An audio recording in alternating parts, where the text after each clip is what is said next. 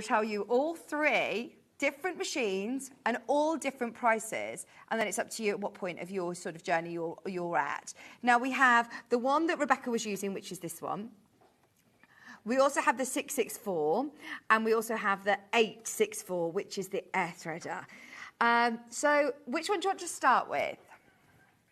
Let's start with the middle of the road, because the air threader is obviously your more considered, and this is your most affordable. Now, if you want a little bit of a step up for the Pro, this is the one that we were using. We have got the most amazing price on this today. So this is supposed to be £80 higher.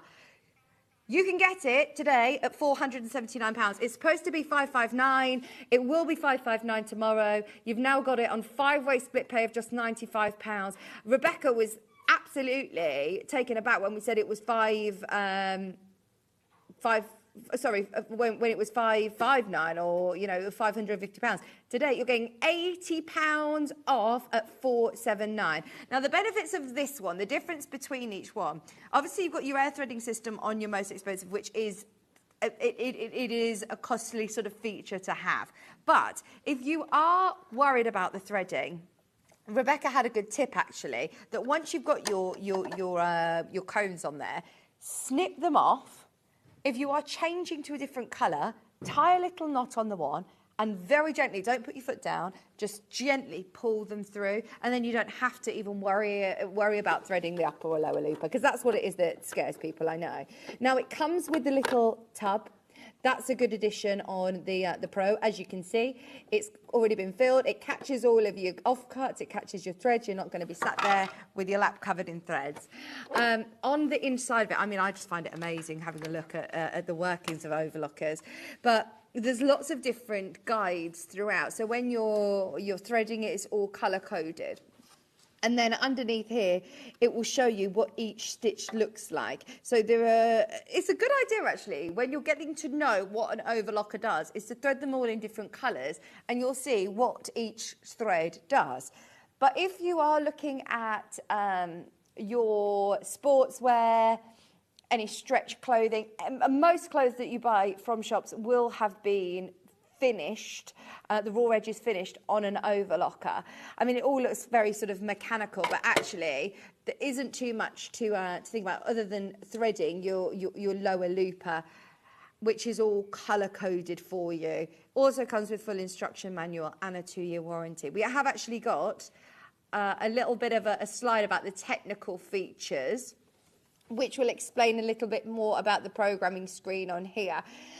So it has got that built-in program reference panel. So it will tell you as you go through. Yes, in fact, let's go through this first and then I can explain more about that. So the built-in program reference panel.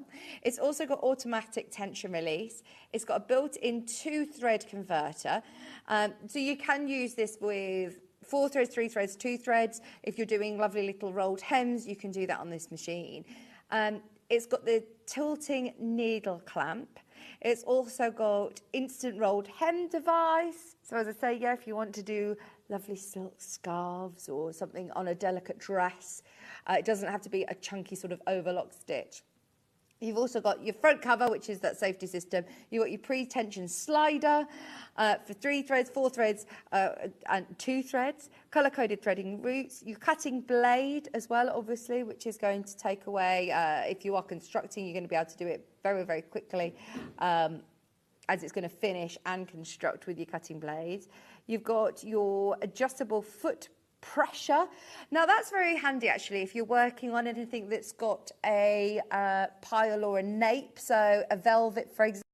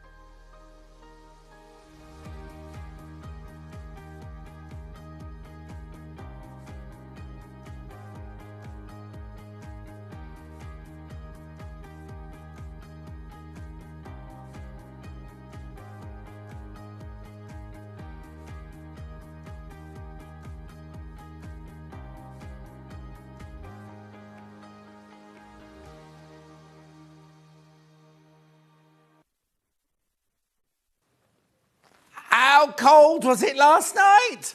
Oh, my word, I was freezing. Woke up freezing in the night. It's the middle of June. Ridiculous, isn't it? Now, there's no advert yet, but this weekend is my birthday shows. Just so you know, should have been told, we should have had an advert going out. There's no advert going out yet. It's my birthday shows this weekend. They've all forgotten. There's a lovely badge. That's the main thing. It's a lovely badge. And Amber Makes and I've done a collaboration. So anyway, good morning. How are you? Well, it's been ages, hasn't it? And I'm only in again today and then I'm off again. So shall we start with today's early bird?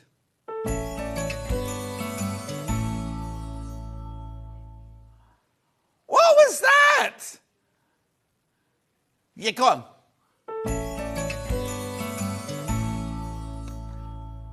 Is that only for this week then? You know what it is basically they've got huge stocks of... Now, we're not allowed to repeat them either. After midnight tomorrow, so we cannot repeat any of the early birds from the week. We can repeat it during the day. But we cannot repeat it tomorrow. It's a one-day only. I've obviously read my email.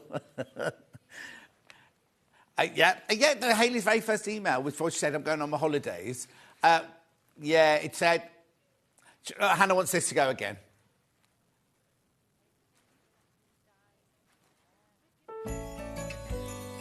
Oh. There was no music that time. Well, not in here there wasn't. We had loud music last time. Anyway, should we do it? Do we do it? Now, see this, right? This sells brilliantly at $49.99. It sells brilliantly at $49.99. Look at this. You can buy it elsewhere. £51 from Hobbycraft. £51 from Hobbycraft. OK, right. So it's £51. So what is it you're saying? Well, it's one of these, right? It's a fuse mat. Now, do you remember when we were at Sewing Quarter, we used to sell the Australian version of this, and it was a lot more than that. It was a lot more than that. And they... Was it called Janet Goddard or something? I can't remember now. But anyway, it was originally used, well, it's still used by chefs in like the kitchens and everything like that. Anyway, what it is, it's like an applique fusible mat. You've seen Delphine use them. Now, this is the one that's the shape of your ironing board, so you can cover the whole of your ironing board with it, right? And use it on your ironing board. Now, you do get two bits, right? Let me just explain to you. This is your fuser mat. This is a brilliant silicone pressing mat, which you can use for all sorts of things, but this is absolutely fantastic. You get both things. Now, just as a little something, we used to sell a fuser mat that was about that big, didn't we, Hannah, for £16. Back in the day, we used to sell one of those, just that, for £16, right? $49.99. But, this is an early bird. So, and I'm going to do a demo in a second, right? Go on. OK, we've been to the Long River. Right, we've been to the Long River, and Hannah's going to match the price of the Long River.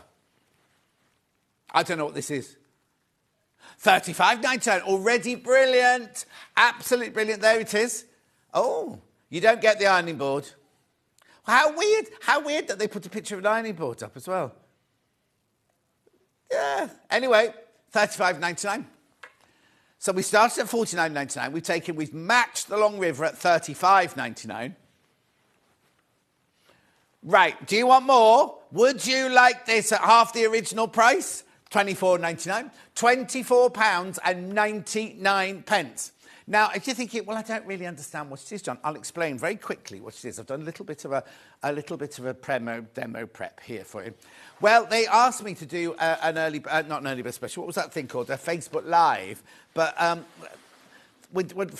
did it wrong, but also we didn't have time. Didn't have time this morning. So what you do with it is you put this on your ironing board like this.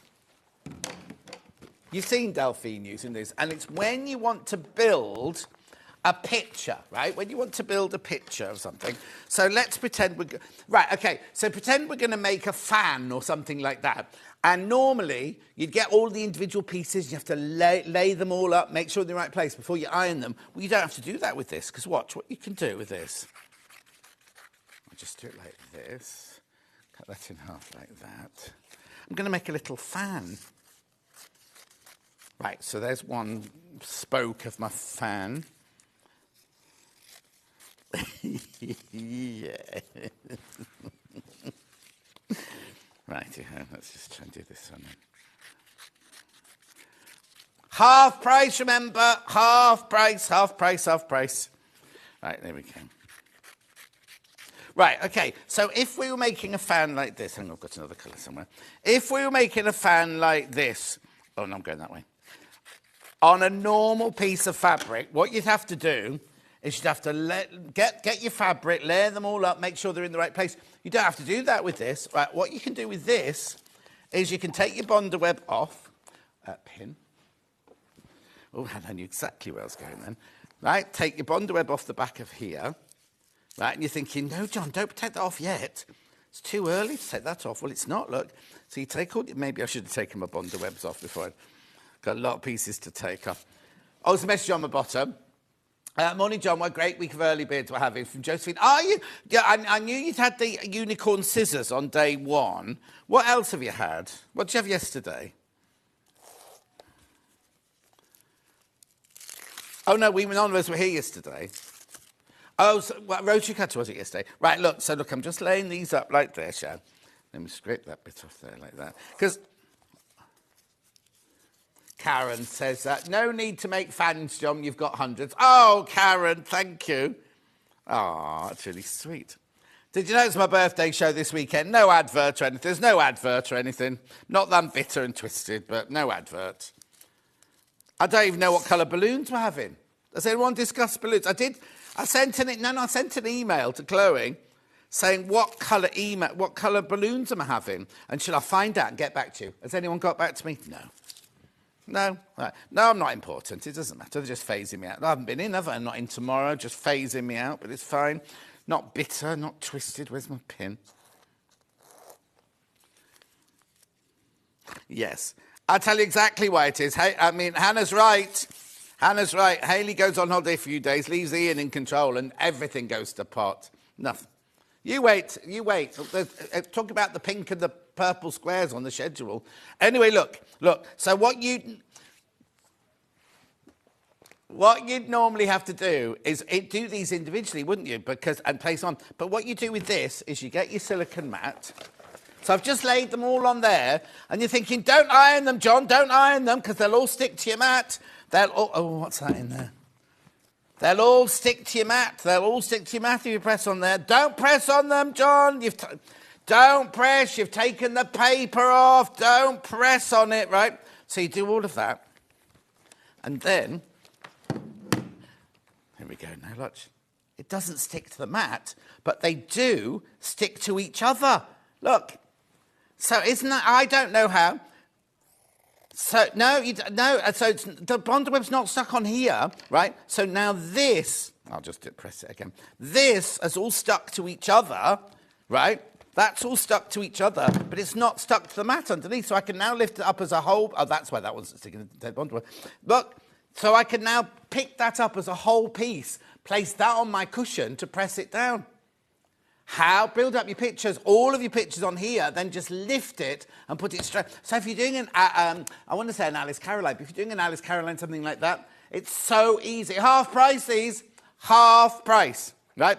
You not only get this mat that fits your ironing board, look, you also get the silicone mat. Yeah, these are easy £20, easy £20 for this. So you can, now, if you're bonder webbing lace or using glue, if you're using a glue gun, put just this one, or you can put either of these down on your table, and it's going to save your table from, if you spill any glue, peel it off. These are absolutely brilliant, and they're half price, half price, half price. Oh, crikey, loads of people. Hang on, let me just do this. While you check out, I'll just do this. Good morning, John, says Anne. Mark says, morning, John, Hannah and team. Julie Vaughan says, morning, John, team. Oh, Julie went to Angels yesterday. Yeah, I know. Morning, John and team, says Trudels. Claire says, morning, John, all lovely haircut, very smart. You're the only one that's noticed, Claire. Yeah, I've had my haircut. June says, morning, gorgeous. She's watching ITV, obviously. Good morning, John, Scott and team, says Gillian. Carol says, morning, John and team, love the new early bird jiggle. It's not called a jiggle. Jingle. I did a show called Jingle Jangle with Norman Wisdom at the Shaw Theatre in London years ago now. Julie Vaughan's got her early bird. The other Jan says, good morning. Carol says, I've done Carol's, it's the jiggle. Butterfly Anne says, may as well do Christmas in June. It's so blooming cold. And be careful what you wish for. I've just heard what they've got to do because they're launching. What day are they launching it, Dan? Thursday. Tomorrow. So tomorrow they're starting Christmas in June on Hobbymaker. Now you know that we share a set with Hobbymaker. So during the day, from 8 till 1, there'll be no Christmas decorations. From 1 till whatever time they go on to in the evening, 8 o'clock is it, there'll be Christmas decorations, but they've got to be gone again by the morning. So they're going to have to keep redress. Nobody thought this through. They're going to have to redress the set every single day. Then funny. They finish Christmas in June. We start Christmas in July. So it'll have to work the other way round. So Flora are really happy about that. Anyway, keep going through. Oh, loads of you taking this. Loads of you coming for this. It's half price, for goodness sake. Half price. Oh, there's some very interesting things. So the box includes the silicone mat and the non-stick PTFE pressing sheet. Easy to peel off fabric pieces from non-stick surfaces. Imperial and metric measurement markings printed round the edge, or didn't show you that. Pressing sheet as protective barrier between your hot iron and your fusing material. Well, cold iron's no good, is it? You can even use a hot glue gun. Oh, there it's copying me now. Textured matte surface is non-slip and non-stick, and the transparent design provides... Oh, that's what I didn't tell you about. So if you're doing a Delphine, and I'm pretending this is Delphine's pattern here, you can put it underneath, and look, you can lay your pieces out. Julie Peplow's just arrived, 12 minutes past 8. Anyway, look, so you can see straight through it. Here's your centimetres. There's your inches. Now, there's loads and loads of you there. Loads of you there. Half price, for goodness sake.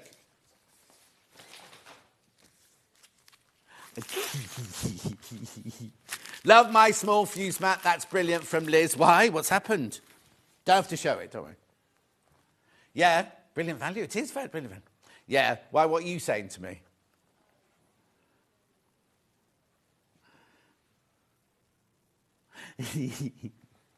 I know you're joking, but they're not phasing you out because you'd have that old lady 86 to deal with. Love you, John from Collector in Bristol. Oh, you be careful now at 86. I'm not 86, not yet.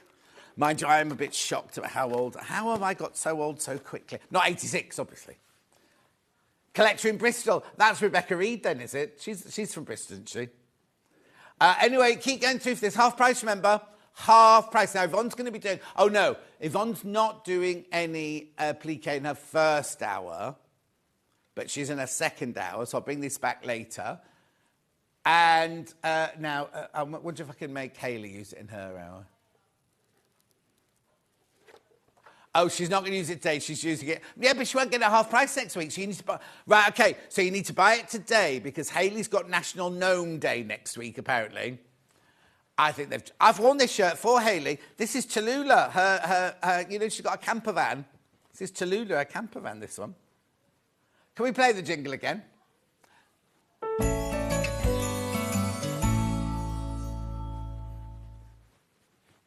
Oh, it's stopped.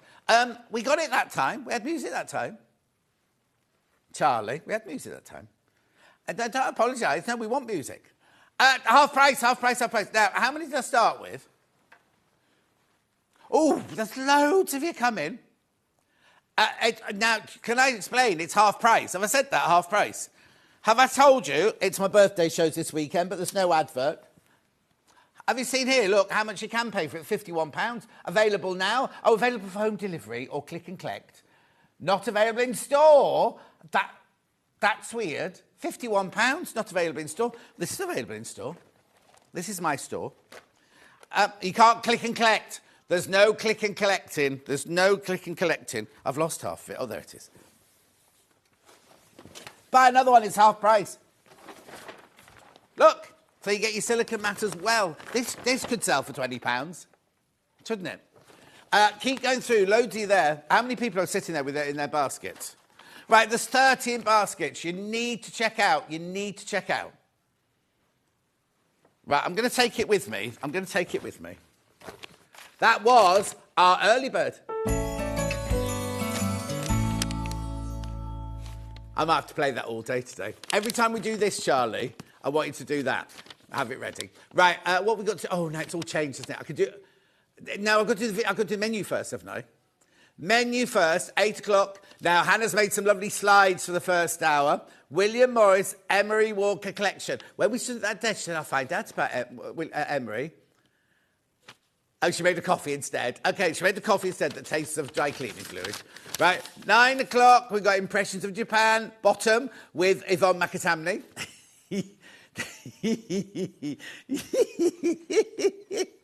This made me laugh. It's this one. It's Yvonne's bottom at 9 o'clock. Stop it, Tom. Stop it. Right, what's it? There, that's number 5. They're going already. They're going already. Rightio. Now, what have I got next? Then I've got hobby maker. No, I've got a hobby bag pateur. What's a pateur? Who did this? A pateur with coordinating zips. Who has written this?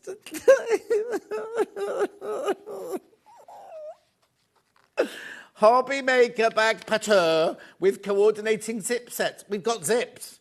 The zips, that's what it is. And then 11 o'clock right now, have you got pictures of all of these? 11 o'clock, we've got Village Maker cats and kittens, brand new. There we are. We've also got Birds and Blossoms, brand new. That's the runner, I think, the birds. Oh, yeah. Is that? I can't see any birds on there, though. Oh, little birds on the fabric, right? And then the other one, which doesn't get a listing, is like a snowflake, isn't it? What's that called? Back in stock, back in stock, back in stock, that's called.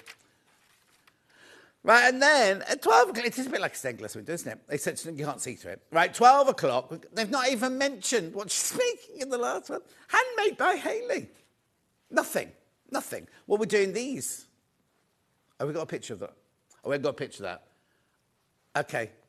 We didn't show the hobby pateur either. Anyway, that's the little thing. And we've got bunting. And we've got, if you missed out on the early, not the early, but the flag panel the other day, got that back in stock. Right, now you have to watch a video. Oh, do I talk while the video's on? I've got to walk as well, though. That might be a bit impossible. Right, here's a video. You can message the studio. It's all the things I normally do, studio@sewingstreet.com. Or you can Facebook Live us. Or you can go to the website. Right? Don't do that designer block. You'll miss out. The deadline's tomorrow, I think, is it? Last Friday. Oh, this Friday. This Friday. I've got to be in. Right, OK. Now, that's it, isn't it? Oh, click on Watch the Show Live. Oh, we're going like that now, do we? Click on the show to watch live. Just while you're here, Hannah. Oh, now, look, there's the early bird. Go on. Thank you. Right, and then scroll down the page and you'll see 2 columns. The left-hand column will be everything you've seen so far. The right-hand column is what's coming up. Look at this, it's it's new. It's gorgeous. Oh, I forgot to do the Bunting robe in that last bit, never mind. It's fine. How gorgeous, and a quilt. We've got a lovely quilt. I don't think it stays at that price, does it? Oh, look at these. Oh, they're gorgeous. Look at these fabrics. Brand new. Giggle monster in the house. That's cheered me up, says Fran. Thank you, Fran. Then there's your block 5. Oh, where is it? Block 2, 4, 5. There it is. All of those coming up. Then we've got zips. Now, where are the zip bundles? There they are. Colour Mayfair. Oh, I didn't see that double pull. Oh, yeah, the zips. I didn't see it in green. Go back down. Oh, it's grey. No, because the picture looks green on my screen. It's grey. Anyway, it's my telly, cheap telly. There you go, Husqvarna J20, £699. Fabulous sewing machine there. Hayley will be using that. Then there's Yvonne's bundles there. Brand new, the kittens. Brand new. As is the the Birds and Blossoms table runner. Last of stock of the quilt ruler set. I'd get these on, now. I've only got 1 overlocker and 1 of the sewing machine and combi machine. If you want those, check those out now. Then these are all Hayley's buntings and a walking foot and some grab and go bags. There's the football. Football, Euros. Bunting panel. That's not Hayley's, obviously. We don't know why it's put in Hayley's out. And then last but not least, we've got the Shaquette. But there are how many of those left? 20 of those left. That's it. That's it for now. So I've done that. I've done everything now, haven't we? Done everything. Right, let's get on then. I'll go with you then. This collection is named after an arts and craft.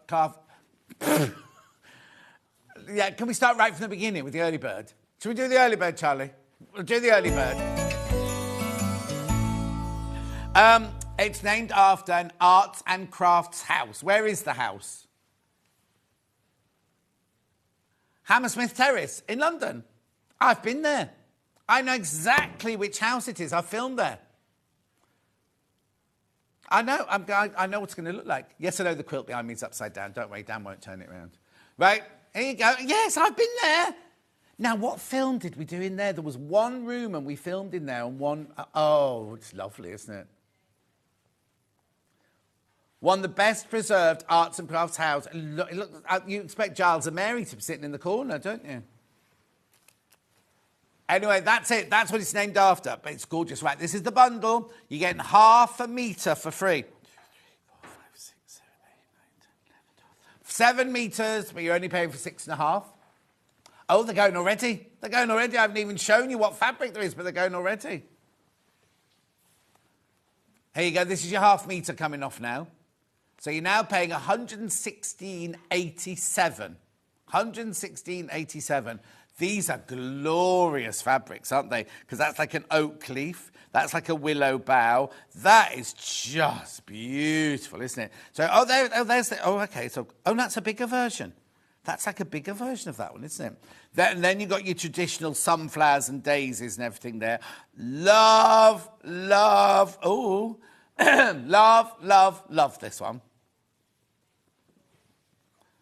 Emery Walker himself was a key leader, a key member of the arts and crafts movement. Look, briar roses. Oh, with little birds. Now, is that a finch? Is it one of the ones he couldn't draw? Yeah. Beautiful. Look at these. Oh. That's lovely, isn't it? Look at the colours in there. Oh, and then that beautiful green one. Oh, that's not... Oh, Wow! What's that one doing in there? Isn't that weird? Because that looks completely different, doesn't it? Then that's beautiful with the lattice work and everything. Then you've got your little birds. Birds in there. And roses. And then, now I've got that one as well, haven't I? Oh, they're just gorgeous, aren't they? Oh, I'm loving these. Yeah, you can go and visit the house if you want to. Don't go now. Julie Vaughan will be there at 8:10 at this rate. Oh, no, it's 8:20 now. Beautiful. Look.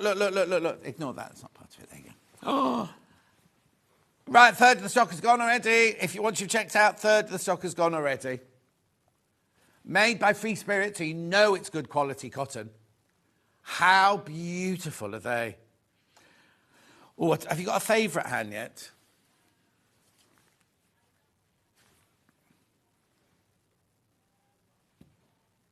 Yeah, that's gorgeous. Yeah, I love the colours in that one. Charlie, have you got a favourite? There's no paisley, I'm afraid, today. Top left. Oh, you see, I like that one. See, I like both of those as well. I also love this one. For some reason, love that one as well. It's funny, isn't it, what your mind takes you to. They're all beautiful. We can't have favourites. They're gorgeous, says Crazy the Rain. There you go. The early bird jingle doesn't get my cat as excited as the old one. Oh, the old one will be back next week. Is that because they've got birds tweeting on the old one? Anyway, how beautiful is this? I love these. 116.87, split pay 58.43 twice. No interest charge whatsoever. Oh, blimey, please be careful now. How many have got in baskets, Han? Okay, right, I'm going to tell you now. There's only once you've checked out, there's only 12 left. There's only 12 left now when you've all checked out. This is flying out. This is absolutely flying out. Oh, look. Oh, yes, is that one? Doesn't that look at the wallpaper behind the bed? Right, doesn't that look like this? Doesn't that look like this? Yeah, but then the one with the sunflowers on the curtains. Oh, how lovely! I think I should have been alive in that era. I'd have been most probably shot or something, wouldn't I? But yeah. Yeah, look at the strawberry thing. You might not have been pouring that life though, Hannah. You're pouring this life.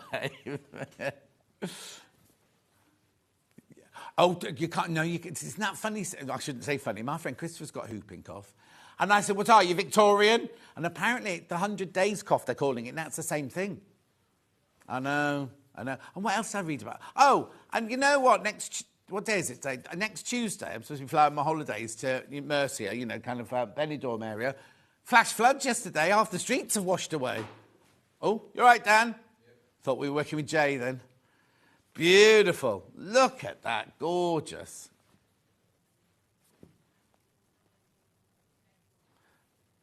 It's called Daisy, this one. And it is found in the main bedroom of the house. 1864. First wallpaper done by the William Morris firm. Morning, John and Teen. You've really brightened up my morning with your giggles. Looking forward to Yvonne too. Well, she'll soon bring you down, won't she, Yvonne? Anyway, 116.87. Aren't they beautiful? Oh, right. I've got them by the half metre. I've got them all by the half metre. Oh, hang on. Let me just check. Right. How many are in baskets now? Okay, so be careful, because there's message on the bottom. Forgot to know where to look then. Doing my happy dance, got mine. Yay, I love William Morris. A Sue in Norfolk. Sue, this is beautiful. Oh, have you been to the house, Sue? You have to come to London for the day. Go. Hannah says she'll show you around. Yeah, she'd take you around on a milk float. Oh, no, that's Buckingham Palace I'm thinking of, isn't it? Anyway, how gorgeous are these? These are just stunning. I'm surprised Kate Collector hasn't been in yet. Maybe. Oh, I don't know if she is. We don't get names. I don't know. Keep going through single figures now. Single figures once you've all checked out. Right, let's do them by the half metre. Any particular order, will you follow me? We could do Daisy first, of course. As featured in the ass. Daisy, now it's 100% cotton, quilting weight, machine washable, 100% cotton, 44 inches wide. 44 inches wide. Not a fat quarter. Look, how gorgeous is that? Oh, I'm in that bedroom suddenly. It's like wallpaper. They say, take the graphics out. Take all the graphics out. Look, we're in the bedroom. You've just woken up and you've looked to the side and that's what you can see. How beautiful. Graphics back in. Thank you, Charlie. $8.99 for half a metre.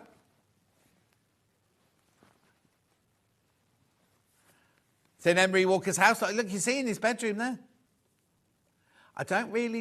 there's no mattress on that bed, I don't think. And why is it in front of the fireplace? It'll be a bit hot in winter. Maybe it's better. Well, no, I think you don't... Well, you have to view through the door and the door's shut. Yes, we maybe have to go do a works outing. Yeah. Oh. Right, so $8.99 for half a metre. Beautiful. Gorgeous. Rightio. Now, do another one you want to go to, Han? You sure? Right, I'm just going to go in the order that they're in the pile. So this one is called Wallflower. Wallflower, it's PY40.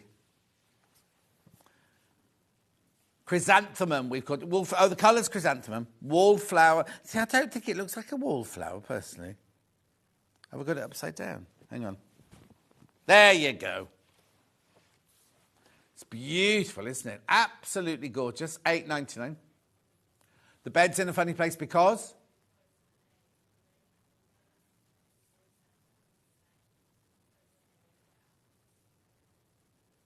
Oh, I see, yeah. The V&A the bed belongs to the V&A. The bed's come back from the V&A and they had nowhere to put it but by the fireplace. Wow. Fabulous. Gorgeous. That's lovely. It feels lovely as fabric as well. £8.99. £8.99 for half a metre. It's beautiful. Now, I've got this one in two colourways. This one is... Oh, it's cut off before I've yeah. Sunflower. This is sunflower in sunflower, this one. Now, I think the curtains had more than this one, didn't they? I'll have a check on the pictures.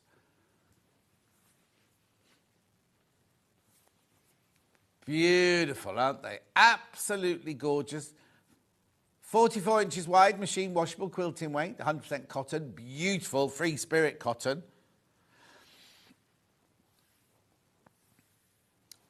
Oh, now, hang on. Do we think what? No, the curtains. Oh, you mean the curtains on the wall? No. Yeah, the walls are like willow bough, isn't it? I don't think these aren't, because there's some... Yeah, they've got bigger sunflowers coloured in yellow on theirs, haven't they? Nice, beautiful though, isn't it?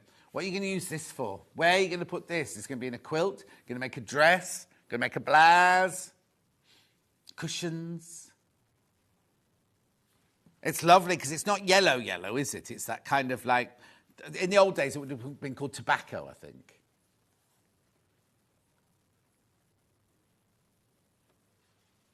Yeah, so the bundle, you get half a metre for free, you remember? So that's a more affordable way to buy it, because they've taken half a metre off.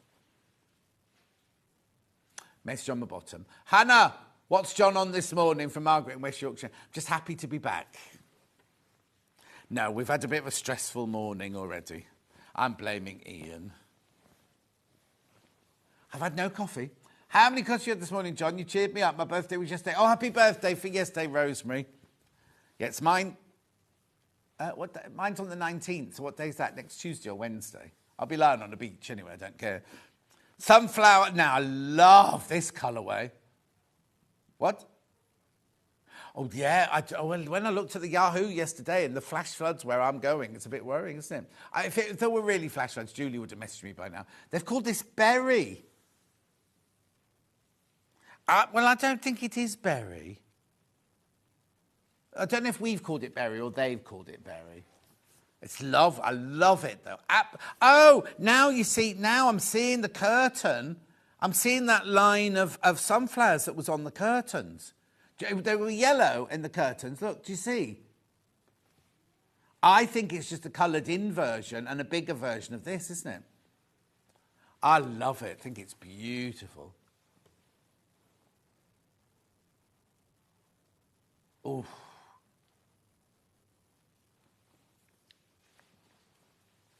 Gorgeous. Oh, I love that colour.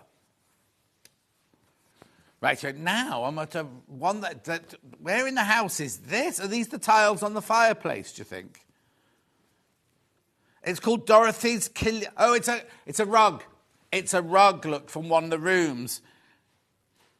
Dorothy's Killian. That's a rug, isn't it? Like a Turkish rug. Yeah, that's one of the rugs, isn't it, in Dorothy's room? Yes, yeah, you can see it now, can't you? Now I've said that, I can see it.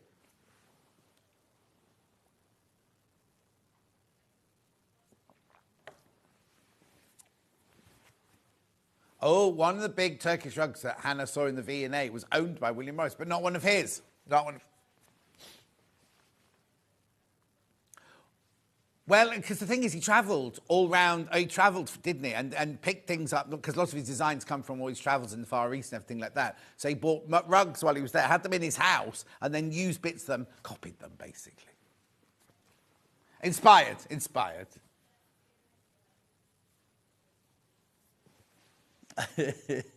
William Morris's private collection. Oh, now, I've got nowhere... Oh, hang on. I've still got sunflower fabric on my screen. Yeah, you'll get this one, but I haven't got anywhere near as much of this now as I have with all the others.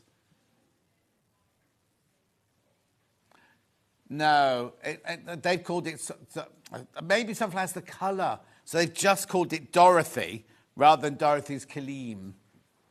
They're getting very confused, yeah. They don't know what that means upstairs, do they? Right, now, this was Charlie's favourite. This one is called... Oh, it's cut off. Oh, I love it. I love it. It's kind of got an Elizabethan twist to it, this one. Oh, how funny. It's a coverlet. It's a coverlet. It's called the Twinning Vine. And there it is, different colourway, obviously, because that was the original. Made by May Morris, the sister. Oh, wait, it's written there. This was made by May Morris for Mrs. Walker when she was bedridden at the end of her life. It's a similar design to the one May and her mother, Jane, made for William Morris's bed at Kelmscott Manor years earlier. The bed cover was used as the pall on Mrs. Walker's coffin in 1920. And on Emery's in 1933. Oh, it's used on all of them. Dorothy's 1963 and Elizabeth's on 19... Yeah. Oh. Yeah, for it to be on your thing that your coffin goes on, or your casket. Don't you say casket rather than coffin? Oh, my birthday's on Wednesday. Beautiful. Maybe that could be a new job, Hannah.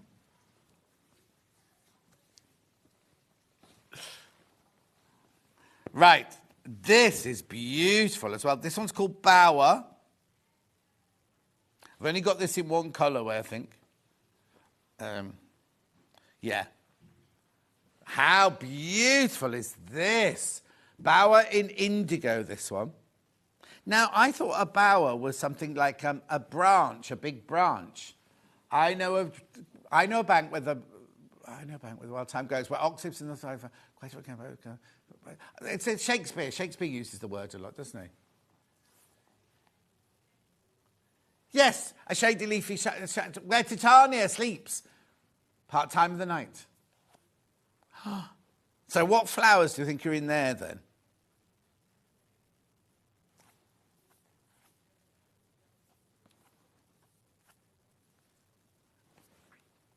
Oh, it could be. Could be from a medieval hall. It was a lady's boudoir. I think it's a tree thing in the tree, isn't it? Like I said. $8.99. I love it. So they're lilies, aren't they? Do you think? Do you think they're big tulips? Oh, my poppies. Isn't it weird, right? The other night, my poppies are all tight bud. Like, I got up the next morning and loads of them had popped out. And my love in the mists are about to burst out as well. I don't want them to burst out when I'm on my holiday, so. Yes. Thank you. Beautiful. That is lovely, that one. I'm taking way too long over these. Hannah's favourite. Is this called Carnation? No. Oh, yeah, Mini Pink and Rose.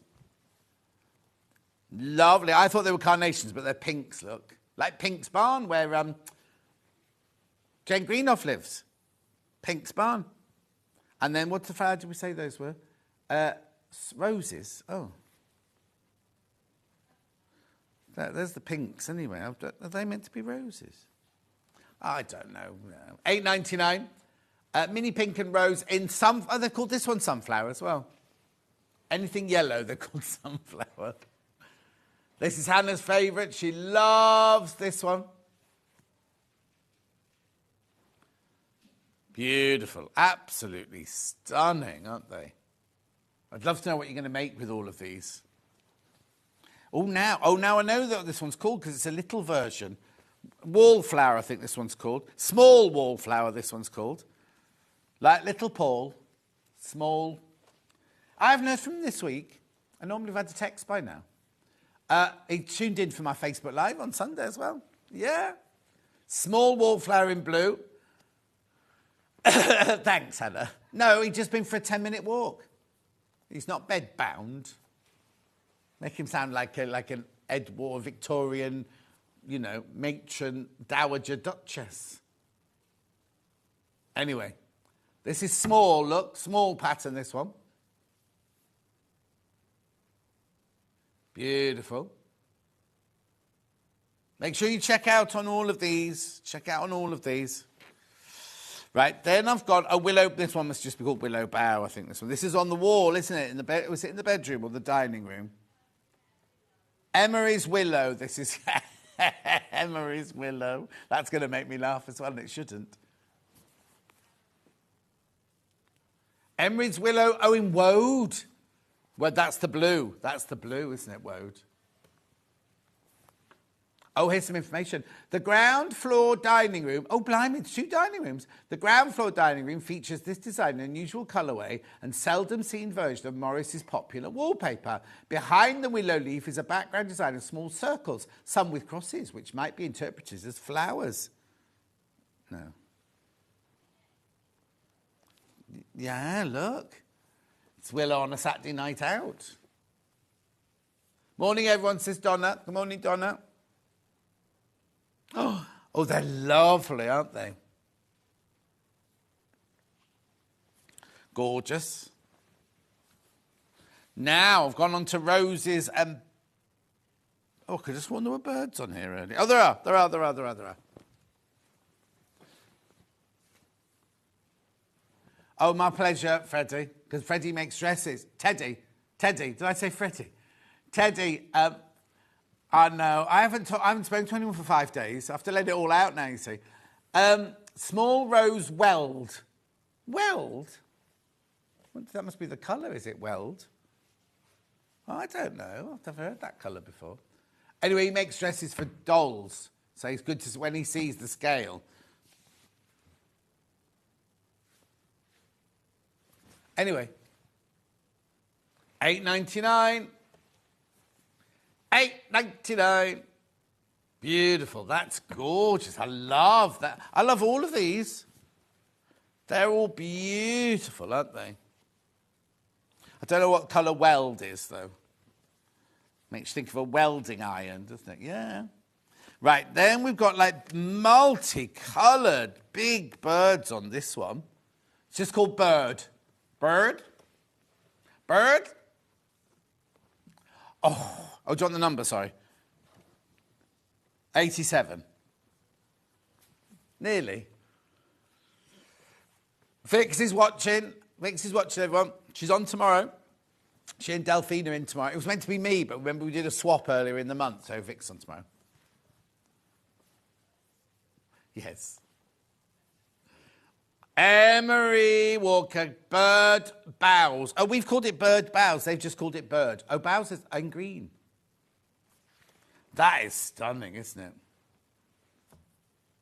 Willow pattern always reminds me of my in-laws' living room. Oh, you're the in-laws of the Whitlam Morris. Lovely.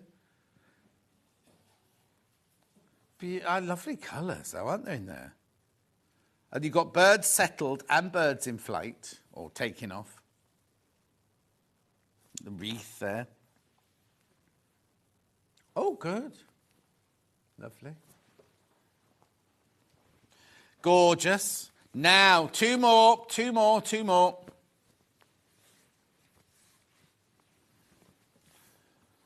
Very popular on pre-order, this one. Oh, now it's just called Rose Rose.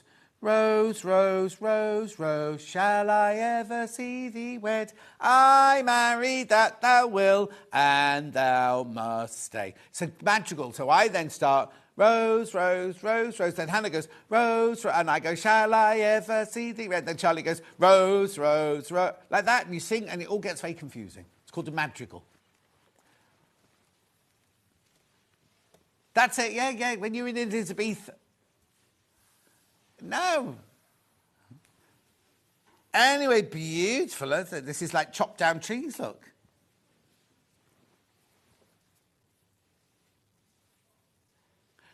Oh, sorry, am I saying too much? I'm talking too much, apparently. I have really seen people. I was only joking. No. It's very quiet, my village.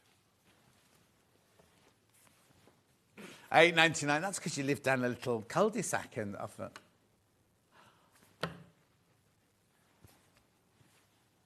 $8.99.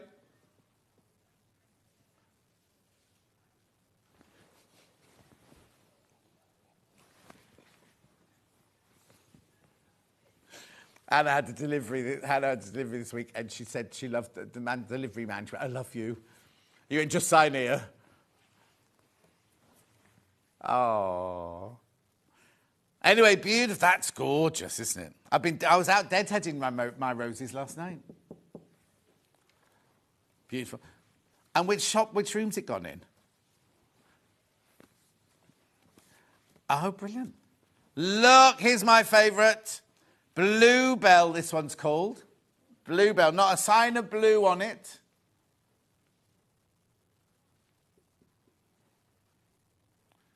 Here. Oh, yes, yeah. Beautiful. It's like that nursery's near you, isn't it? Lovely. Ruth says, hello, John. That's a better explanation of a madrigal than my musical husband managed, and he specialises in early music. Oh. Maybe I could sing with your husband, Ruth. Send him round. We need 2 more, though. Because you need 4 for a madrigal, don't you? And then we'd wear tights and show off our calves. Calves were very sexy in those days, in Elizabethan times. You like calves, or you got to go. It was only the men. The ladies didn't show their calves.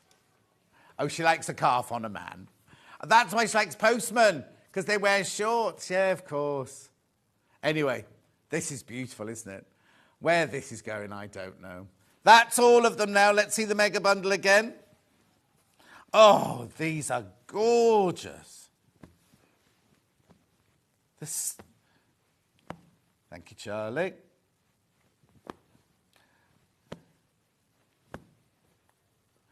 Oh, well, my word. So when you've all checked out, there are... How many baskets did you say? I can't work that out. 7 left. There's 7 left once you've all checked out. My brain wouldn't work then. 7 left now. Brand new today. Brand spanking new today. Yeah, we can make more at the moment, but who knows? Because there was one, wasn't there, was really low. Like that. Was it that one? That one there. So those 2 are really low stocks. If they sell out, we can't remake this bundle. Another one's just gone. Why not?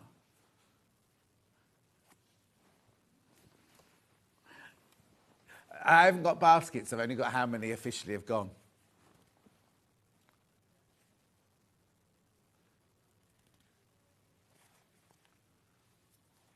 Yeah. 6 left now. 6 left when you've all checked out. 6 left. Right, okay, let me put that to one side. Because, it's gone. There's a bug in the corner saying, early bird special, Charlie. Did you see it? Did you see it this morning? This is half price. This is half price. Should be $49.99. It's the ironing board one. Look, at $49.99 is what it should be. Not today. Not today. Now, hundreds of these have gone. Now, if you went to Hobby Craft, £51. If you went to Hobby Craft, £51. If you go to the Long River, it was 35, something like that. 35.99. Just want to remind you to check out your baskets on that if you weren't here at 8 o'clock. Because we're allowed to repeat it during the day, but come midnight tonight, we're not allowed to repeat that price. It's in an email. The wild plant gives a yellow dye. Oh, thank you, Teddy. It's because he does all Elizabethan-y things, doesn't he? Right, where am I going next? Oh, hang on. Love the singing from Samantha in Berkshire. Thank you, Samantha. Right, a lot of people don't. A lot of people have bleeding ears when I sing, but... Little bundles, little bundles.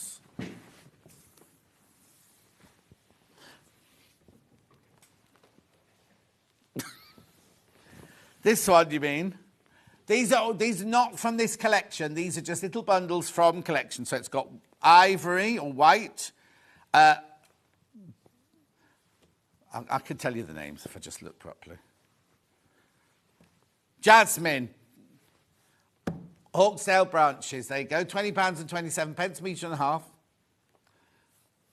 Is that all? This hour's flown by, isn't it? Yeah.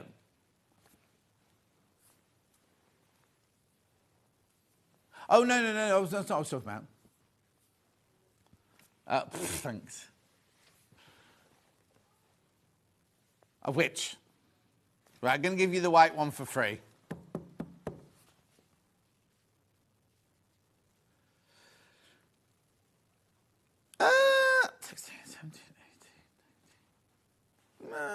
Yeah.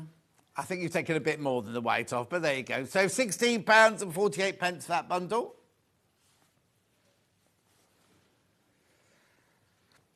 Yeah, it just seems a bit low, yeah. Oh, mint, because that one's mint, isn't it? That's why. Oh, is that one mint? That one could be mint as well. 16.48. I don't even know what elderflower syrup is. No. Anyway, beautiful. You mean the bottle it comes in? Or is it actually that colour? What's next? Julie. Good. Mo 6 gin. Good Mo 6 gin. You cheered me up today. Is the early bird half price? Jules, it's half price. Half price the early bird. From the sunny South Wales valleys. Bore-da. Right, which one's next? Red one. It was hardly red, is it? Now, if you watch that, there's a 3-part series on the telly called Lost Boys and Fairies, right? Don't watch it if you haven't got boxes of tissues in the house. Halfway through episode 2, I started, and that was me right through to the end. I binge-watched it, took right through to the end. This has already been reduced, this one, 17. No! No, we're still going to give you the naturally seeded. Is it naturally seeded or calico? Naturally seeded. Yeah, 13.98. That's good, isn't it? So you've got your tiles, you've got your marigold. I'm sure that one's called marigold, isn't it? Yeah, thank you. Oh, I do worry sometimes. Beautiful. Get all 3 of those for 13.98. All 100% cotton. All 44 inches wide. 13.98. Hannah's going to use them for a function later on in the year. Summer. 13.98.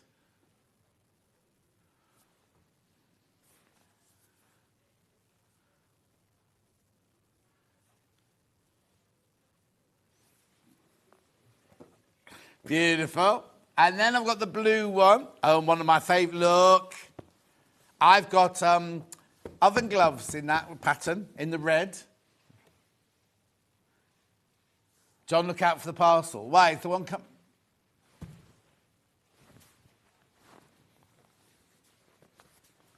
No. Naturally seeded for free. You're only paying for those 2. You get that for free. 13.98. Beautiful. Quilt that's behind me. You're most really wondering why it was there. It's called Antiquity. It's 213 by 213 centimetres. It looks very, very easy to use. Actually, you can tell that this is a digitally printed one because the birds on here are huge, aren't they? The birds on the real thing are teeny tiny. I'll show you. Oh. Right, it was like £20 off. Yeah, go on. Oh, there's only 6 left. Oh, and there's nearly 6 in baskets.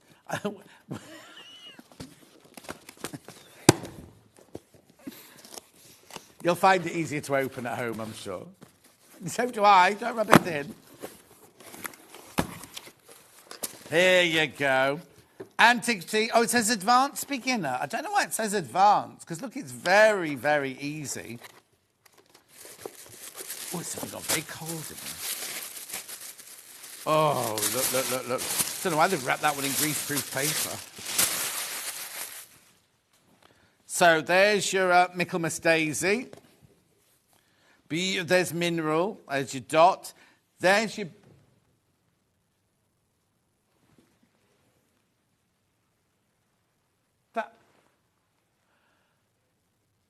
That's not even on there. Right, hang on. Let me just double check then. Right, okay, so I've got blue Michaelmas Daisy. That's in your top right-hand corner, right, top corners. That one there, no idea. That one there. These are all completely different. Yeah, that one's there is all different. There's your Strawberry Thief, which is your inner border. There's your Oak Leaf, not on it. And there's your Michaelmas Daisy, which is your big border. So these three fabrics are the same as the one I've got on the wall. These are completely different. Still give you this. I prefer. Oh, no, I prefer ours. Much prefer ours, yeah. £20 off. £20 off.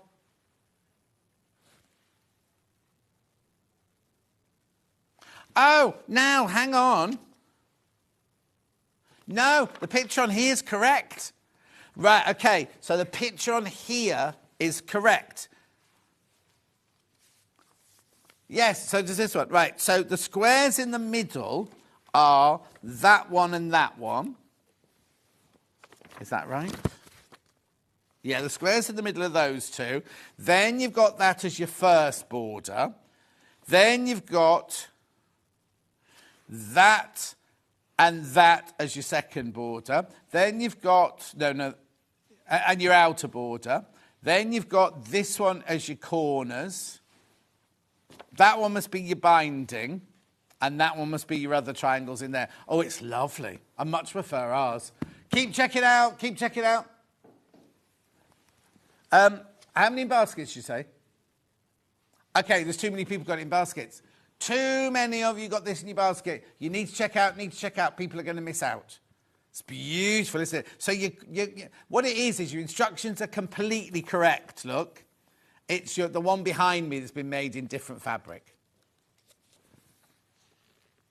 Yeah, so your pattern and everything in here is completely and utterly correct. It's just the one hanging on the wall. Maybe Dan's put the wrong one up. Oh, I'll get you, mister. Stan. Here he comes. Your accent? Nowhere near. Nowhere near, me lovely. Lover boy. He's not Irish. He's a hybrid. Let's call him a hybrid. Anyway, check out. Now, be careful. These are going to go. Be careful. Hannah doesn't like me having this new screen, but be careful, they're all going to go. Oh, I can't see now because Dan's put his hand over it. The mega bundle of the brand new fabrics. Sorry, Dan, I messed that one up a bit for you there. This one, yeah. Okay, so now this here is about to sell out on its own, this fabric, which means we cannot make this mega bundle again once that's sold out. And this is very close to it as well. So do you want to put the graphics in for the bundle? Oh, it's there. Sorry, no, mine's just updated, sorry.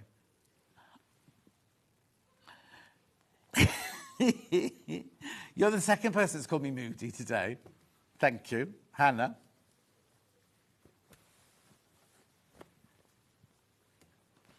Saying nothing. Okay, it wasn't Dan and it wasn't Charlie. No, he's too busy looking up holidays. I thought he's been on 2 holidays already. Yeah, I'm sure I'm in the wrong job.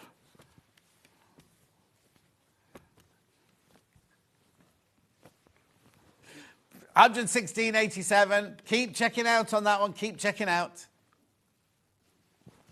Beautiful. Right, we've got to go for a break. Oh, yes, definitely got to go for a break. Right, Yvonne's up. Yvonne's up next with block 5 of her latest block of the month. I won't call it the bottom again. Don't go anywhere. Don't forget. It's today's early break. Specials week. during the break, go and check out on yours during the break, because there's loads in baskets. Go and check out during the break. See you in 4.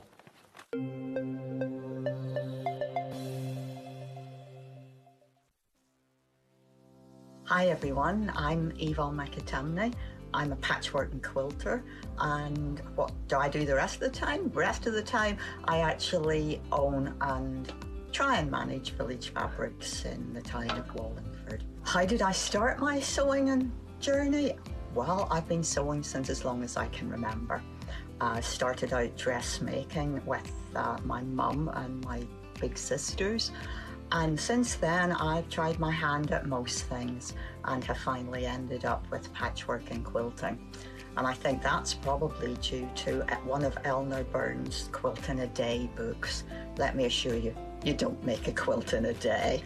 But it's been a passion of mine for the last 25 years, and I'm still at it, so there's hope for us all. So what do I enjoy sewing?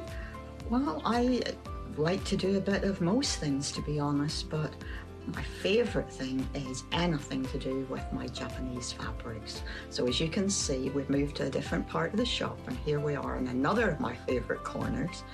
And I really enjoy combining the lovely Japanese fabrics with some hand stitching and hand quilting. So I've moved to the permanent Christmas room at my shop here, and as you hopefully can tell, this is quite a large shop here, so most of my time is involved in keeping this running successfully. So I don't really have a lot of time for claims to fame. So what I suppose I could say is that my claim to fame is actually managing to manage John Scott. I'm sure he'll take that the way it's meant, so love you lots, John. My top tip is that children's colouring in books are a really valuable resource whenever you're crafting. You've got nice, clear outlines that can become templates for your applique work, or you can transfer them and use them as quilting patterns. I can't draw, but I can create lots of things using bits and pieces from things like children's colouring in books. Give it a try. Did you know at Sewing Street that on various products we offer split pay? That means on certain items you can spread the cost over 2, 3, 4 or sometimes even 5 interest-free monthly payments. Just pay the first instalment when you purchase and you're away. So shop your way with split pay. Keep up to date with what's on Sewing Street, as well as all the latest news and special offers by signing up to our email newsletter. Go to sewingstreet.com and scroll down to the bottom of the homepage. Type in your email address and click the envelope. That's it. You'll never miss out on the latest news and special offers ever again. Shopping with Sewing Street couldn't be easier.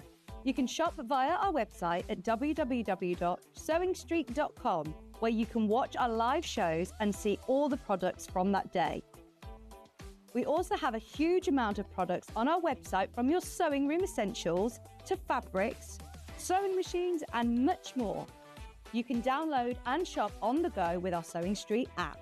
Simply head over to your app store and search Sewing Street. Alternatively, you can contact our UK-based call centre 24 hours a day on 0800 001 4433. Shopping made easy at Sewing Street. Every day, our experts will bring you a wealth of knowledge. They'll take you through the steps of making projects, and we feature fabulous tips along the way. Whether you're new to sewing or a seasoned pro, you're sure to learn something new. We're live every day from 8 AM till 1 PM, and you can also watch back all of the demonstrations featured on the show on our YouTube channel. And we'll see you bright and early tomorrow morning at 8 o'clock. Bye. Did you know that you can continue shopping 24 hours a day, 7 days a week, even after we've finished broadcasting live? Just head over to www.sewingstreet.com for thousands of sewing supplies available from top brands. You still pay only 1 P&P with split pay available on certain items and an easy checkout service too. Plus, you can get expert advice and tips from our Sewing Street hub, and UK customer support is available 24/7. So head over to sewingstreet.com and continue your sewing journey.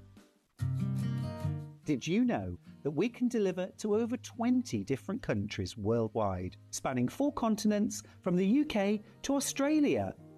Check out our website for the list of countries and delivery costs. Sewing Street, stitching the world together.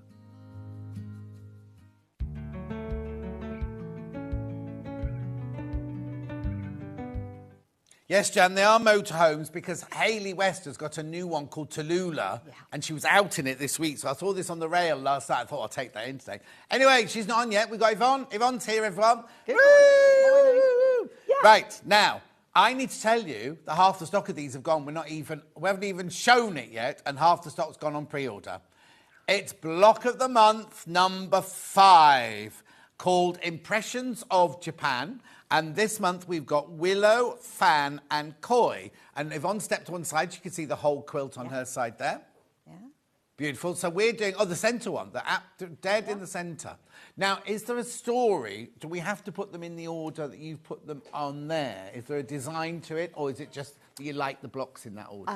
I think that the willow tree is very much the wow factor for the quilt.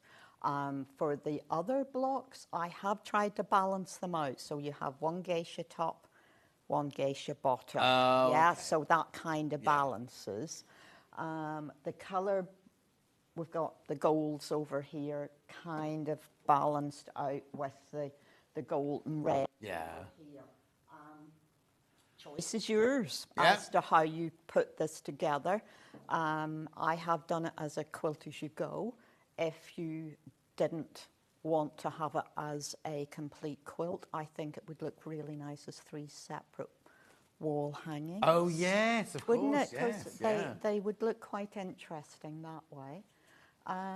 But, well, I put it that way because I thought that was the best way to put it. Oh, no, obviously. But I was just thinking if you've got something at home where you want to feature something. But Oh, yeah. I just wondered if it had a story to it, and it was like the girl goes to here and then she does the flowers. It wasn't that sophisticated at the design stage. Looks beautiful, exactly. Well, so, what is involved in Block 5 then? An awful lot of fiddling, John. Okay, we're going to do a lot of fiddling then, so I'll keep quiet.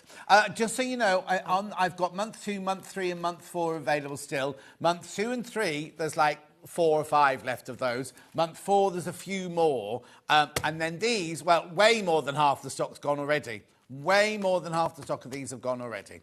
Right, I'll be quiet while you do, because I know it's complicated. I don't believe a word of that, John. I don't believe a word of that. Zipped I am now. Don't cut back to me, Charlie. I'm not going to speak. Yeah, I have been worried about this since I started making the part samples at the weekend, because there are lots. It's fiddly. It's not difficult, but there are lots of small parts. So what I thought would be the best thing to do would be to concentrate on the 2 difficult bits or unusual techniques. So as always, you start at the front with the cutting instructions for your backgrounds. Cut them a little bit big because you are going to be handling these a lot. So when it comes to trimming them down, you'll be able to square them up as well. Lots of instructions as to how... Oh, John, could you turn... I know I asked. Oh, could you turn your pack over and just explain to people that they do have lots of thread and ribbon involved in this pack. So you have instructions as to how to cut the ribbon, okay? So there's lots involved. If I then move on, you have your full-size templates and a full, so these are reversed for using with your fusible web, whatever you want to use with it. And of course, you do use quite a lot of Bond web through the... Okay, we had Bond web on. Oh, we haven't put it on yet. Morning both, bought block 5. Really enjoyed making these blocks from Dawn in Cumbria. Oh, she's doing a wonderful job. Oh, have you seen them? Yes, she's posted them on Facebook, I'm not sure which page on Facebook, but she just got month 4 finished yesterday. Oh, so well, she can start month 5 soon, can't she? So And then she- Yvonne says, you're looking gorgeous, Yvonne. Looking forward to the Belfast show. See you both there from Yvonne. Oh, thanks. That's Yvonne Alice. It is. To differentiate from me. Yes, not a message from you. Yeah. Right. Okay, so you have your reverse templates, and then you have it the right way round. Okay. So there are, as usual, the three panels. I'll just pull that down a little bit, and the folded sashing. Now, as you can probably tell from the amount of work I've done here, we're not going to spend a lot of time on the fish, on the ghost carp. The only thing I want to say about those is that we have a very nice fabric that actually has a bit of a scaly effect to it, I think. It's the grey one with the little bits of gold on. And as I've mentioned before, in this quilt I have used the right side of fabric and the reverse side of fabric. So that looks a little bit scaly, yeah? So on the full-size templates, you will see that I have written on reversed fabric. So for the tail and some of the fins of the fish, you are using the wrong side of the fabric. So just think about it whenever you are applying the Bonder web to the fabric. In a couple of instances, you are going to put it on the front side, the face side of the fabric, but for the majority of it, it's as usual, it's going to be on the back. That's really all I want to say about the fish. So the star of this block for many people is the willow tree. Now, willow trees are quite gnarled, a bit like my hands. And I love willow trees.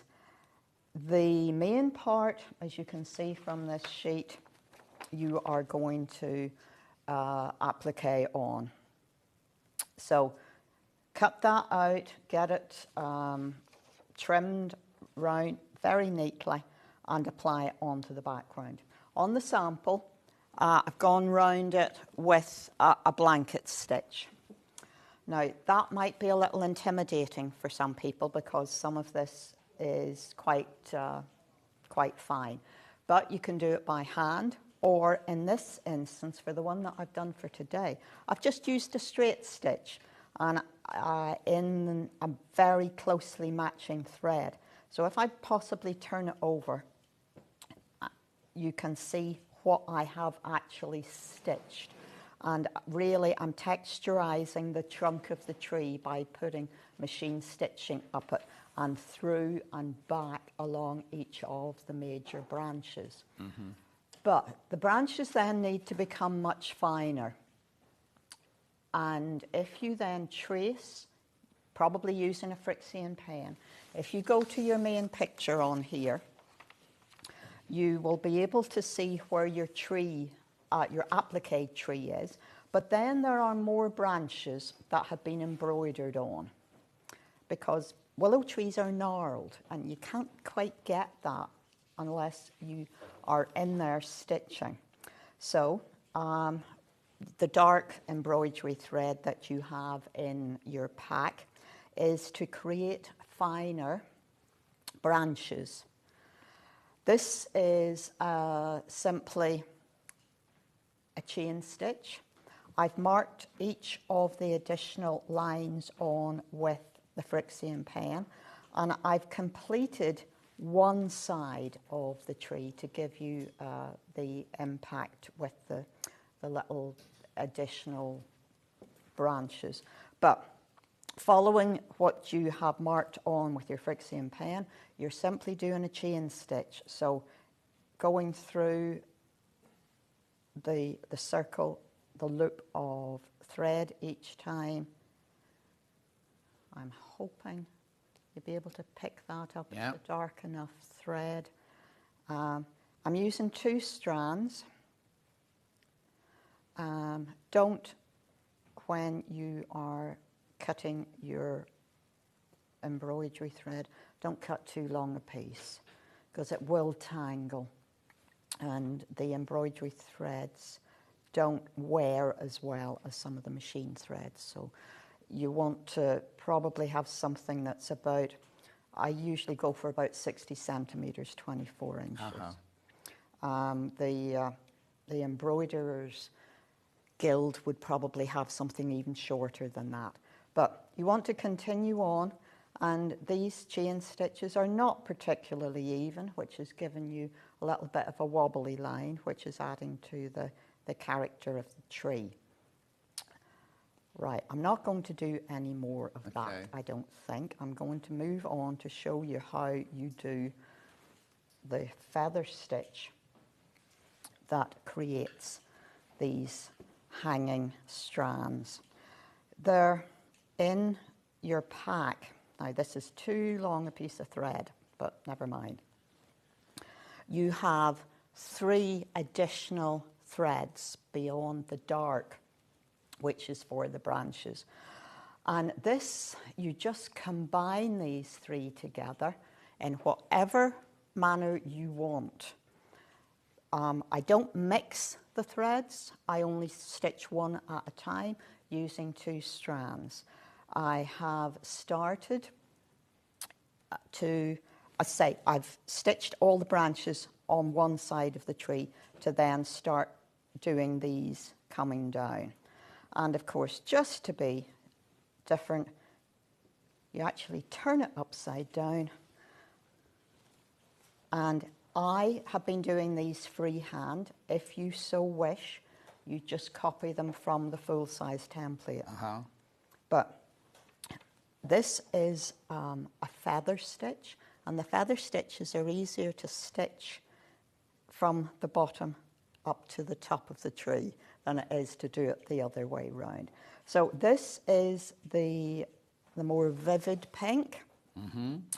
And I thought I might head towards this little branch here that doesn't have anything falling from it at the moment. So I'm going to start about there, I think. Because this is going to be quilted, I'm just putting a knot on the end of my thread because that will just disappear into the wadding. So this is, I've come up, I have both strands of the thread I'm holding under my thumb. I'm going to take a stitch just there, making sure that I am within the loop of my thread. And that's the first one.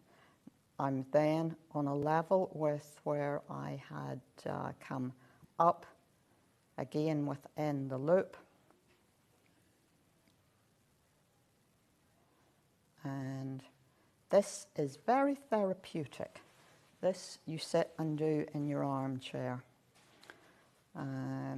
You can combine the 3 colours in whichever manner takes your eye, whichever you think looks best. I think they look better whenever they come down over more than one branch, that they don't just sit falling from this individual branch here. And if they're a bit wonky, that's fine, because they're just swaying in the breeze. For many years, I used to drive through Pangbourne along the River Thames, and there were a number of willow trees that I drove past every day, and it was one of those nice sights that were a landmark on my journey home. Oh. Yeah. So this is this is the bright one here, and I brought that up to. Oh, let me turn it round. There we go. But you see, we now have this falling down through here. Just keep going. On the original one of these, I probably spent a couple of weeks embroidering this. Oh. Because it's just a sit down in the evening. Yeah, you You know what I mean? It doesn't take, if you sat down, it wouldn't take you 2 weeks. You just did it over 2 weeks, yeah? Yes, yes. You do want to you need to fill it, you know, so it doesn't look scrawny. Yeah. Just a couple of little sort of slip knots on the back. And chop that off. And that is the willow tree. So there are lots. So refer back to the full-sized right way round diagram to fill in the additional branches, then start doing your feather stitch to create the wispy leaves falling. It's very effective, isn't it, that little stitch? It's kind of very realistic. It is. It's restful, it's representative, and it's not difficult. No. You know, it's something that I don't do difficult embroidery. Now, that is the crux of how you do the willow tree, yeah? Now, the fan. Right, 2 questions. One is no, there are no block ones left, I'm afraid. They've all gone. I've got 2, 3, 4 and 5, no number ones available. And no, I've not taken up mine. She told me to be quiet, so I'm being quiet. Yeah. Oh, another for the attention of John Scott, thank you much for mine and my twins' birthday wishes arranged by my son Robert Young. It made my day, from Linda. Oh, Linda! You're more than welcome, my love. More than welcome. They're 80. They were 80. Oh, goodness. Yeah. A good innings. Yeah. So I did one for Linda, and then I had to do one for her sister because she was supposed to be at a date down Wetherspoons. Anyway. Right. Again, it's really important that you number the pink fabric whenever you have drawn your blades onto your Bondo web, apply it, cut it out. And all you are doing is cutting out pieces that look like this. So it's just pink fabric at this point, and each of the different blades slightly different shape. So number them. Then you go to your right way round design. And the first thing that you need to do is taking the little bits of the 3mm ribbon. It tells you to cut 2 inches of the cerise ribbon. And you're going to turn a little end in on each of those 2 inches. Oh. And then on your background fabric, you are going to mark where these ribbons go, okay? Each of these is an individual piece of ribbon. So here are the 6 pieces of ribbon, okay? You can see why I've been fiddling with this for a day or two. Then, before you can apply the pink bits, you need to create the little ribbon pieces that go on the pink pieces. So, you stitch the gold ribbon to the pink ribbon. By hand? By hand. Yeah. Now, as I've been sitting hand stitching this, I've thought to myself, if you get this secured in place, it might be good fun to go along those ribbons with a fancy stitch on your sewing machine. Right. But just a little trial run before you do it, Okay. I think, yeah?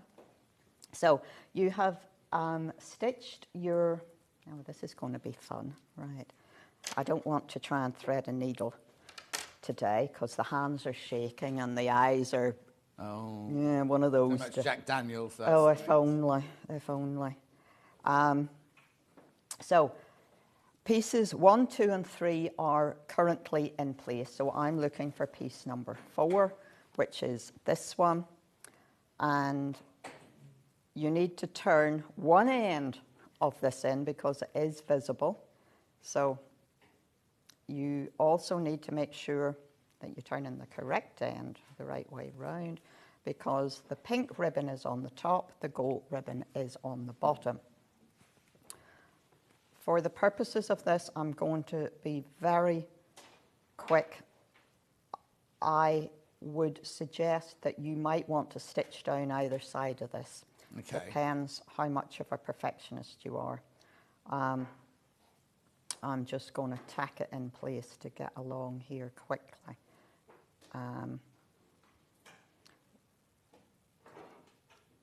What I did with the ones that I have put on there is I've actually stitched them onto the background. And what stitch are you using? Just a little, it's a little whip stitch that holds the two ribbons together. And then a little running stitch in a pink thread that is matching the Cerisi ribbon. Okay. But for the purposes of this, I'm doing it slightly differently. So it's important that you take your time and get those pink strips of ribbon in the right place, because you need to align the ribbon with the blades of the fan. Otherwise, it doesn't make engineering sense. Right. Let me just trim that a moment. So if I just move that a moment. So this ribbon needs to be on the bottom corner of that first piece of pink fabric. This, the second one, just goes on to the corner of the second one. Then you move on round, and this is piece 3. Then piece 4 needs to be going just there. This is where the applique pins are just invaluable, especially for pinning the those little strips of ribbon in place. Okay, so that's pieces 1, 2, 3, and 4. I'm going to just press this in place now. I hadn't up until now because I was wanting to be able to sort of lift pieces off to be able to show you. Now, this pink fabric. Is it warm? Yes. Yes, I didn't burn my hand then, but I... the applique pins are out of stock of at the moment. Keep an eye on the website, that will be back in. Okay. I'm not a lover of glue, right, as people may know. So that's why I use the pins.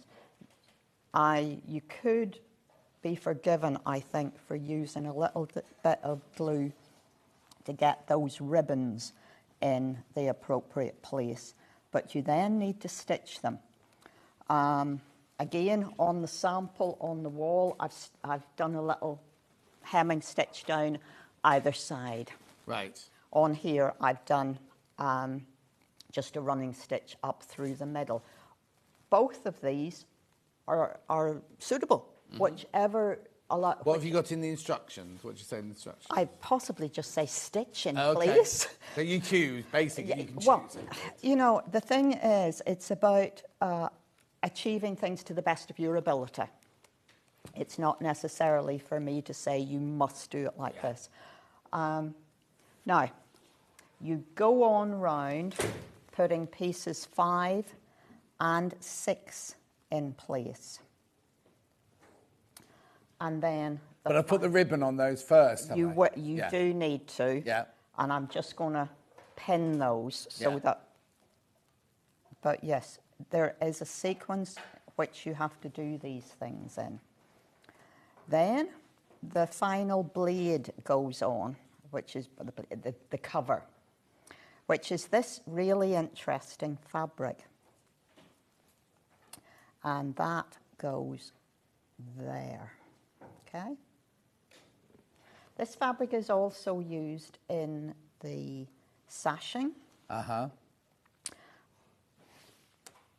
me just pop a pin in.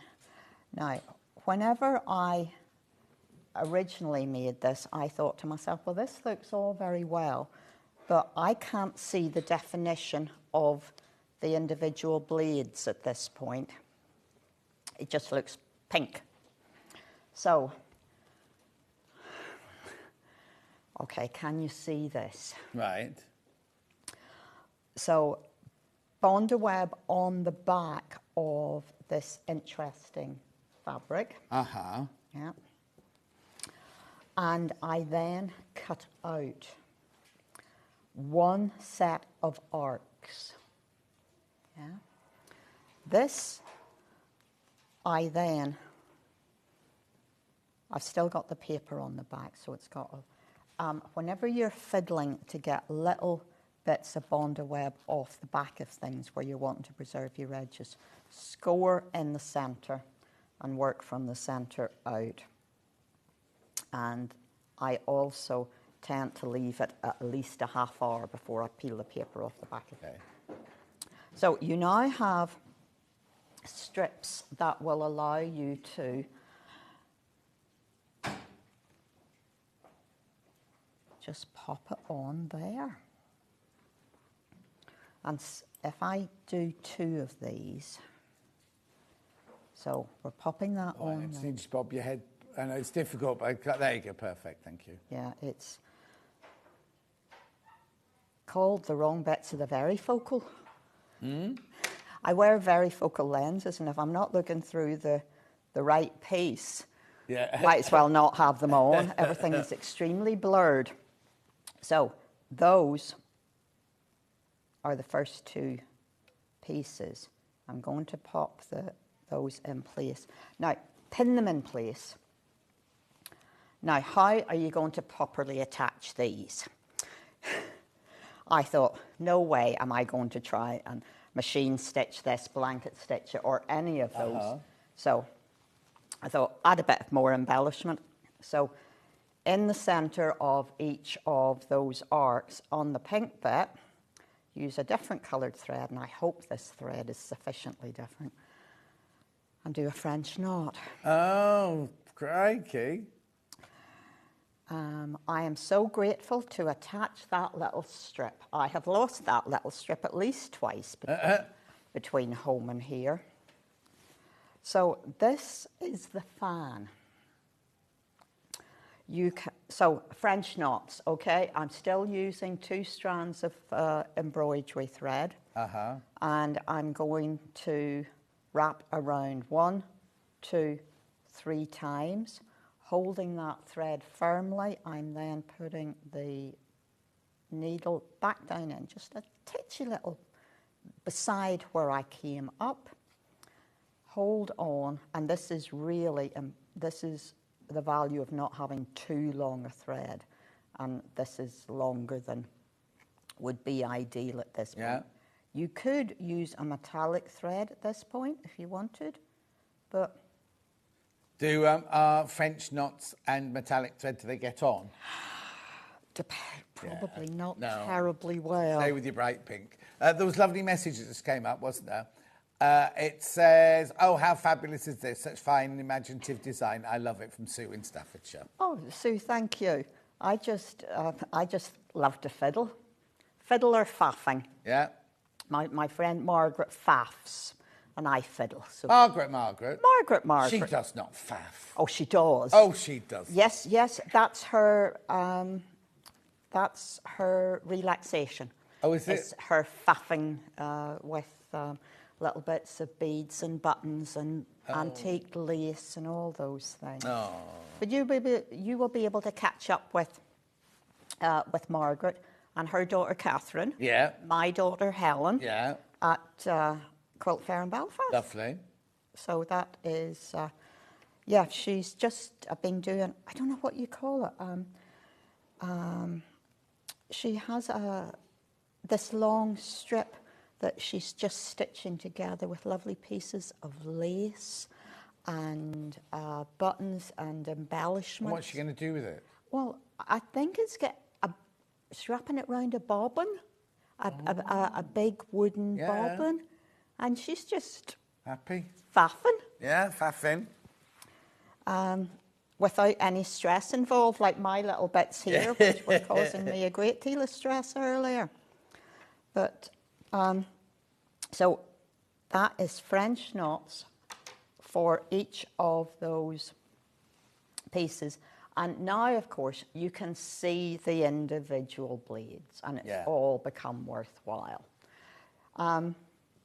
With the fabric, the background fabric, I have used, by accident in this instance, the wrong side of it for the fan. I intentionally used the wrong side for the willow tree because I wanted the willow tree to be what you saw. Yeah. And I also, can you just describe the fabric, the background fabric, John? Does it have a little leaf on it? Does it has a little swerve? flower. It's got a cream on cream flower on it. Let me just hold this. If Is it like a chrysanthemum? Is it like a little tiled chrysanthemum? It's like, what it is, it looks like a daisy, and then in between each flower, chrysanthemum and daisy, there's then a little swirl, like a tiny swirl. Can you see that? Oh, yeah, there you go. Like Charlie's showing it there. Yes. So that, I thought... Thank you, Charlie. Look, thank you. Yes, I thought that kind of gave you a little bit of a wave for the fish whenever. So again, I used the wrong side for the and you did all that on purpose, did you? I did it on purpose for the fish and the tree. Okay. I intended having the flower showing for the fan, but I wasn't going to take my pieces of ribbon off once I had gotten them stitched on. So the one thing that we haven't looked at yet is the sashing strips. These are, again, little folded pieces. You will either learn to love this, this nice pink fabric, or you're going to learn to hate it. Okay. To what it? To hate it. Oh, hate it. I'm afraid. Because it does have it has an up and a down on it. And each of the sashing squares, you want them to be identical. Right. So you right side of the fabric up. Then you're putting a little solid triangle in one corner, so these are itty-bitty little squares. You're going to fold once along, okay? So that's all you need to do. Oh, they're folded, they're not snow. Oh, no, like John, this is... Origami, that's what it is. Exactly. So you're doing that. Now, because you want all of the little squares to be the same, and they do need to be the same for how you stitch them together, you need to be careful how you fold the second little one, because there's a right way and a wrong way to fold it, because of the direction of the fabric. As I know. I don't know why I make life so difficult for myself. Well, it doesn't matter as long as you do it the same way every time. Yes. Yeah? So set them all down in one direction and fold them all at the one time. Yeah. Now, so that mine are all the same. See, this is the little triangle I'm looking at. That's the way round the fabric is going to be. So I'm going to fold that way. Okay. So that my little bits of arcs are going to be, oh dear, going to be threading a needle. That could be interesting. You've done what? I might have to thread a needle. Oh no. I know, shock horror. Use the red one, use the red one. Nah, I think I've gotten one here. I've gotten one here. Okay. Here's one I made earlier, thankfully. So I have started, and the diagram in the instructions shows you to put the dark triangle on first on the right hand side.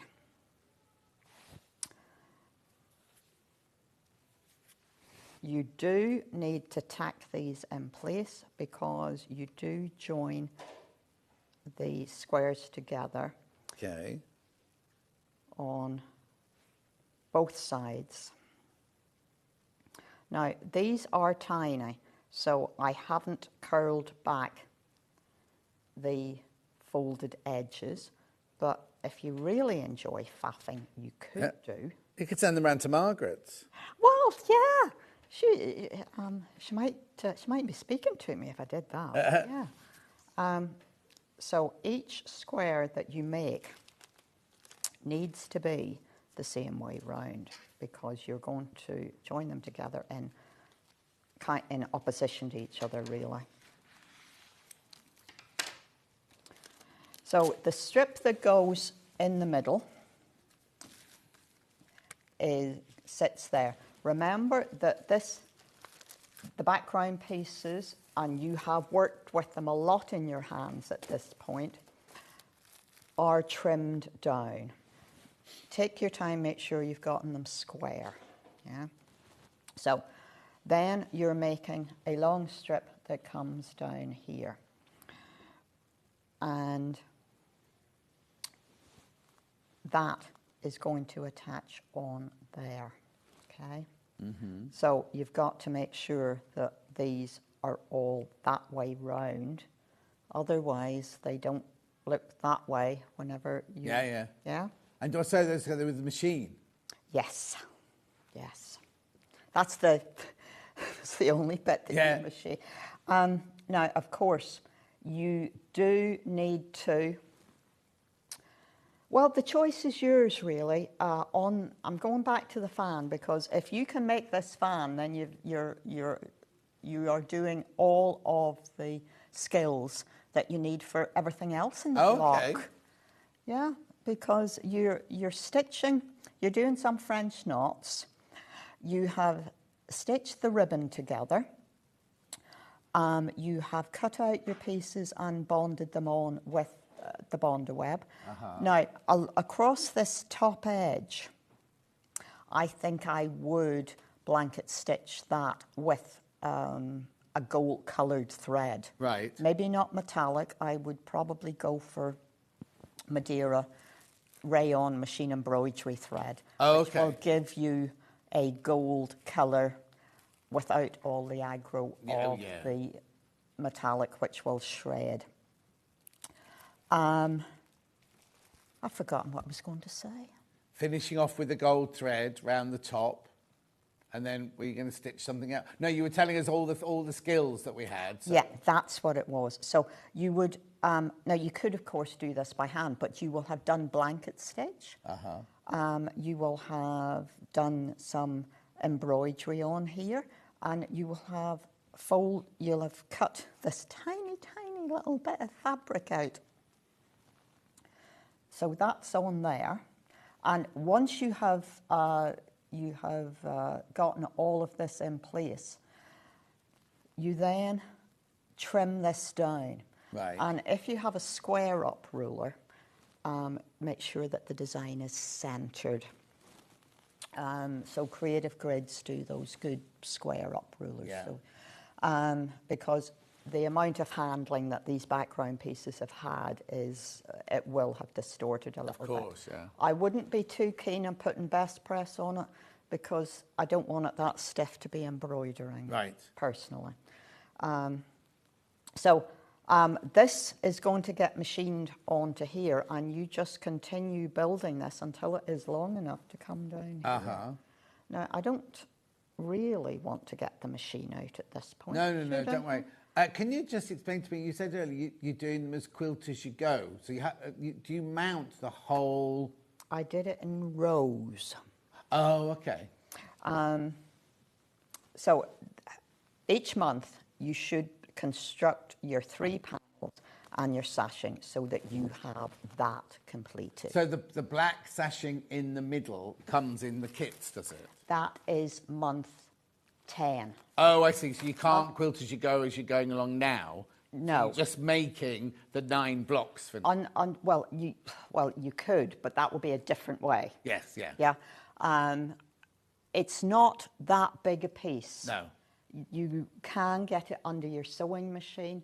As always, whenever you're doing a lot of handwork, I think it can be quite nice to stick with hand quilting. I was going to say, because you've done all the hand stitching on there, and you say it's not big, then hand quilting, and if you're doing it as a little at a time, you're not going to have to hold the whole quilt over your lap to do it while you're doing your hand quilting. So I stabilised, stitched in the ditch around each panel on the sewing machine, which then allows me to fiddle as much as I want internally. I have outlined a number of, well, I've quilted around each of the ghost koi. There is embroidery. There's lots of French knots to create little bubbles from the fish, and I've done some swirls, which again is kind of reflecting the waves. Gone round by well, there's two processes quite often. I have embroidered around the outline. Perhaps it's clearer on here because it's in a different colour. So next month we do this book.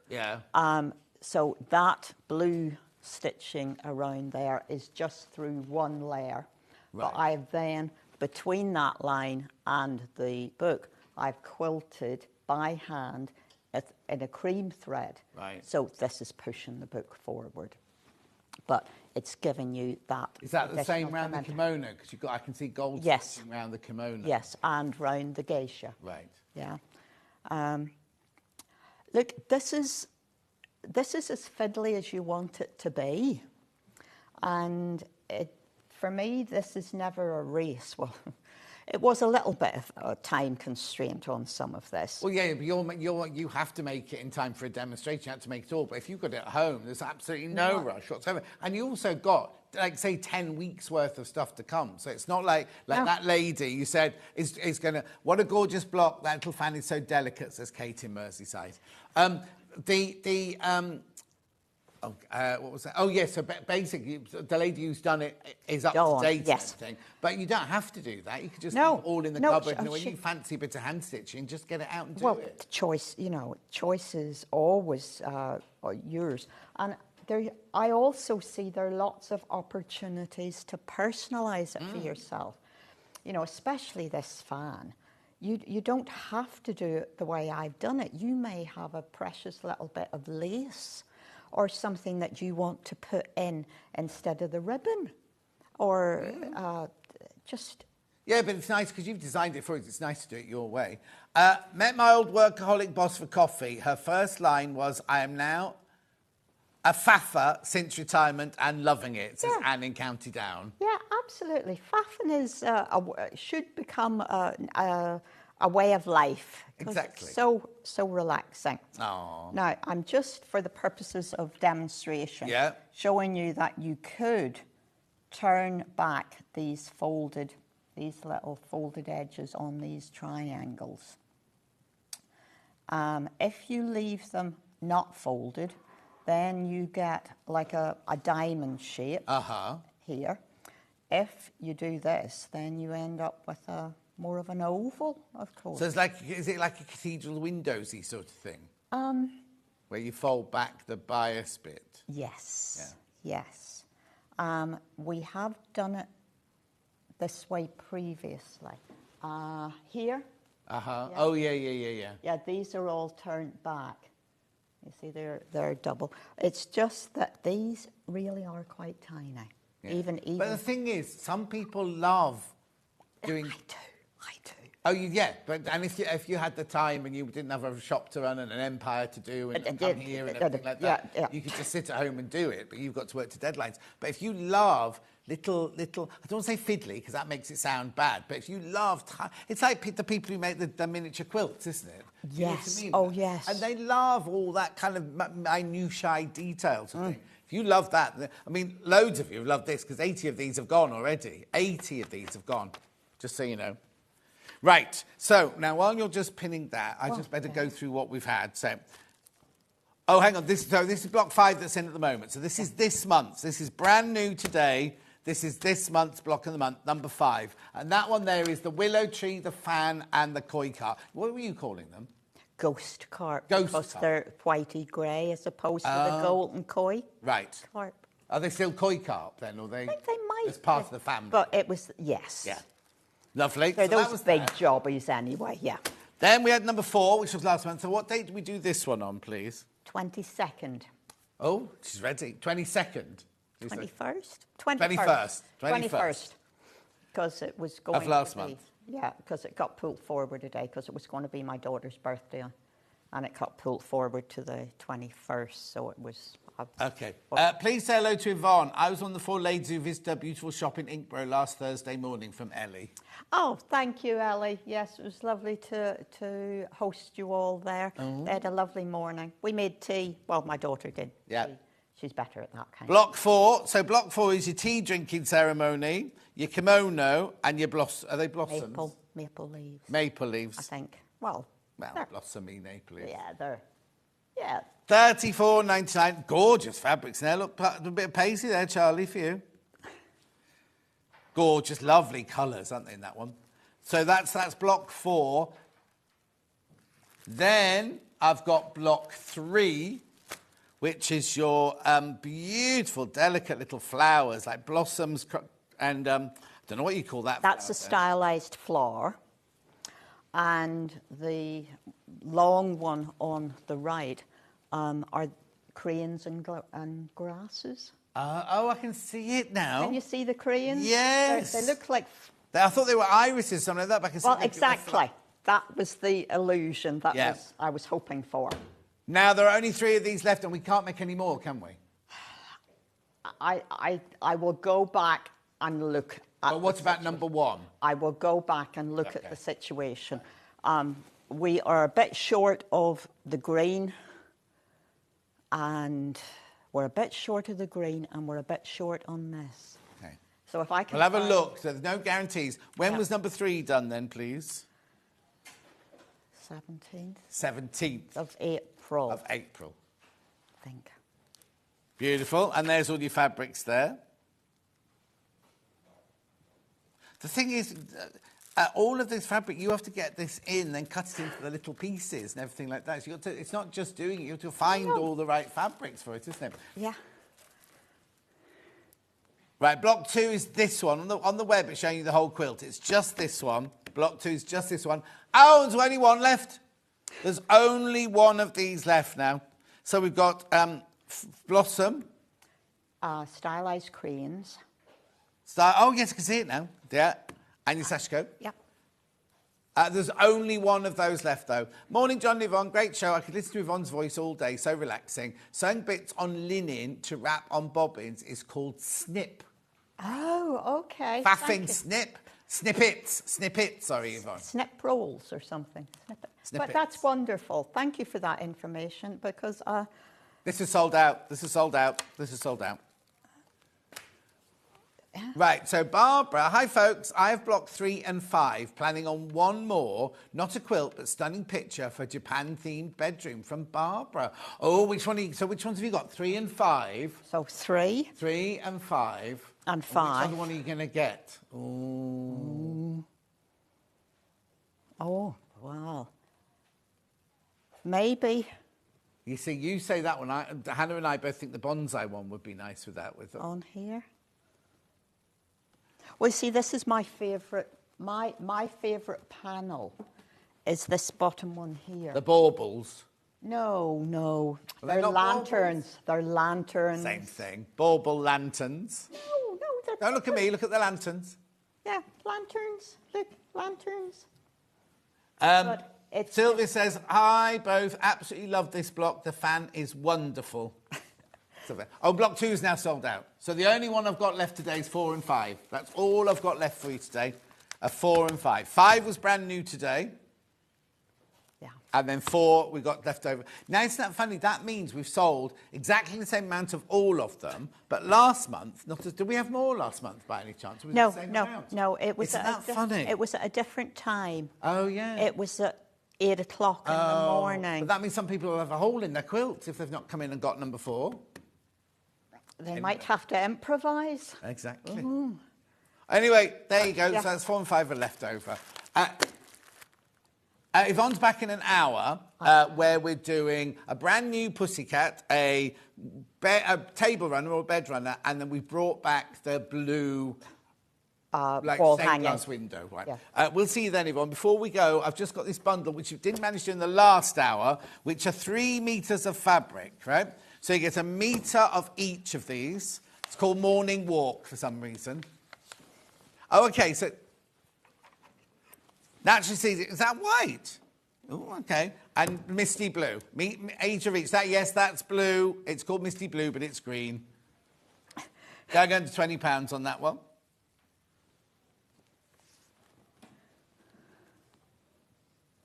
Oh, she says 8 or 9. 1, 2, 3, 4, 5, 6, 7, 8. Oh, the bridge or the geisha girl. No, not yours, not your baubles. Oh.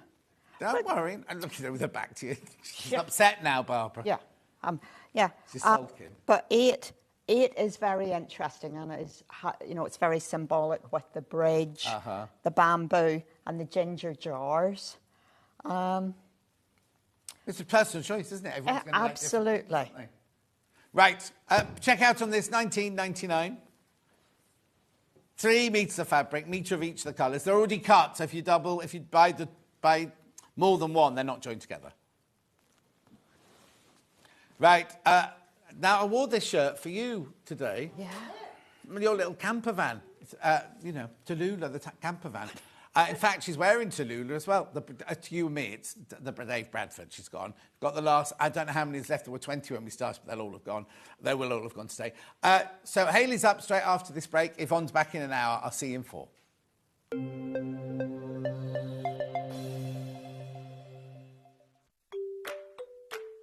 Hello everyone, I'm Delphine Brooks. I've been part of the Sewing Street family now for over a year, and it's been the most incredible journey so far.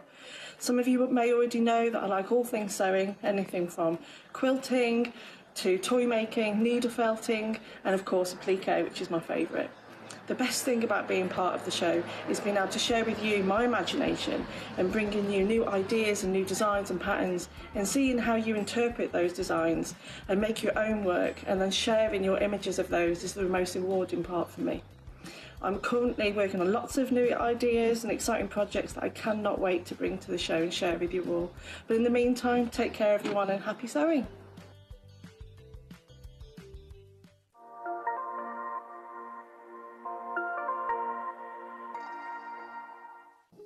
Here at Sewing Street, we only charge 1 P&P throughout the day. You can add as many items to your basket and check out and still only be charged once. Once you've checked out the first time and want to order again, you simply add the item to the basket and click on the Combine Order button. Remember, standard P&P is £3.95. Charges may differ for outside the UK. Or upgrade to our premium option for £5.95 on certain items. Shopping made easy at Sewing Street. Never miss a show by watching on the go with the Sewing Street app. Head over to your app store now and search Sewing Street and simply download to your smartphone or tablet. You can watch the shows live and see your favourite presenters and guests. Click on the Today button to shop all of the products that are featured in today's show. Want to know what's hot? Then click here to see today's bestsellers and highlights. Have you missed a show or want to watch one back?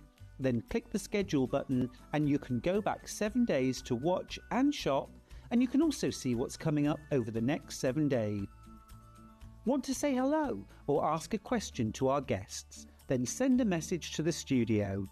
You can also keep in touch with all the latest news, events, product launches, and much more by clicking here for our social media pages.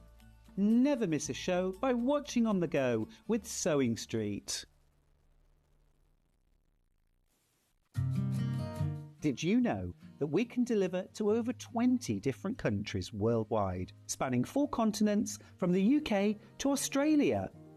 Check out our website for the list of countries and delivery costs. Sewing Street, stitching the world together.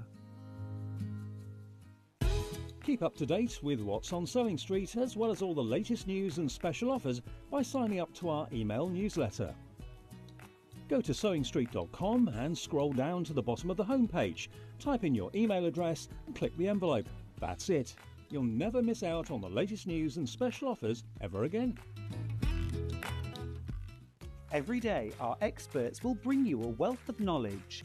They'll take you through the steps of making projects, and we feature fabulous tips along the way. Whether you're new to sewing or a seasoned pro, you're sure to learn something new.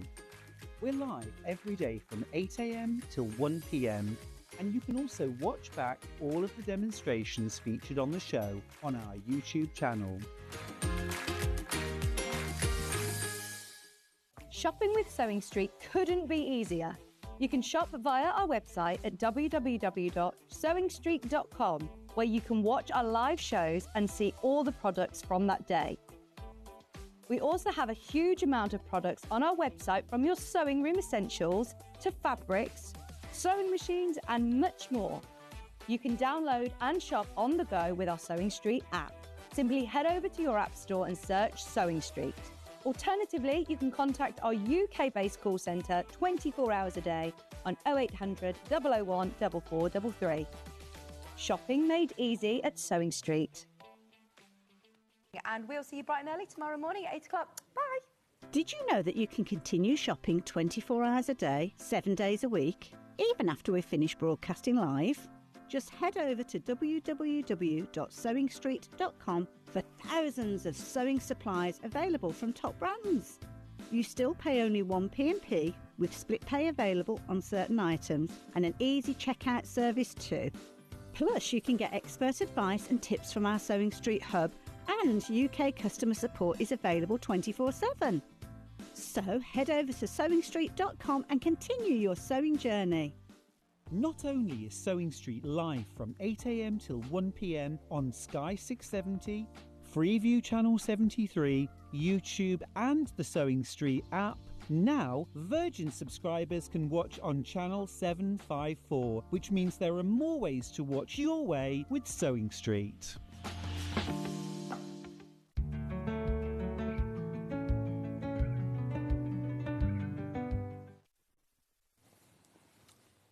I don't think I've ever stood this close to you on telly before. I know. We're normally there on separate I know, tables, this is aren't we? lovely, I like That's this. good to see you. Oh, bless Right. you. And you. Thank you. Oh, no, you have to feel that bit. Oh, gosh, and you. Ooh, a set. No. Look at that. Hello. And feel here. Those special shirts soon, This won't is a you? special shirt. No, this is a special shirt for you, Tallulah. I noticed that. Thank Where were you you this week? I saw We you. were in the Lake District. Oh, it's beautiful. First time I've been up there properly. I've been up there in my old sales kind of persona, but it was lovely, and we had a boat trip on Windermere, and it rained for most of the time. But The other thing than is, that, it was doesn't lovely. matter, does it? It doesn't matter if you know you can just get in your van in Yes. Tallulah Yeah. and go, let's go here today. yeah. And you've got that free, and if you get there and you don't like it, you can always look up another campsite or Absolutely, place, can't you? absolutely, yeah. Or pub car park. We've done that more than once as well. And Hannah wants to know, will you pick her up on the way next time? Absolutely. Ah, right, okay. So first of all, before we talk about what you're here to do, we just need to talk about the machine. We're not doing a big sell on it, but you're going to be using this machine all day today, aren't you? No problem, I am So it's indeed. called the... J20. In a previous life, I worked with Husqvarna Viking, and I was employed to go around all the different shops and train up the people in the shops and customers at how to use their machines. And the J20 was one of the ones that I kind of got involved with. It's a brilliant sewing machine. Now, at first sight, when you might look at it, there's two different machines from the Jade kind of house, so to speak. The J20, which is simply just sewing machine, but it's a comprehensive sewing machine, and it's got more features than the Jade 35, which is a sewing and embroidery machine. So let me bring it in to show you this, because when you look at it, at first sight, It's very neat, isn't it? it is. Now, Husqvarna Viking, Swedish-based, very much that kind of persona, I think.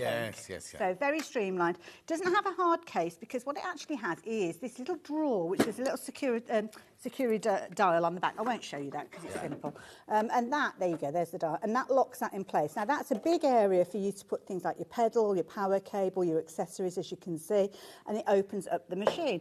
And when you actually lift the lid up here, you've got all of the different stitches and your sewing advisor involved with this as well. So it's a comprehensive sewing machine with all the stitches that are there, and you've got all the features that we would love from a sewing machine. You can drop the feed dogs with this one if you're needing to, do a bit of free motion work, take the arm off if you're wanting to as well, put an extension table on there. Is there another gubbins box on there as well? There is, you've got 2 of them. Wow, so there's there's got lots of of storage on here. 'Cause that's what I find with a lot of them. Yes. Even on my 680, all I've got is the one little thing at the front sort of thing. That's it. Well, you've got 2. So you've got the front bit there, Yeah. which opens up. It's just a bit of a slidey backwards and forwards. And then you've got one at the back as well. So, yeah, if you've got long... Plus the great big one that slid out from yeah, in here. That's it, yeah. Fantastic. Brilliant machine. Love it to bits. I'll be using it throughout the show. And, yeah, And got how much everything is you it? would want. Oh, $6.99, that's good. And it's on 3-way split pay. God, that's very good, isn't it? 5-year warranty as well. Oh. So like the J35, both of these machines have got a 5-year warranty. That's the confidence that Husqvarna Viking have got in the machine. OK, does it come from our warehouse or Husqvarna warehouse? It comes from yours because they're Redditch based. Oh, are So they? they run them down to the warehouse and off they go.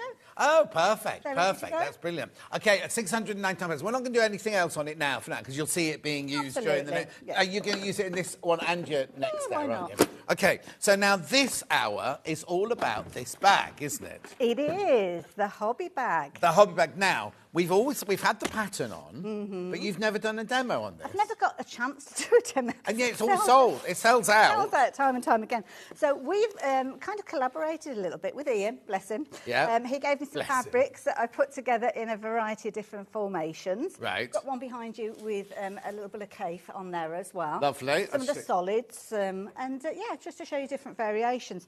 But I've got a couple that have been made up and stuffed because you can fit loads in here. So Right. shall I show you those? Yes, please. There we go. So those are basically, we have these fabrics by the half metre on sale today, which we'll go through later on. But this one that you're going to show us, oh, is that? I was going to say it matches a Cholula, that one. It's doesn't it? very similar. These are Hayley's not protypes, the ones she uses all Absolutely. use all the time. So we haven't got these fabrics, but this is what the bag is. And in this box here. Or I'll open that while you're describing there's a what the lot- bag. I'll lot open of the pattern box. pieces, and when you first look at it, you think, "Oh my goodness, am I ever going to stop these pieces?"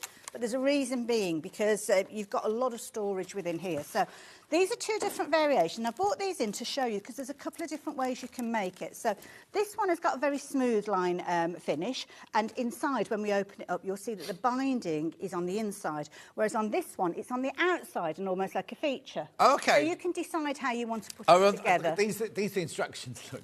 Are both of those instructions in here? They're on the video. Oh, on the video, Yeah, on so the if you video. go, if you go onto YouTube, you'll be able to find that. Yeah. So the first one that we've got here, which is kind of the same as the way as the packet shows you, you've got the slick seam line. We're all having trouble with our words today. Streamline. Not seam line, streamline. So we've got the, I've got a double pulley zip in here. Which we've got coming up in a minute. We have, so I've got that in there. You've got 2 outer pockets, which are big pockets that you can put anything in there. pattern. There you go, A4 inside.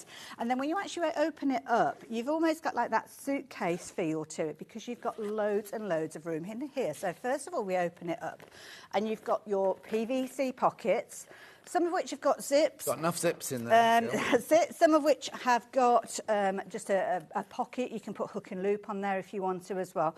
But you can see you can fit loads in here. So I've got my spray in there, my 505. Now, the original idea was that you would make these inserts and put some hook and loop on the gusset at the bottom. Right. And kind of take them in and out as you wanted to. But what I tend to find is that I stuff it that much, the first one, there's no room for another one. Right, OK. But But that's that also your means choice. if you... I'm trying to interrupt, but if No, you go do for it. FPP, EPP, you can have a bag for each project. Absolutely. And you go, oh, I'm going to a class doing EPP. So I'll take that one out and put my EPP one in. Exactly. This one can sit on a shelf in the workroom Yeah. or your studio. Do you know what I mean? So you don't necessarily have to have the Velcro or the one-touch fastening on there. You can just replace it with the things you want. It's mentioned in the pattern, the instructions, but you don't have Yeah. to. The idea being is that you make this the way that you want it to be. I know some people that don't put the inserts in there because they've got other things that they want to put in. So it's entirely up to you. And also when it comes to the inserts, you make them personal to you. So you can have zips on them if you want to put zips on them. You can put hook and loop on there if you're wanting to. You can put dividers in place if you're wanting to. It's entirely up to you. So You what make do it I for get? you. What's in here then? What do I get in this You've pattern? got your full pattern in there. There's actually, is there 13 pages? Yes. Because you've got 13 pattern pieces, should I say, not 13 sheets. Yeah. So it's 13 pattern pieces. So you've got your full instructions, QR code if you want to go off to the YouTube video. And you've got And is it you? Is it you It doing is me. It's one. Be gentle, because it's one of the first ever tutorial videos I did. Right. And it was in my daughter's bedroom. So yeah, because I hadn't got the cabin at that point. So, and I didn't know all the lights and cameras and stuff. But anyway, so it's just me. So you've got all your I'm gonna pattern go and watch pieces. And what you Can I make comments underneath? would you? I wouldn't expect anything less. No, I've just spent the last hour not being able to speak. Yvonne said I wasn't allowed to speak. did People, she? yeah, people messaged in saying, was John doing mime today or something? Anyway, come on, tell me what's in it. So the pattern pieces, you can see, I mean, the pattern is incredible quality. So you're going to be able to use this over and over again. And that is often what you'll find, because you'll make your first one potentially for your sewing paraphernalia, because if you're watching Sewing Street, stands a chance you're a bit of a sewer. Yeah. But then time goes on and you will be making them for all sorts. So let's move the sewing one out of the way and bring in mine. Now, you may well have seen this in the Presenter's Lounge, because it's what I bring in every single time I come to work. Where's the presenter's lounge?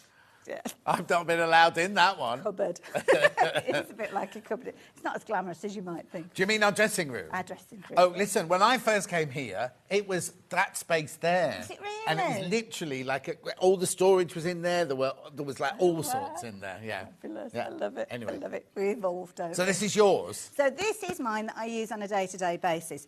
And I love it because what I wanted was a bag that I could literally pick everything up, and I've got everything that I need in there. So this is my bag that I take off into Lula. Right. Because I know I've got everything I need. So again, big pockets, so if you need to put things in the size, you can do. I was going to say, what we're going to find in it? She's just come back. I've cleaned it out. You're all right, don't worry. So this one, I've got all my things that I bring to work, because sometimes I'll need things like headache tablets or contact lenses, all the bits and pieces that you've got in there as well. My earpiece goes in there.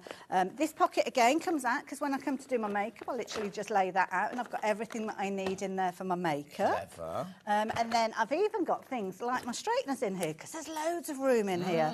And then I've got another zip pocket there. Sometimes I need these, a little bit of Barocca in the morning. Yeah. Sometimes I need this bit of hairspray. Little porridge bits in there, a little bit of emergency money. Oh, All sorts. That usually goes into the vending machine. Oh, I see. Vending Yeah. machine. What she meant was Yeah. the vending machine money. So yeah, I've got all sorts in there. What's that? Eyelash your curlers. legs? Oh.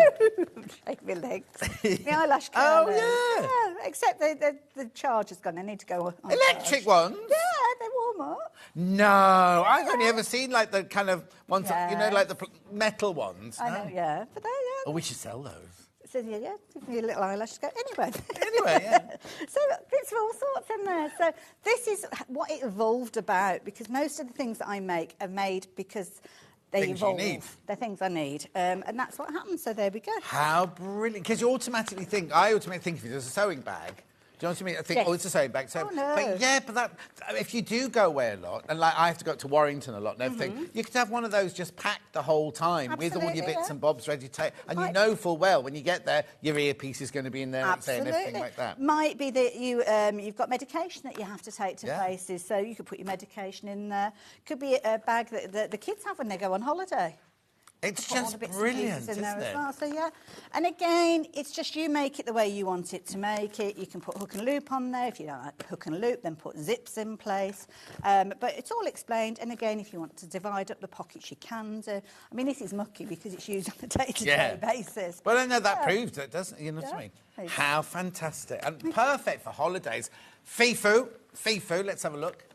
So fantastic pattern, very clear instructions with all the templates needed. We'll definitely buy Hayley's patterns again from Sarah in Essex. There you go. Thank you very much. And this is also the way the zips that we've got on the show, they kind of evolved through this bag because I like the idea of having the double zip on there. Of course, yeah. We've only ever bought them in 2 colours previously, dark blue and this bright pink, but yeah, we've bought a variety of them now. Okay, so I've got... So first of all, this is the pattern. We'll come back to it in a minute. It's only $14.99 for all of this.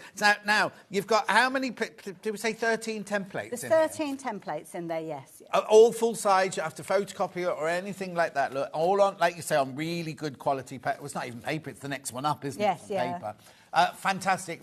And then all the instructions are there. Absolutely, they are indeed as well. Now, could you put that in your... could you take it on the aeroplane thing? I would imagine so, because the actual boxes, I mean, I've never... I'll take it's one small. for the Well, no, airport. yeah, it's definitely small enough because if you so. think you can do a wheelie. Yeah. Well, you're usually allowed, aren't you? Well, one handbag and then your little don't. wheelie one. Okay, so I'm going to Spain next week, right?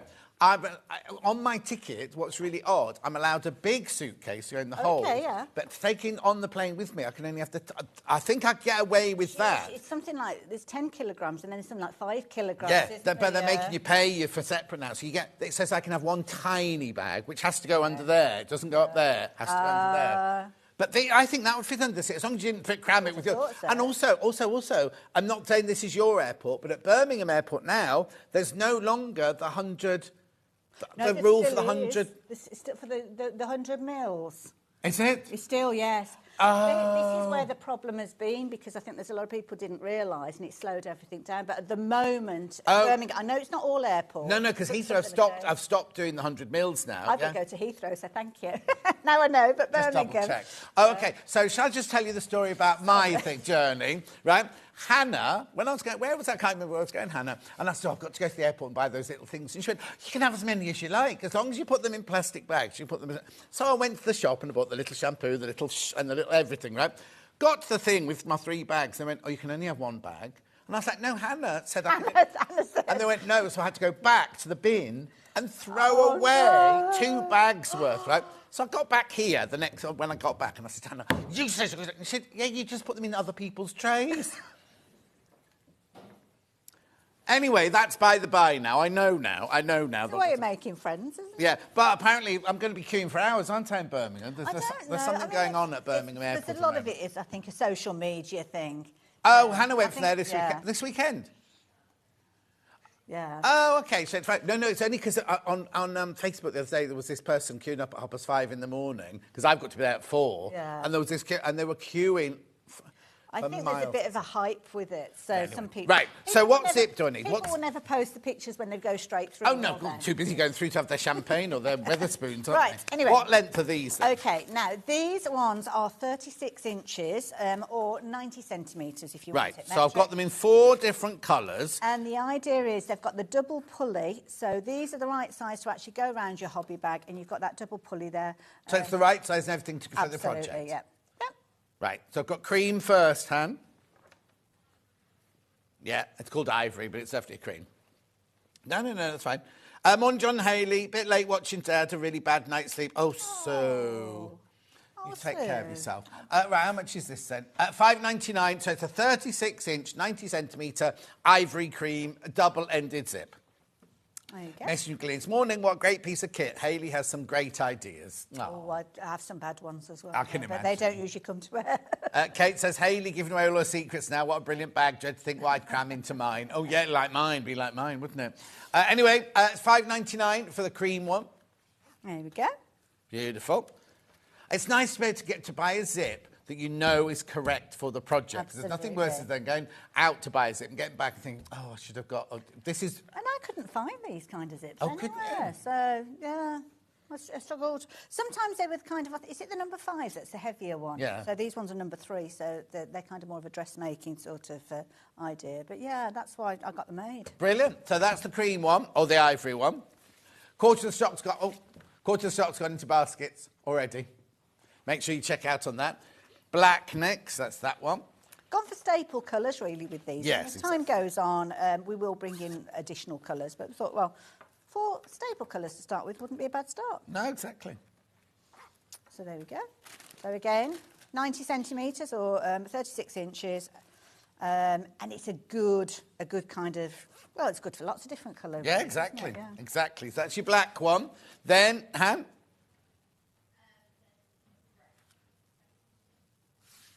that grey? It is grey, yeah. Yeah, it is grey. You've got all sorts of different tones. of That's grey, not haven't you? definitely grey. When I bring the green one, you'll see that it is grey. See if you've got the green fabric. I mean, it would work with green. No. Mr. Love, I was going to give it a really lovely name. Like, I don't know kind of definitely not what I would call grey. Very creative. I'm not going to. I mean, like cloud on a rainy day. Yeah, all right. Yeah. $5.99. Move on. It is one of those Yeah, it doesn't colours, I matter, think, that can morph into others, to be honest, as well. That was my favourite one as well. And then navy. Navy. Oh, we're calling this one navy. Navy is always a popular one. Yeah. And this is one that we have bought previously. So, yeah, if you saw it last time, well, there you go. It's back again. Brilliant. That's a double pull zip, 36 inch, 90 centimetres. So we've got navy, grey, black and ivory. Mm-hmm. Right. Good. Perfect for the back. Now I've got these. Now, these two different things. They are. One is a 7 zip bundle and one is a 10 zip Well, let's do the 10 zip bundle first then. which I think is that one, yeah. No, this one, yeah.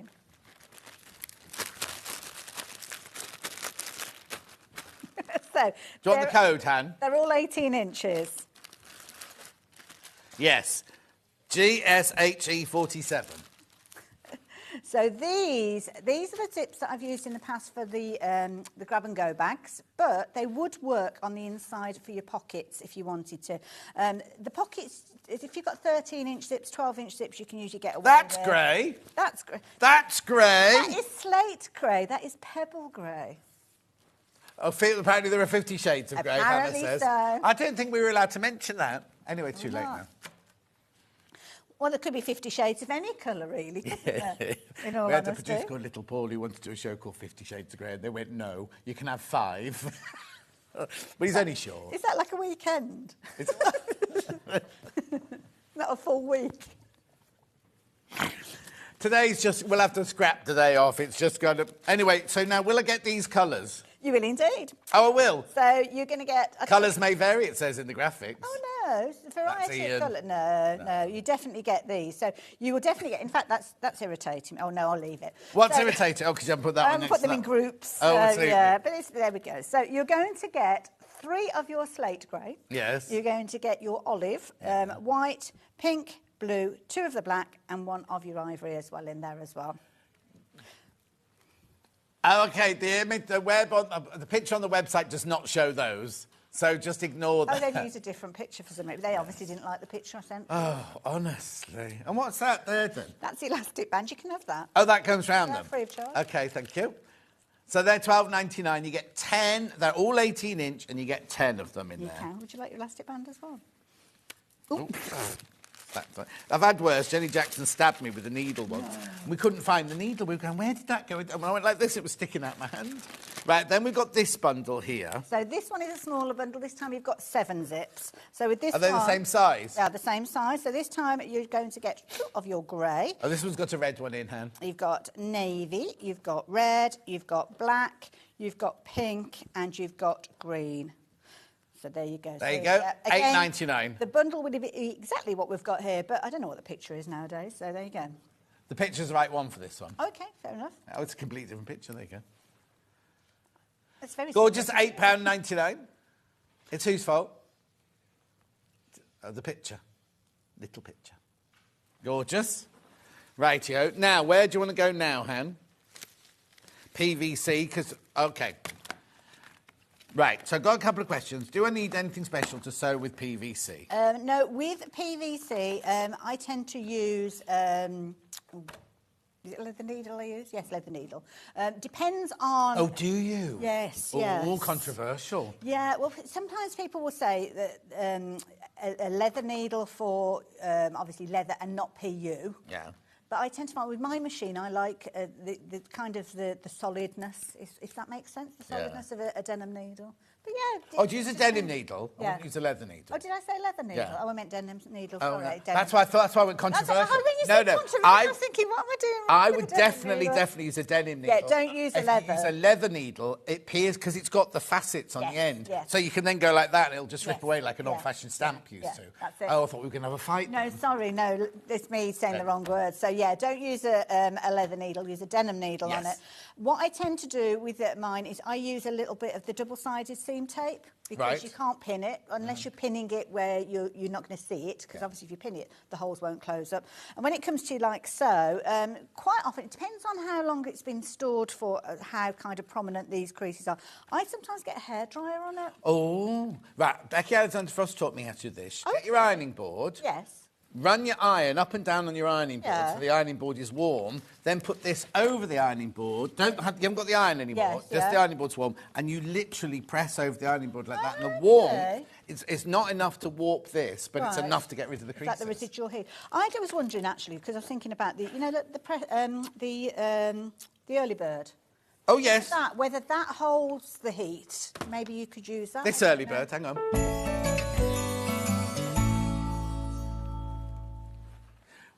Before we go on to anything else, how much do I need for the hobby bag? Well, this is where it's a bit tricky because it comes in different widths, but I would say if you're looking at a half a metre or so, I think you've got here, haven't you? This is half a metre. Yeah. So if I hold up, you're able to see it, that's so the problem. If you've got half a Judith, metre, you should be OK with that, because, of course, no pattern direction or anything. You look like you're cleaning your window. Well, they're never this clean. So, yeah, you can kind of use little bits with this. I suppose it depends how many you're making, though, or how many of the inserts you're making and things. Yeah. So start with half a metre, and then if you then use I don't it all think up. you'll need any more than half a metre. No. Sometimes it's wider, sometimes it's narrower, so it's a bit difficult to kind of say a specific... OK, so what were you saying about the early bird, then? So the early bird I think would be useful if you were using... It's only this week, don't worry. I love that. It's like the name that you shouldn't say, isn't it? Yeah. Like, do not say it, because if you say it, it'll happen. Yeah. So, yeah, I just thought the residual heat would be useful with it. But what this would be useful for, if I bring in my pattern pieces, I know you're probably going through all the fabrics and everything, but some of the fabric pieces are quite long pieces, and you do have to fuse things like your H640 or your in R form. Those laid out from.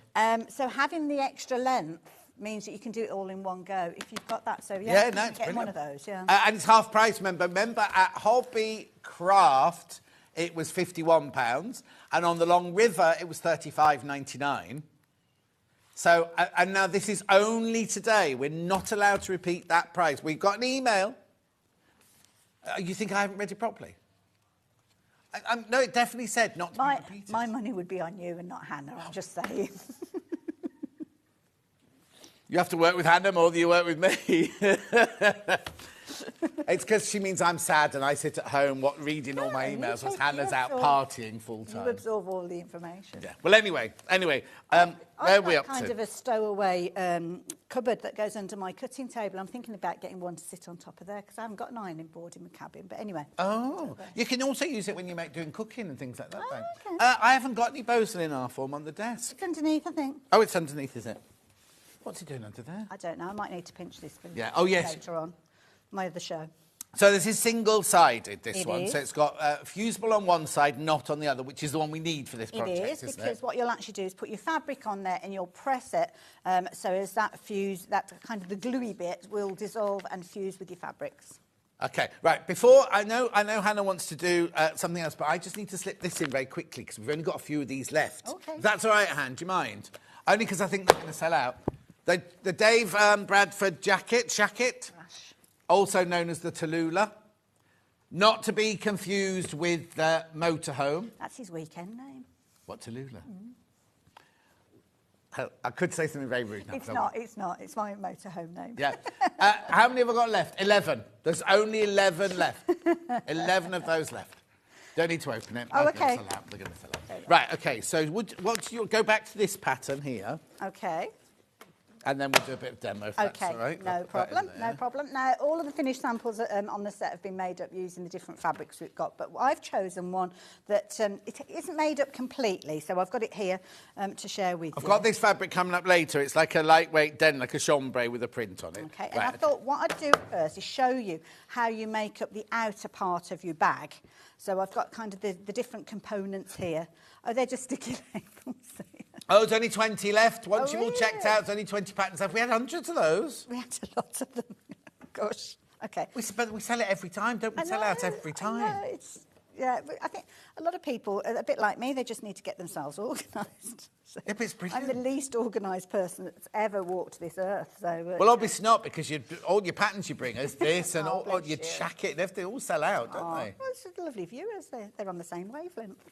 So, in your they're as messy as you are. Yeah. Right, what have you got there? So, this is the strap. So, with the strap, in the pattern, it explains to you how to do your strap and everything. So, I'm not going to go through all of that, but you'll have 2 pieces of fabric that Now, this is a bit controversial because it's up to you how you want to do it. We like a bit of controversy. We do. Don't we? So, whenever I have bought a travel bag in the past, one thing I've noticed is the straps pass right the way underneath the bag. So it's a case of that it's supporting the base of your bag as well. So I wanted that to happen with mine. So that's why I actually make it into a big loop. And it goes through. You can open it up if you want. It's no. And that supports the base as well. So it goes inside, not out. I was expecting to see them on the outside there, but it goes all the way around on the inside. That's it. So what I do is I kind of stitch them in place so as they pass underneath the bottom gusset, if you will, and that actually adds a little bit of stability, which is useful if you've got your hook and loop. Your hook and loop would be on the inside, of course, obviously, but it just adds a bit of stability. If you want to cut them and just have them go into the edges and not bother having it going straight away across, it's up to you. But in the instructions, it does show it passing underneath. I think that's a brilliant idea. So, it does give it that extra, and also you're cramming as much as you possibly can in there, aren't you? Yeah. So you need as much support as possible. So once you've actually put your bag strapped together and made this big loop. Right, can I just ask how much this is in there, is that? That's going to go on the pocket outside. But has it got that in? It has inside, and just put one, have you done the whole fabric or has it just got one layer in? Just one layer, so halfway across. Yeah. So it mentions it in the pattern. You don't have to put it in if you don't want. Oh, no, because I think it makes it. If it's heavy, it looks better, but also I hate it when you're carrying something heavy and it cuts into you, especially as you get older. Yeah. Yes, absolutely. This is Bozel, yeah. So all I'm doing at the moment is I'm just putting pins at the quarter points because we want to make sure that because there's no way you're going to be able to make them without having a join in there. So I don't want the joins to be visible. So I'm just kind of putting the pins to find the quarter point. So pins halfway apart. Sorry, that's not very helpful, is it? Halfway apart. And then I'm just going to find the centre point again to there. So that's going to be the top of my one handle, so to speak. And then the other side, making sure I don't catch myself on those pins as we go through. And that is the other. Now, one thing you will need to make sure you do is don't twist the strap when you come to stitch it in place. But we'll have a look at that in just a few moments. So, there we go. So, I've put my pins in place. So, then I'm going to kind of put the pattern pieces together. So, you've got the outer parts, which have got your Bozel on there. And you've got your base there. These will peel off, but I'm just leaving them on just for the time being. Yeah. So what I do then is position the base roughly where it would be when it comes to sewing. So you're going to have it overlapping about 0.5 centimetre or so because of your seam allowance. So kind of get that in the ballpark like so. So you can see there I've kind of got it overlapping just that little bit on the outer edges there like so. And then I'm just going to move that out of the way. This is where it's useful if you've got a cutting mat or something like that because you can make sure that it's all lined up and it doesn't twist or anything. But don't worry, it's fine. For the purposes of television, it'll do. So I'm going to move that out of the way for the time being. Too many people got the pattern in their basket now. So check out, because you're going to miss out. OK. So then we find our halfway points. Now, I've got one that's kind of got the join there. So I'm going to make sure that that's at the base. And I'm just going to line those up and then make sure at this point that your handles aren't twisted. Oh, hold on. No, I've got the wrong one. That's the one. There we go. So there we go. How much fabric do you need for the outside of the bag? I would say to get a metre. Right. Because that will give you plenty of options with regards to pattern matching. If you want a focal point, like say the William O, you might want a picture right in the centre of your pocket on the outside. If it's directional, like the rainbow one that we've got, again, having that extra fabric. Physically, if you're doing plain fabric, you're looking at 70 centimetres. Okay, so you still have to get a metre if you so buy you it still from got to us. get a metre. And then that's the outside. Then inside, you need a bit more, do you? You do the lining fabric, you'll use more of that, so you need about 1.5 metres. Brilliant. Okay, there you go. Yeah, there we go. So I've got the zips, not the zips, the pins. So they're kind of lined up like so. I've made sure that they're not twisted. Sorry. Yeah, that's right. Got another nose. So I'm going to position those, and I'm going to stitch them probably about 2.5 inches in from the outside edge. So again, if you've got a quilting ruler or whatever, you would make sure that you're putting those in the right place. And I'm just going to pin those like so. Obviously, when you're at home, you're going to take a lot more time getting these positioned to exactly where you want them to be. So like so, and then I'm just going to do it on the other side as well. Again, keeping it parallel. And when it comes to putting the straps in place, we're only going to go up as far as where the pocket is. You can go right to the top if you're wanting to, but I tend to only go as far as where the pocket is. So I've not made the pocket up yet, but the pocket will sit roughly, whoops, like so. Okay. Oh, okay. So what I tend to do is heat erasable pen or an extra little pin just to mark that do not go beyond mark. Yeah. Like so.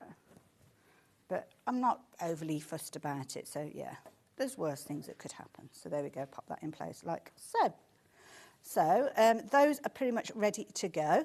So what I will do is I will stitch across down to the bottom there. You can continue your stitching if you want to across that open bit, and then come up the other side and then do the old box technique, you know, the box with the diagonal lines in there to make sure that it's nice and reinforced, and then that's basically your straps in place. So I'm going to do that before we go on to anything else. So I'm not sewing that bit in or anything? Not at the moment.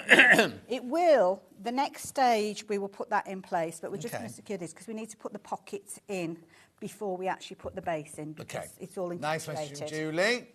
Hayley, I just want to say a big thank you. When I threw part of my shacket pattern away, you were very helpful. I love your patterns, from Julie in Lincolnshire. Thank you. What are you doing throwing it away? It's easily done. I've done it myself. I'll put that over there because we might need that again.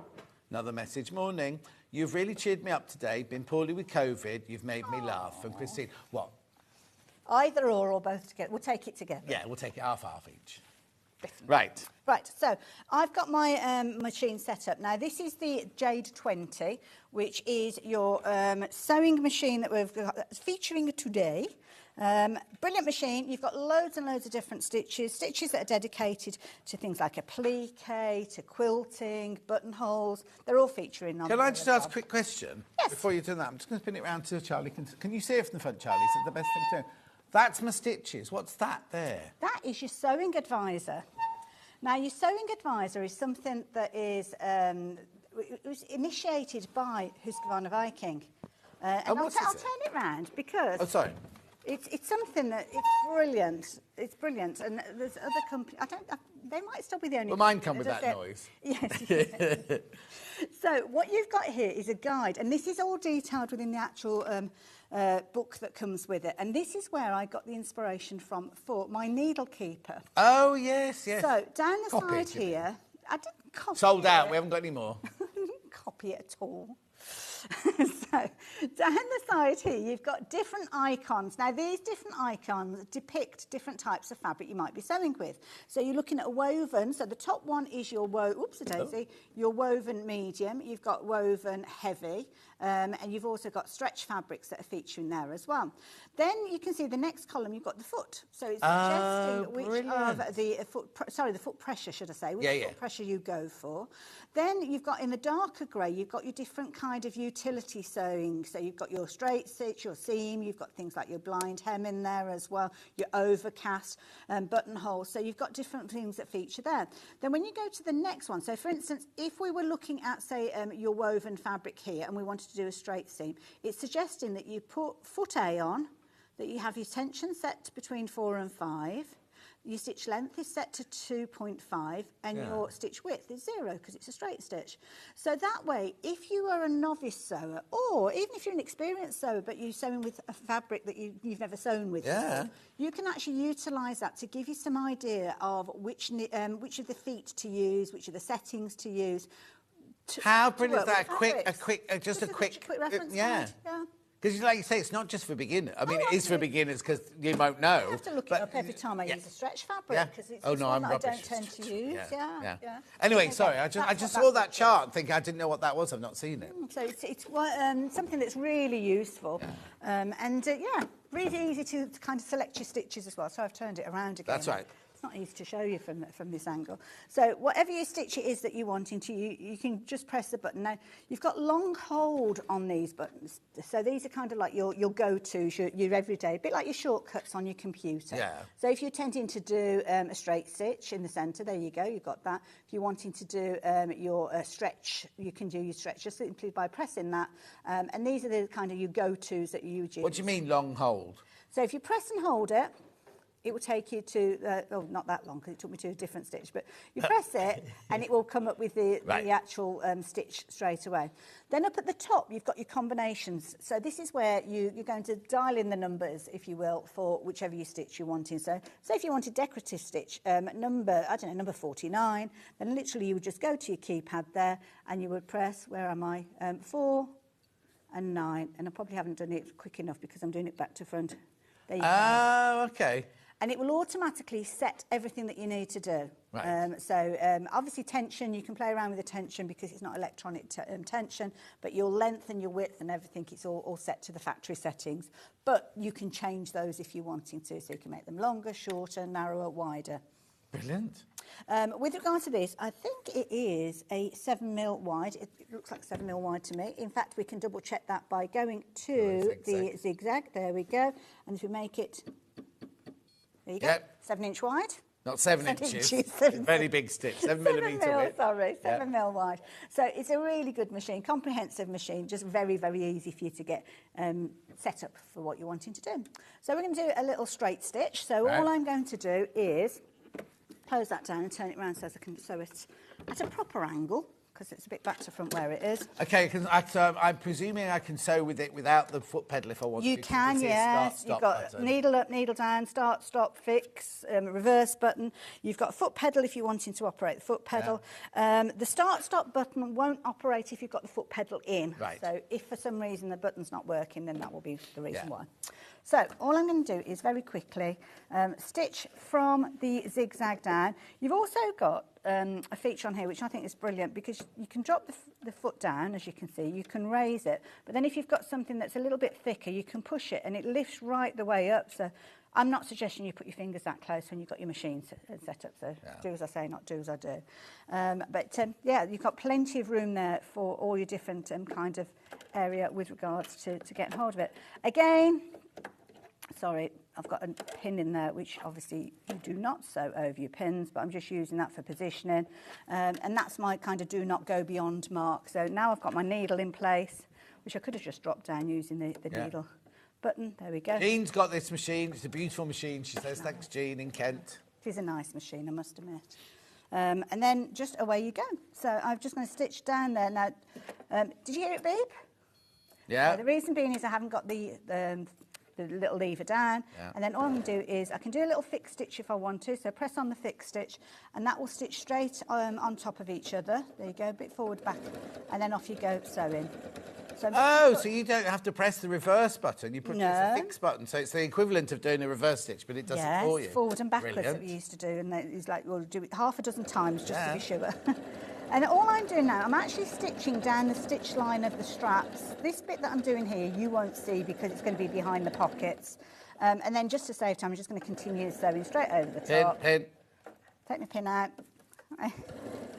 I've never heard it make that noise before. What, the beep? The pin noise. Oh, the pin noise. No, that's only on certain models, that one. Yours might not do the that. Designer edition. The reject. Not at all. So down the other side. There we go. Sewing along again. Another pin. Oh, sorry, is that folding up? Thank you, darling. There we go. Oh, I think it's all right. I just got the thread. Cool. There we go, and then just run down. Obviously, it's probably a little bit wonky-donky. Oh, I've gone beyond my pin. That pin was there to put my mark in. But Oh, sorry, the pin pin noise noise didn't happen didn't work because I that can't time. get Facebook seems all to I'm going to stop. do is go straight across And and then down. But obviously, you secure this in the way that you want to secure it. I'm not going to do both of the straps because we're going to run out of time. But I'll just do this one. And as I say, put your little box in there to give it that added security, shall we say. Going over the straps and then up the other side like so. There's my mark there. And then the little box thing that I'm talking about, if you're not sure, is you stitch across and then stop with your needle down, and then you will move your fabric so as you go diagonally across your strap, like so, and then straight across. It's almost like a little envelope that you're drawing. Yeah. And then you come back on that other diagonal there. And you'll often find that on bags where you've got straps. And you could do like a triple stitch if you wanted to. Oh, it's jumped across then, that's me moving the fabric. And then if you want to fix your stitches at the end, then you can do. So you're just going to press fix again, and it will do that fix stitch, but it will get ready to sew again. So just be prepared for that. And then you're just going to raise the foot up, and then you've got your thread cutter on the side there. So I've got one of those straps in place. So I'm not going to do the other strap because of time. The base is going to go in place, but not yet, because what we need to do, it's going to be right sides together that you'll stitch that down, but we need to make sure that the pocket is there to start with. So that's the next thing to do. Sometimes you might want to make your pocket outer first and then come back and do the outside. It's entirely up to you. So what you're going to need is, you're going to need the pieces that say letter T. This is your lining, and this is a clever way of eking out your fabric, so that's why you need more of your lining fabric than your feature fabric. Right. For me, as a sewer, this one is the more expensive, so that's why I did it. You can make it all in the same if you wanted to. So this is going to be the pocket that's going to sit on the outside. So what we need to do... Does it matter that bit bigger than that bit? Well, is it? Shouldn't be. No, that way. Oh, lengthways, yes, because that's going to wrap around. Oh, okay, right, okay. So all I'm going to do is I'm going to put it right sides together. Obviously, be mindful if you've got a direction to your pattern, and I'm just going to stitch along the edge there. So I'll just give that a quick little whiz. Okay, there are 29 patterns left, but 53 people want them. So it's going to sell out. It's going to sell out again. Okay, so I'm running that along the edge like so. And just to give you a bit of time scale, I did a workshop on this one not so long ago, and it was kind of like a day and a half workshop of sewing. So But they all stay at yours? No, it's a place over in Coventry. It's a fabulous quarterly retreat. It's brilliant fun. So yeah, and it's about, I think we started them on the Saturday lunchtime and we finished them by Sunday tea time. Nice. There or thereabouts. So then you just give that a press. What I tend to do then is, on the pockets that we've got, in fact, I've got two versions of it. Let me bring this one in to show you. The next stage is up to you. On these, I haven't put any bosal in there, so it's quite fluid. Right. But on this one and all of the finished samples, I have put a little bit of bosal in there, and it kind of gives it that little bit of rigidity. Oh, yeah. Oh, that's nice. I like that. And I just think it looks a bit more professional. Yeah. So what I tend to do then is just take a scrap of your bosal. It could be one that you've joined together, and then that is going to go on the lining fabric, so it needs to go up into the mark where your stitches are, and then you press that in place. Yeah. And then as you flip that over... Oh, I see, yeah. Oh, no, I think that's a much better idea, So there you go. So that's if you're shoving things in and out of it, that bosal's going to keep its shape. We don't want to go saggy-baggy, do we? No, we don't. And then if you want to, you could stitch in the ditch if you wanted to just reinforce it, put decorative stitch there if you wanted to. It's entirely up to you. So forgive me for not putting that in place, but I just wanted to show you the next bit, which is where this then attaches to your bag. So that pocket would sit like so. So now it's covering up all of your gubbins that you've got there. And then what we're going to do is line up those raw edges with the bottom of the outer, like so. People are going to miss out on the pattern. Coming in with our gusset piece. That is going to be right sides together, and then we're going to stitch along the bottom there. So I'm going to very quickly do that. So use your imagination that that's all in place and pressed, because I wanted to show you the other half of putting this in place. Yeah. So a couple of clips just to stop me wiggling. Yeah, 1 unit of the Bosal, $13.99. That's half a metre. Don't ever throw away your scraps of Bosal as well. Do you join your things like your wadding and your Bosal? Oh, yeah, definitely. Some people are a bit like, oh, no, I'm not going to join it together. But for crafty projects, I don't think it matters, No. does it? Yeah. That's it. Right, let's bring this in. And I'm just going to stitch down the edge like so. And I'm just going to do a little reverse. I forgot to do the fixed stitch on there. You can still do it the old way if you prefer, because sometimes you want more substantial fix. And then all I'm going to do is run that down like so. Because we're going through multiple layers, what you could do is actually increase your stitch length as well. That's what I would tend to do. It's still on 2.5, so I forgot to actually increase it to make it a little bit longer. And also, I didn't give you my top tip with using Bosal, because obviously you've got multiple layers. Top tip with regards to Bosal as well, and this is something that I learnt on that retreat I was just talking about. You can actually do a little zigzag along the edge of your Bosal to flatten it down. So if you're worried about your multiple layers going through, so your multiple layers of Bosal like so, what you can do is just do a little zigzag along the edge. Oh, this is your Hayley trick that you told us last time? It's not mine, and for the life of me, I can't remember the lady that told me. She was at the retreat. Oh, if you're watching. Don't worry. I can see her as well. I'm rubbish with names. Oh, That's yeah. why I call everybody lovely. Lovely, hello, But you're not lovely. always I remember supposed to do then. that now. Yeah, just say Hello, lovely. lovely. Hello, lovely. She's forgot my name. The name pops up at some point Yeah, in the exactly. conversation. A friend of mine used to say, she used to work in shopping TV, and she'd say, oh, now, remind me, what's your name? So what's your name? John? No, not your first name, your second name. Oh. Clever trick. Yeah, but why do we need to know that? I don't know, but you got your bank details. That's usually the next one. Anyway, so there we go. Actually, I forgot to take that off, so I'll stitch that in place there as well. Thank you. So that is now our base, as you can see. Now, you've got these straps here, so if you're wanting to add those and have them there, what you're going to have to do is you open up the base like so, and then you will fold that back. And then you're going to stitch through all those layers. Now, you have got a substantial amount to stitch through, but what that means is these are then reinforcing the bottom of your bag. Yeah. And I would tend to top stitch those. If I've put those in, I would top stitch them either from the not top stitch, but stitch them in place. Keep the bobbin thread the same so as your fabric, so you don't see it so much, and that just helps when you actually got that base in there. So again, if you've zigzagged down the edge, brilliant. If you've not, then don't worry too much. And I just need to be careful because I've got a pin there, but I would just stitch down the edge there. So I'm going to give that a quick little... Yeah, but look, no walking foot. Yeah, no walking foot at this stage, but yeah, it would help if you've got a walking foot. I am going to make the stitch length a little bit longer though on this occasion, and then just run it along like so. Yeah, it's getting through that, all those layers. Just go slowly. Where you've naturally got something that's a little bit thicker, then just take a little bit of time.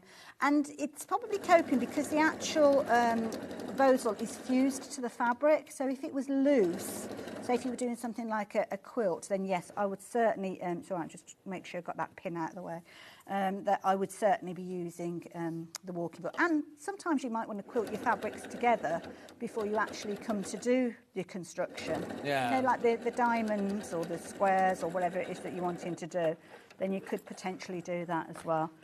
And there you go. So those, excuse the pins, make sure I take those out before I pack it away. So that is now making the outside, but I forgot to put the pocket in place there. But you imagine that pocket's there.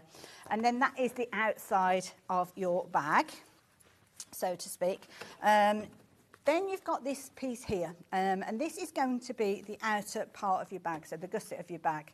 So what you would do with this is stitch this in place along the edge, starting with the short piece. So if you've got a preference as to which is going to be the front of your bag, so you might have a motif or something like that, on the William Morris fabric, I kind of positioned it, and I forgot about this bit. So the positioned bit is actually on the back of the bag, but anyway, not to worry. So this is going to basically attach down this point. So we're going to stitch to where the seam is, And then we are going to rotate that and stitch down the outside there. Now, it sounds like there's a lot to do there, but a little handy tip, a little pair of scissors, sharp scissors, have those. And I don't tend to pin this or clip it in place. It's quite substantial already.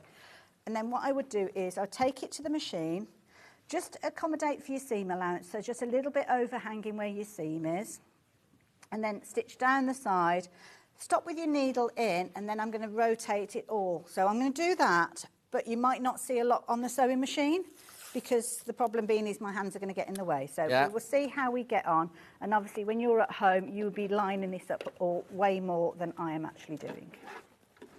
And then you make your inside in a similar way. With the lining fabric, you don't need to put the bows on the lining fabric. Yeah, your zip is kind of the way that the lining and the outer join together. So, whoops, leaning on the handle there. So come to this point, I'm just going to stop with the needle down. And then what I'm going to do is I'm raising the foot, and I'm going to bring that and twist it round like so. Now, if you find that it's a little bit bulky, then what I would tend to do is just take a little pair of scissors. So if you take it back to where it was, you can just snip the corner of your upper fabric if you're wanting to. You could take it out because you don't have to worry about in fact I will, because it's easier to see. So just snip your fabric like so, because that's going to go around the corner. Don't go into your stitches. And then basically just twist it and then come down that side and kind of flatten that down with the mitered seam, and then that's much easier to kind of stitch to the next point, and then you repeat going all the way around. So again, press it like so, under the machine. Again, take it slow, don't go at it at a rate of knots. Different machines behave with different levels, different ways, and then you just keep going. At this point, what you could do, having learned from what I did at the last point, I'm going to snip the corner before I get to it. And then it's a little bit easier, so just giving that a little bit of a snip there. And I'm going to sew down to that point and then turn it again. Sew down to there. Got my little marker there where I'm going to stop. Oh, the threads come out of the machine. Brilliant. So I would stop with the needle down and then turn it round. Make sure your handles are out of the way, like so, and then stitch down and then do exactly the same right the way around. Your bobbin ran out, did you say? No, I'm top thread. Oh. Anyway, how many of these? How many of these? How many of these?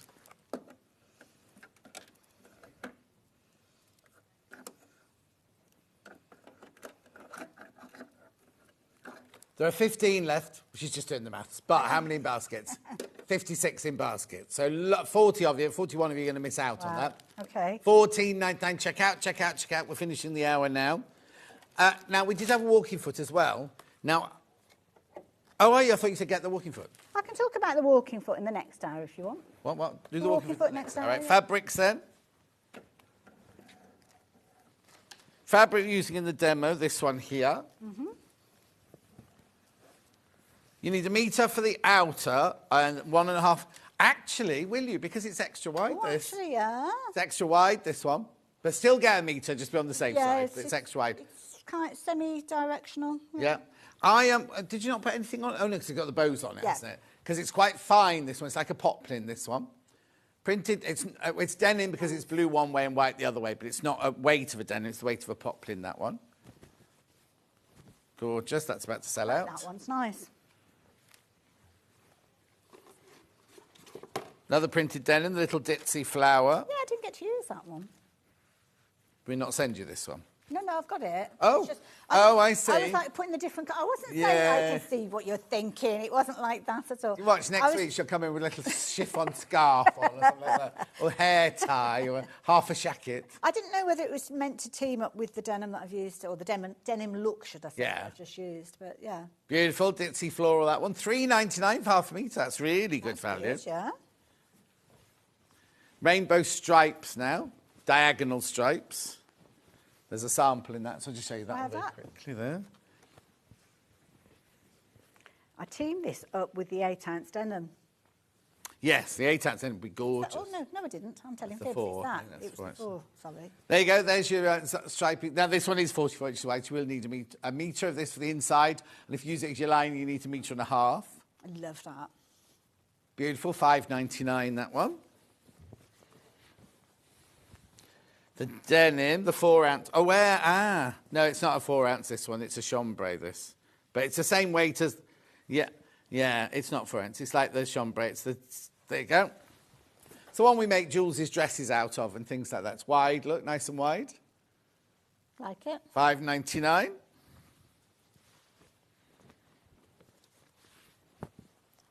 Cafe next. Cafe at the back. Oh, yeah. With the Cafe one, because of the fabric being quite a strong fabric, I chose not to do the handles in the Cafe. Oops, sorry. Move that out of the way. I chose to break it up a little bit. Beautiful. $8.99 for half a metre. And you need a metre of that. You will have some left over. That's the outer, metre and a half for the inside. Next. William Morris Strawberry Thief. Excuse me. I don't know what's popped up on Facebook, but I'm wearing a different shirt. That's clever. Yeah, they're resetting it at the moment, but... Oops. Right, oh, hang on, I've got it upside down, sorry. Don't forget your double zip as well. That's the key thing. Oh, yeah, you double zips with that in a second. Beautiful. Yeah, the navy one looked lovely with that. Oh, yeah. Then... Oh. This green sage. This is our regular Rose and Hubble, isn't it, this one? 44 inches wide. So, William, a metre and a half... because that includes that, because that's part of the lining, isn't it? That bit that pops over that pocket So there. if I bring mine back in again, you'll be able to see how it's used as the lining, because you will basically replicate the outside, but you'll use additional for the backs of your inserts and your pockets. So that's why you need extra, because it's featuring on the inside as well.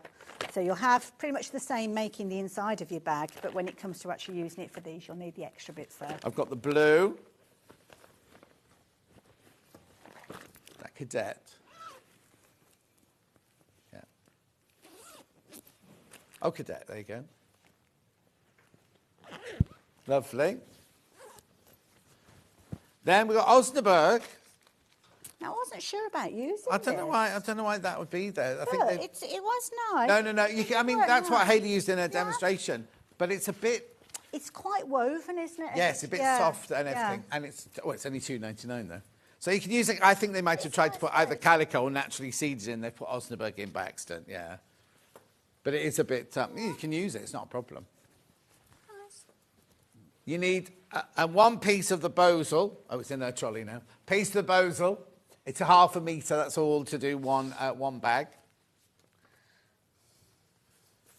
And we'll do the zips in the next show. So we'll repeat those, all of them, the double-sided ones and the bag of them.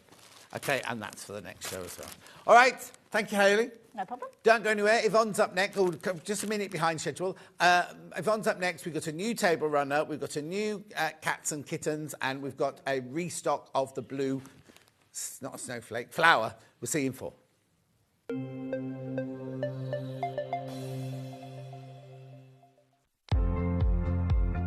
Hi, I'm Jo Carter and I'm a soft toy designer and I quilt as well. I've been sewing for as long as I can remember. My great-grandma, my nana, my mum all sewed, and so it's something I grew up around. If I was to give some advice to a new sewer, somebody who wanted to try it, that would be to watch a few tutorials, but then to just give it a go. And try not to focus on achieving the perfect end result. Instead, at first, always, focus on enjoying the process and learning a new skill. So those perfect results will come in time, but developing a love for sewing, I think, is a really great way to go. And a tip I've been given that I still use today is make sure you have plenty of seam rippers. It's frustrating enough if you have to remove some stitches, but then if you can't lay your hands on a seam ripper and you have to hunt around for one, that makes it doubly frustrating. So yes, plenty of seam rippers would be my go-to tip.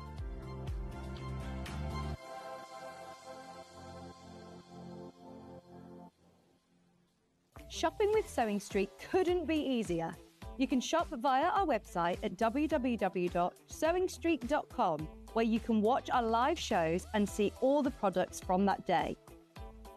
We also have a huge amount of products on our website, from your sewing room essentials to fabrics, sewing machines and much more.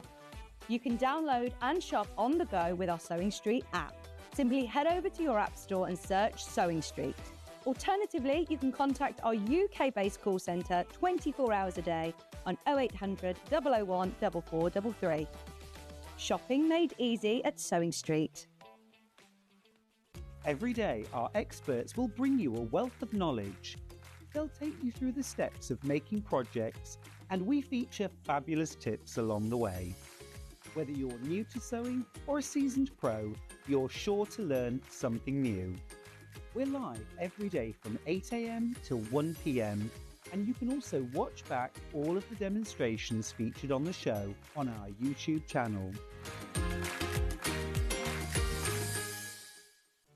Did you know at Sewing Street that on various products we offer split pay? That means on certain items you can spread the cost over 2, 3, 4 or sometimes even 5 interest-free monthly payments. Just pay the first instalment when you purchase and you're away. So shop your way with split pay.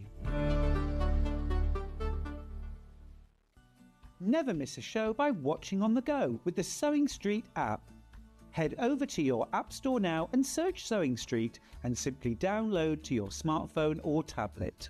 You can watch the shows live and see your favourite presenters and guests. Click on the Today button to shop all of the products that are featured in today's show. Want to know what's hot? Then click here to see today's bestsellers and highlights. Have you missed a show or want to watch one back? Then click the schedule button and you can go back 7 days to watch and shop, and you can also see what's coming up over the next 7 days. Want to say hello or ask a question to our guests? Then send a message to the studio. You can also keep in touch with all the latest news, events, product launches and much more by clicking here for our social media pages.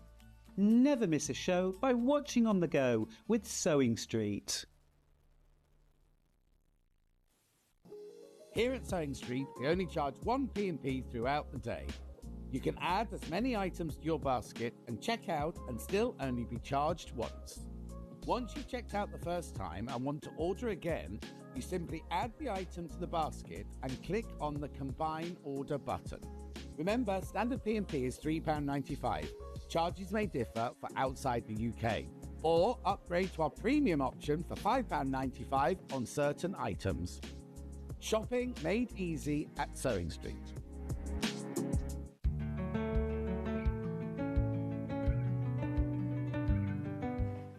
Now, do you remember at 8 o'clock this morning when I went through the menu with you and everything? I said, this is on today's show. And there was the Husqvarna sewing machine and embroidery machine. So there was only one of those.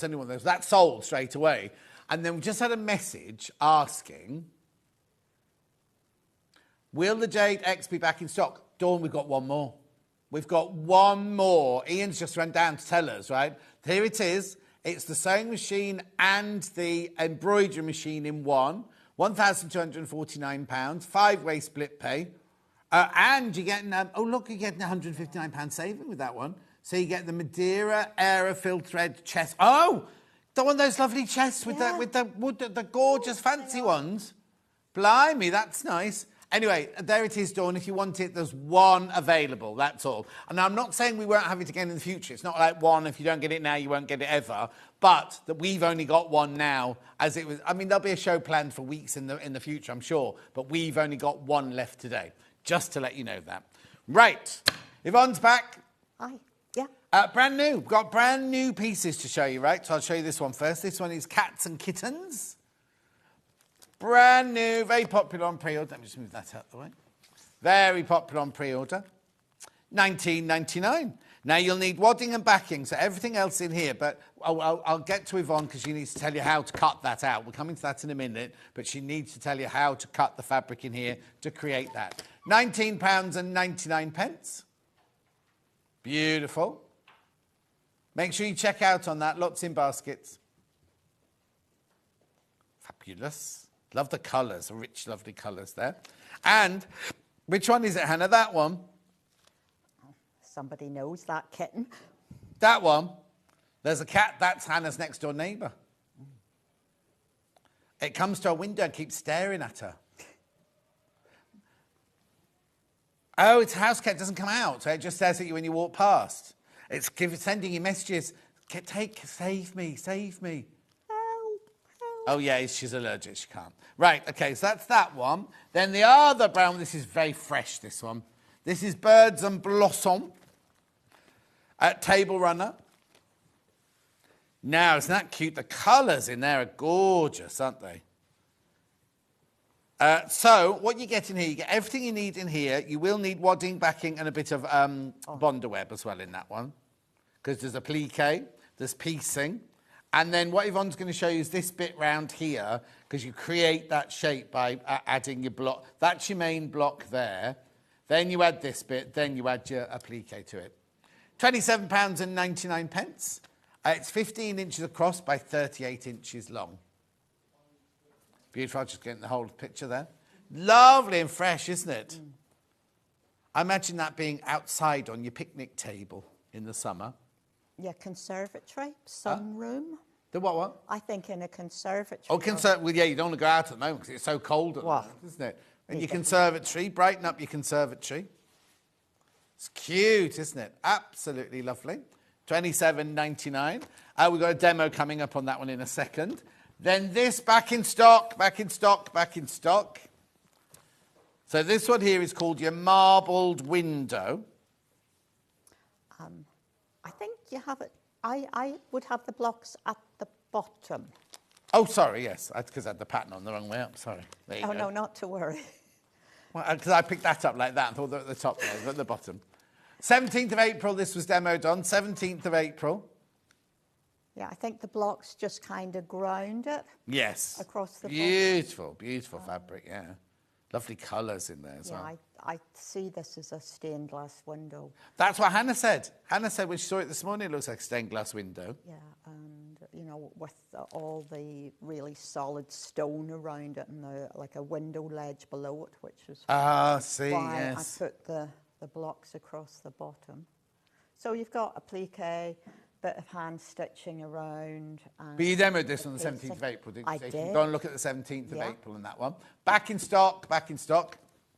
I mean, it's, you've called it a wall hanging, but you could use it for anything, really. Like, again, you have it as a table cover, anything. The candle in the middle there'd be nice. Could be a big bag, I suppose, couldn't it? Oh, yeah.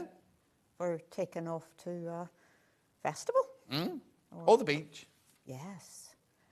Beach, inside, not at the moment. Inside today. Inside beach. Right, anyway, so that one there is at $29.99. You need wadding, backing, and fusible web again for that one. Right, so the first demo is going to be the table runner. So that's this one here, Birds and Blossom Table Runner. Let me line it up with the edge of your telly. There you go. Ooh. Right, $27.99. Beautiful fabrics in there, really, really fresh colours. Yeah, this gorgeous. It's Moda, basically. Oh, it's all Moda, is it? The coloured fabric is, and yeah. it's from the one range, and I can't remember what it's called, but that's the quality of the fabric. This is all about the sequence in which you need to stitch this together. Right.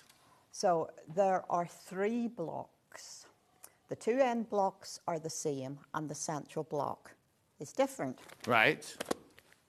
You start by stitching the background, and the background is a puss in the corner block. So you just have your central square.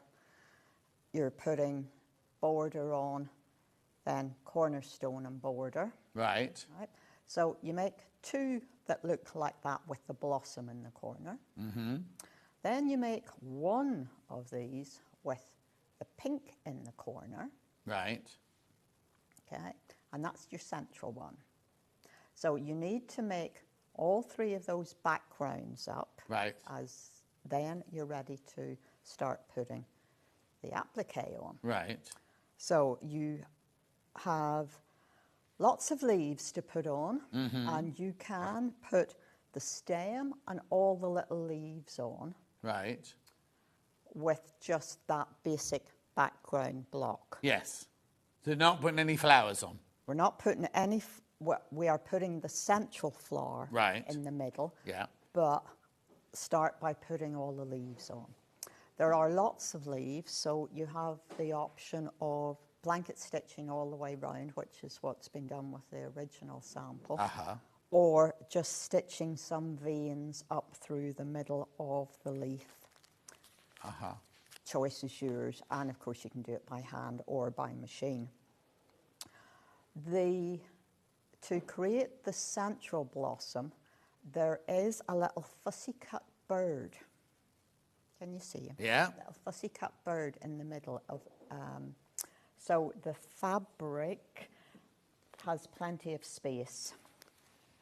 You can see the holy effect, but you know, there's space for another one. They're well separated, so it's not a problem. So you need to attach that circle onto the flower. Right. Now, I have done that before I've applied the flower onto the background. Right. Because you are stitching round a circle. Yes.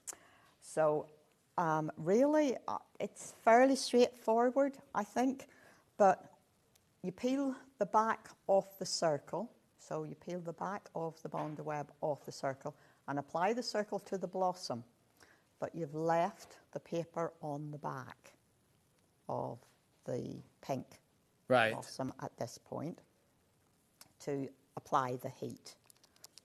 Then take the paper off so that, little bit of I love that sound, and you're going to score through. So you're making one of the external flowers at the moment, not the middle flower? I am. Yeah.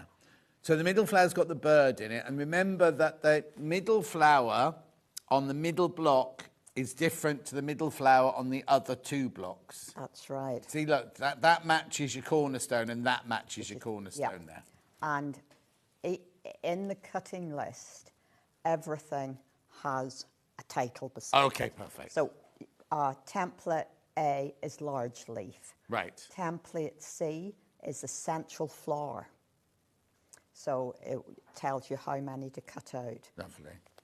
But the principle is the same in that there is a circle in the centre of each of the flowers. And I think it's better to apply the circle just onto the flower, not stick it all on and try and stitch that circle on the bigger background. So I'm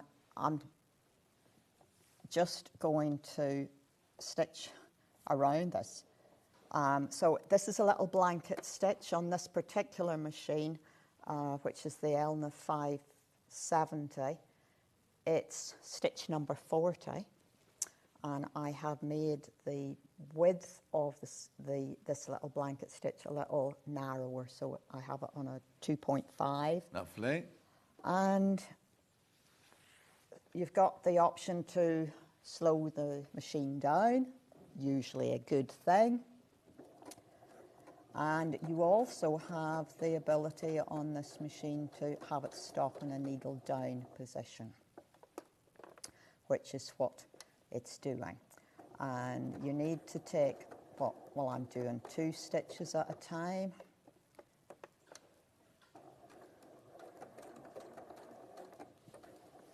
And the control mechanism really is my finger.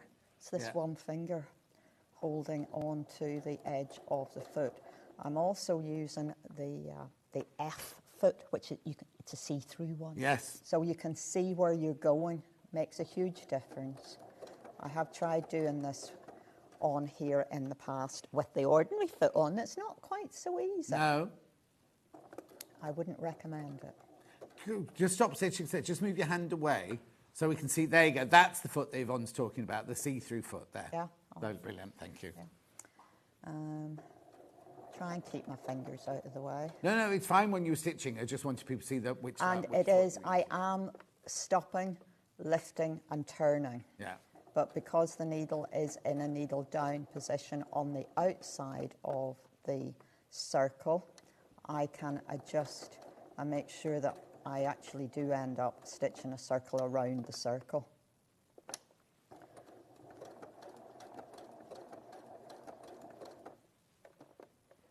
Okay.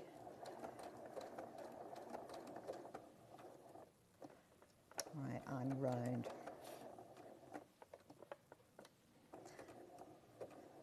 Okay, and I'm going to just do that. And we have this attached. Now, we've been able to put our leaves on, we've been able to put the central flower on, but we can't put any more of the applique on until we have more background behind it. Yeah. Basically. So what I have done here is, full-size template pieces, just as so these are the sizes that you need to be tracing round. Okay, lovely. Okay, just as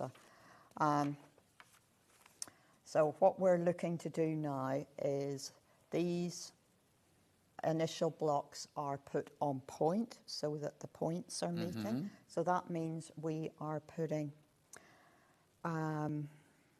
setting triangles in place. And let me get myself turned round the right way. Okay. So the pink is the central block. The blossom is the external, the end block. So once you have cut your setting triangles, now these are quite big setting triangles, so you start with a square, you're going to cut that square along its diagonal. Put some best press on before you cut. Right. Cut it and use it. Don't flop it in a bag. Yeah. As I have had to do. I've pressed these carefully. If you are going to press, do not press along the bias edge, press across it if you need to. And we're going to put this to here. Whenever we have these setting triangles in place, we can then put more of the flowers in. Here's one that I've done earlier, and here's another one. But this is putting the setting. I am going to stitch along this. Okay. Yeah. So this is lots of pins to ensure that the point where all of those seams match actually is going to meet, and you're going to keep all your seam allowances flat. Where possible, I have pressed towards the pattern fabric because this is a white background. It is lovely and fresh, but it is white. White on white. Is it white on white? You got the same fabric as me? Yes, yeah. It's white on white. It's a little leafy, viney thing, yeah. So it is important to, because the birds kind of have shown through a bit. Yeah. But two things. I'm often asked for white wadding put behind. No, we haven't put. No, that's right. To put behind white fabric. Now, it is available. It's bleached. We sell it. We sell it on our website. Yeah, and you have it. But white one. But sometimes, depending on what it is you're doing, it's nice to put a cream wadding behind it because it just makes the white not quite so cold. Oh, okay. I quite like that. You've used white in this one, haven't you? I can't remember. Shall I split this one open and have a look? Such question. I honestly can't remember. I probably have used cream. Oh, okay. I probably have used cream. Because, as I say, it just warms it up a little bit. Yeah. So I pop my pins in. Now, remember that you were doing applique on the sewing machine. You're not doing applique on the sewing machine anymore. So you want to change the stitch back to being a 1. Okay. Might be the quickest way would be to switch the machine off and back on. Yeah. Otherwise, your 1/4 of an inch seam's going to be a bit iffy, to say the least. And I'm also changing the foot. And this is how easy it is to change the foot. Because I don't normally sew on this sewing machine. No. So you know, it is straightforward. I want to get to, I'm adjusting the needle position so I get to my 1/4 of an inch seam, which on this machine, according to my note, is 5.5. Oh, okay. We'll soon see. Oh, thanks, John. That vote of confidence there. I really appreciated that. But my note says. Okay. So I've got to, and we're going to stitch along here.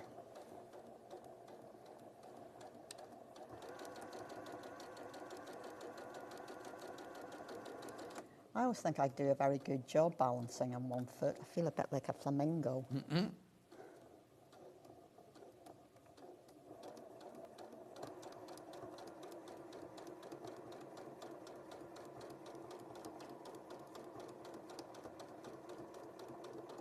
There's something very nice about the rhythmic sound of a sewing machine, isn't there? Soporific. That's the word.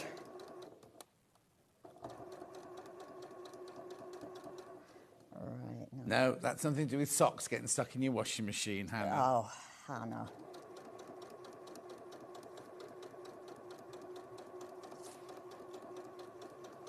At least she washes them now. It's always about pairing them up again afterwards, isn't it? Well, you see, you do what I do. I only buy black socks. Then you've always got pairs. That's a cunning plan.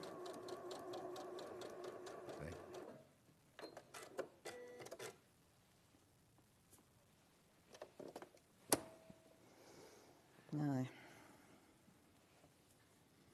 Yes. Perfect. I love it when a plan comes together. Mm-hmm. Don't fall off your block. I didn't. I was very, very close.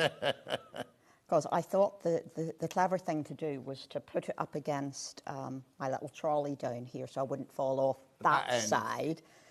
But of course, there's always the other side, isn't there? Okay.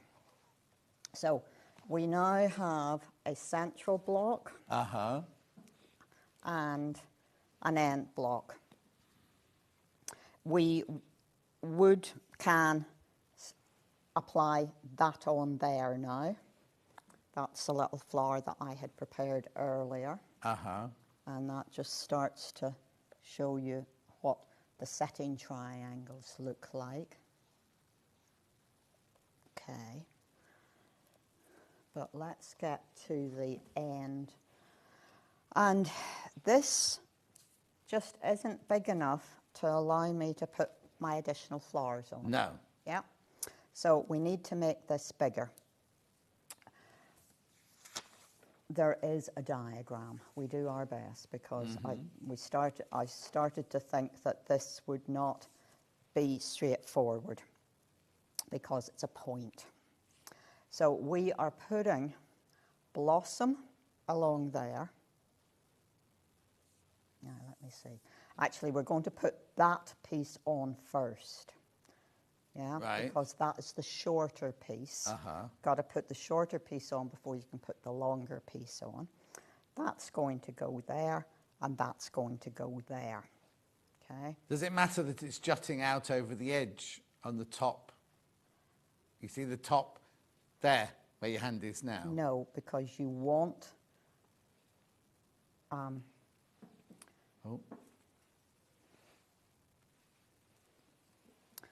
When you put the long border strip down the edge... Oh, it cuts in half. It cuts it off. Yeah. So the fact So don't panic when you're sewing it together thinking, oh, this bit juts out.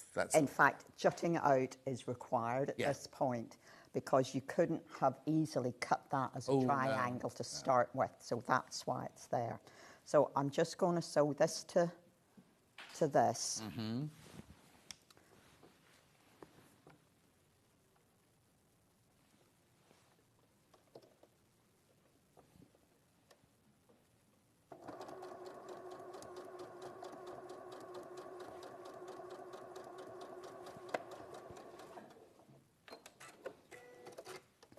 And the birds are tossed, so it doesn't matter which way round they go. There isn't an upside and a downside. Oh, okay. Little birds, yeah. Yeah. Fortunately. Lovely colours in the blossom. Yeah, it's very, very fresh, isn't it? Yeah, I think it's those little bits of lime and turquoise that do the job. Really. Yeah, definitely. So we are attempting to press towards the...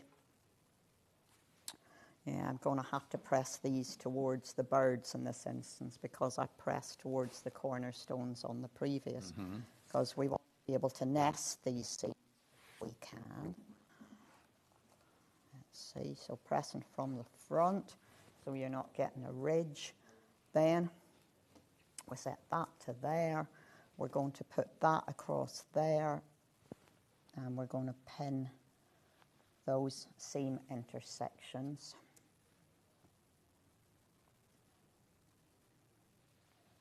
Fingers are not doing what they're supposed to be. You could put whatever kind of wadding in here you want, either the cream or the white, as we were saying.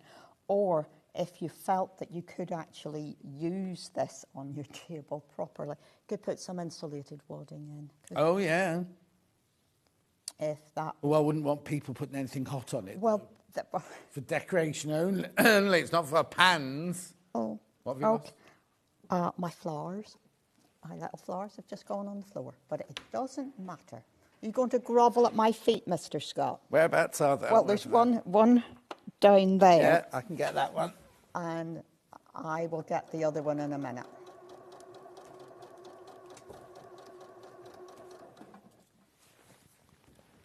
Yeah, I can't reach the other one. No, I thank you, John. Thank you. I wafted. Wafted? Yeah. It's the word for this hour. Yeah. We fiddled last hour. We had faffing and fiddling, and now we're wafting. Snippet roll is what Margaret is calling this thing that she's made. Oh, yeah. Like the lady said, they're snippets. Yeah. And she's a snippet. Did you ring her in the break? I looked at the little little Facebook video that she'd popped on this morning. It was why it was in my mind. Uh-huh. And it just looks like jolly good fun, you know. Oh. On Margaret's Facebook page? Yes. Yes. Well, it came through to my Facebook page, so yeah. So we're going to press.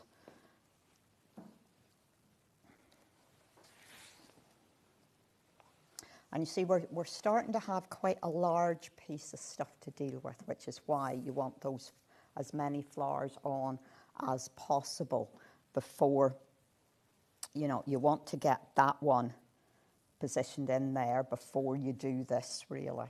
Yeah. But I've gotten two. We only need two. Would you stitch them as you go along? Yeah. Yeah. Yeah. Now get this the right way round. That is going to the point. Okay, that way round. Okay. The diagram is clear as to the larger pieces and the smaller piece of bird. Right, that goes there.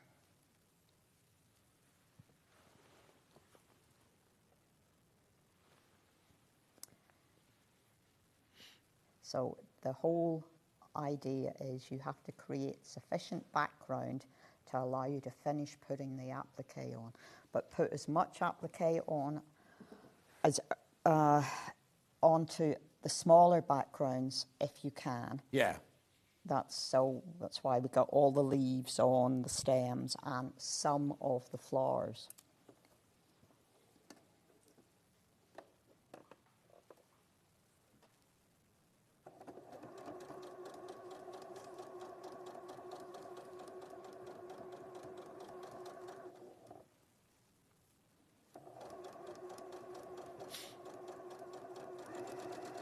So it's Helen running the shop today, then? She is. You left her on her own? I know. Shock horror. Yeah. Helen's the daughter, by the way, if you didn't know. She has been in and around the business since she was 12. And she did send me a little message at the end of the first show saying, "Great job, Mum."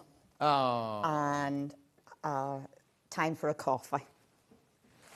So For you or for her? For me. For me. And I said, no, demos for second show. But yeah, she's a good girl. And Alice, granddaughter, is going to be in the shop on Friday with me. Oh.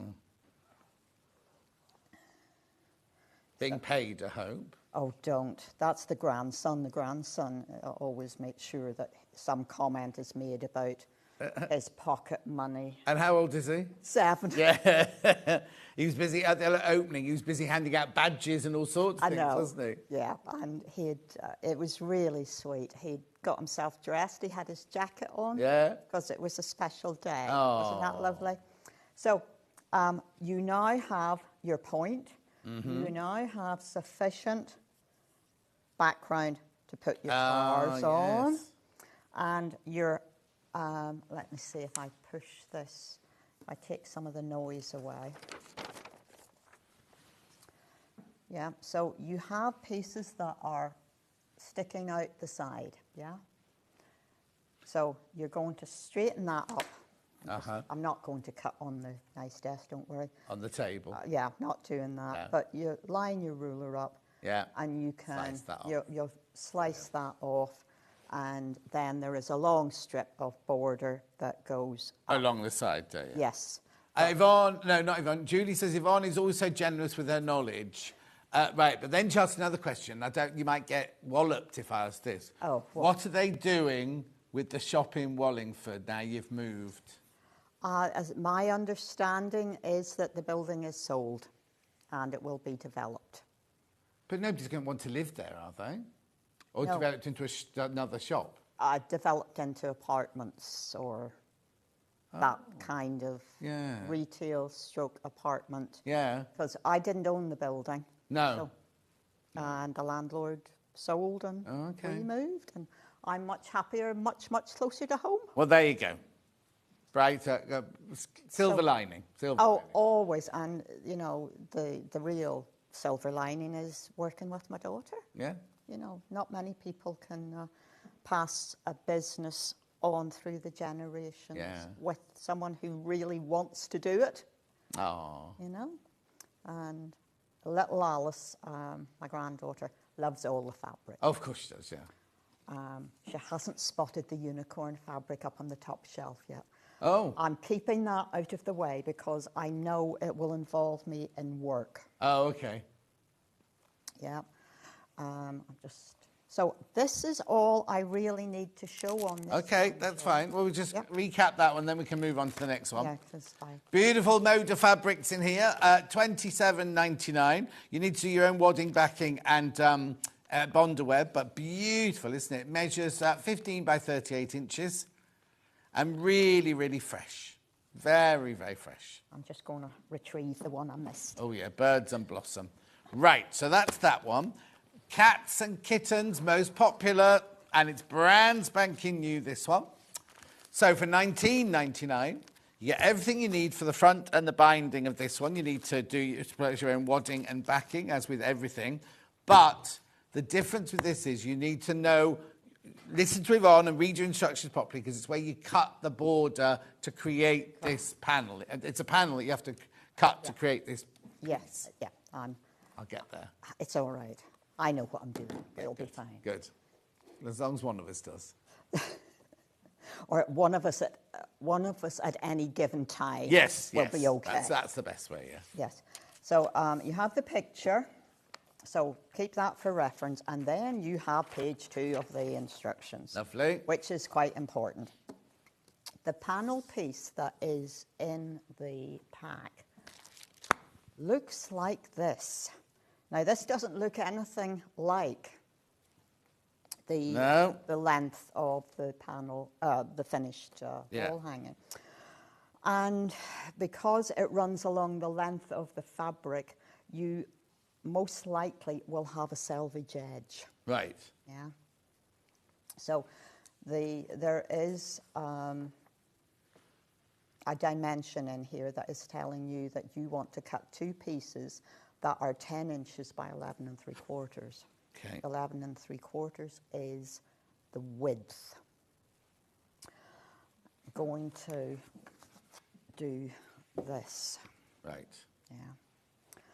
Now the diagram, while it is in black and white, is quite clear, and you're going to have to be brave here. You are going to have to cut through a bit of kitten. That's all right. As long as it's not Hannah's next door cat one. Will be Yes. okay. No, Hannah's next door cat's fine on all of them. Yeah. So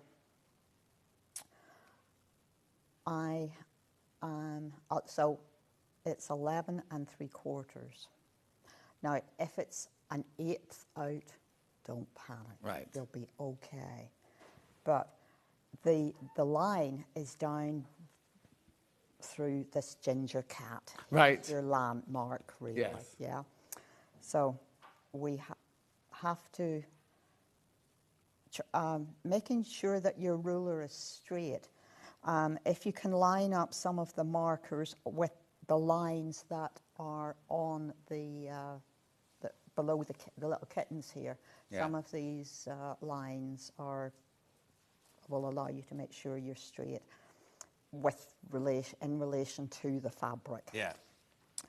And I'm going to, I think, get away with just not cutting him. My 11 3/4 is just about, if it's a smidgen out and it allows you to get a little bit more cat, then go for it. Ooh. Then you want this piece to be 10 inches. So what in effect that is doing is giving you 1/4 of an inch beyond the last decorative line. Okay. So while they print pretty well on fabric nowadays, sometimes they're not quite straight. It's not like curtaining fabric. It's not as good as that. So you're giving yourself 1/4 of an inch beyond the pattern. So you're getting rid of that bit. Okay. So you have one set of cats with kittens, yeah? Oh, and then we need to do the same again. So again, I'm using the ruler along that line.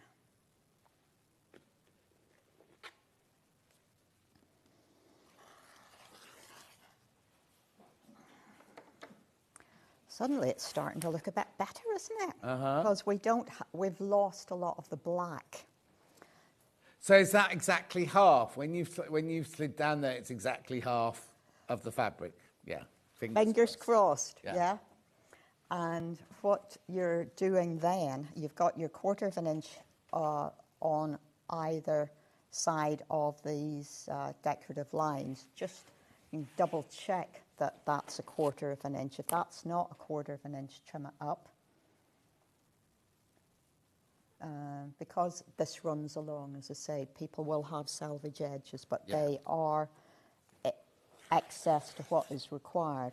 But if you can get yourself an accurate 1/4 of an inch of black top and bottom. The cats, for me, I always put the cats on top. I thought otherwise I was doing more and more cutting and that didn't seem appropriate. Let me just, it's worth going round and checking because this wasn't quite square. I know it doesn't look like much, but take your time and sort. Then we're putting this lovely bit of Hoffman batik in.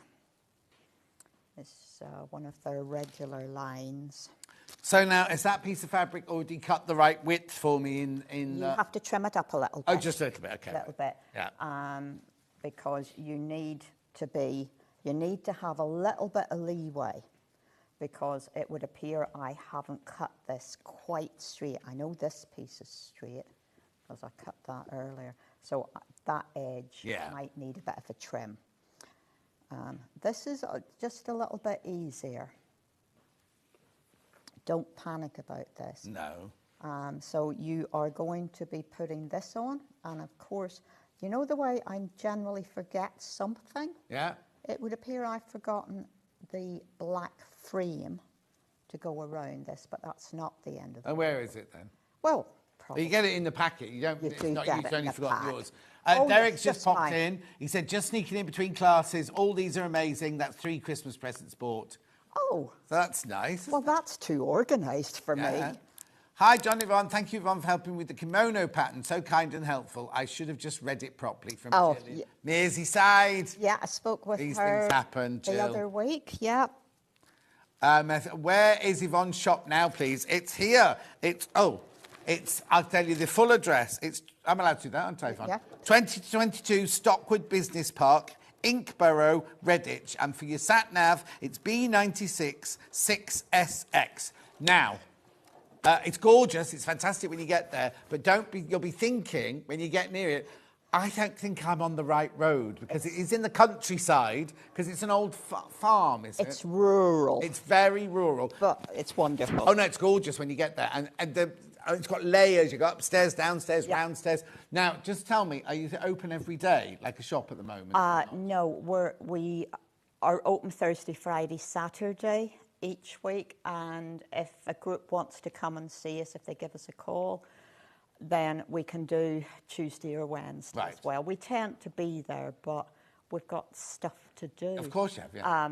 Yes, we're doing a Facebook Live that has had its gremlins. Oh, yeah, they always do. So basically, if they can guarantee you there Thursday, Friday, Saturday, and then ring about other days if there's a group of people that want to come. Yeah, because if we're there, we answer the phone or email us and we'll get back to you. Perfect. But you do think, as you get to it, because I thought, I know where I'm going, because Bruce lives, lovely Bruce, who's our director, he lives round there. I know he does. I know his mother-in-law quite well. Oh, do you? Oh. Jane's a very lovely lady. Oh, there you go. And then my friend Carl Stallard and Heidi, his sister, they live nearby as well. They came to the opening and things. And so there's lots going on around there, but you do think, as you get your sat-navs going, turn right and you've reached your destination, you're like, I'm in a field. But when you get there, it's fantastic. Thank you. Well, yes, it has a lovely feel to it, in my opinion. Sometimes you walk into a building and you think, yes. Yeah. There are other things around it, but they're not shops, are they? No, there's a set of accountants. Nice. Who stitch. Yeah. And that's handy. Yes, and various counselling people and Aqua Protect and various refrigeration and stuff. And lots of dogs. Lots of dogs. And we've had lambing season. Yeah. And one of the Big Alice, we have to call her Big Alice because I have little Alice. Oh, yes. She's been on a sheep shearing course. Oh, wow. Because it's sheep shearing time coming up. They're all getting a bit hot. And we've cattle and we've guinea fowl, and it's just a step back, step down the stress ladder. And the farm dogs walk across the courtyard in the morning. It is very countryside. It's very green wellies. Yeah. You got some wellies, Yvonne? I do. I'm afraid they're not very interesting. They're just black, solid black.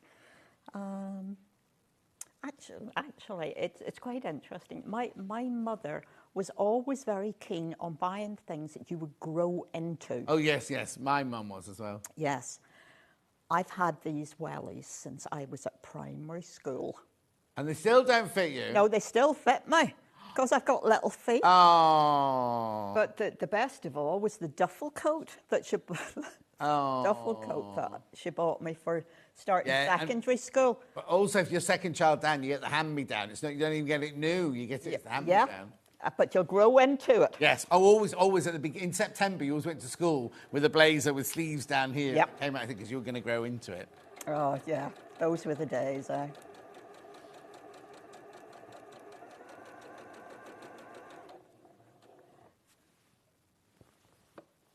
Yeah, it's Hobbit country.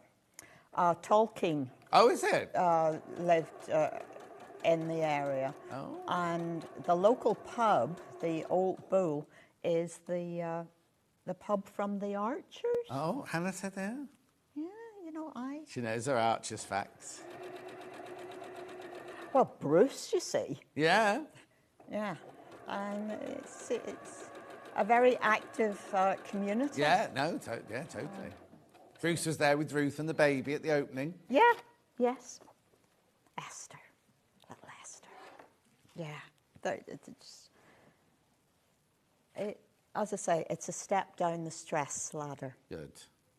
Which is, it keeps me busy, no mistake in that. But. Yeah, but it just shows you, doesn't it, how things, this is what my attitude, like things are thrown at us and you think, oh, like when they told you, oh, you can't have this shop anymore, you most probably thought your whole world had fallen apart. But actually, it's worked out, it completely opens other doors for you. Well, this is it, you know, you never make big decisions because of one thing. No. But whenever you do make the decision, then life suddenly becomes easier. Now, as you go on a sheep shearing course. Well, I'm not so sure. Now,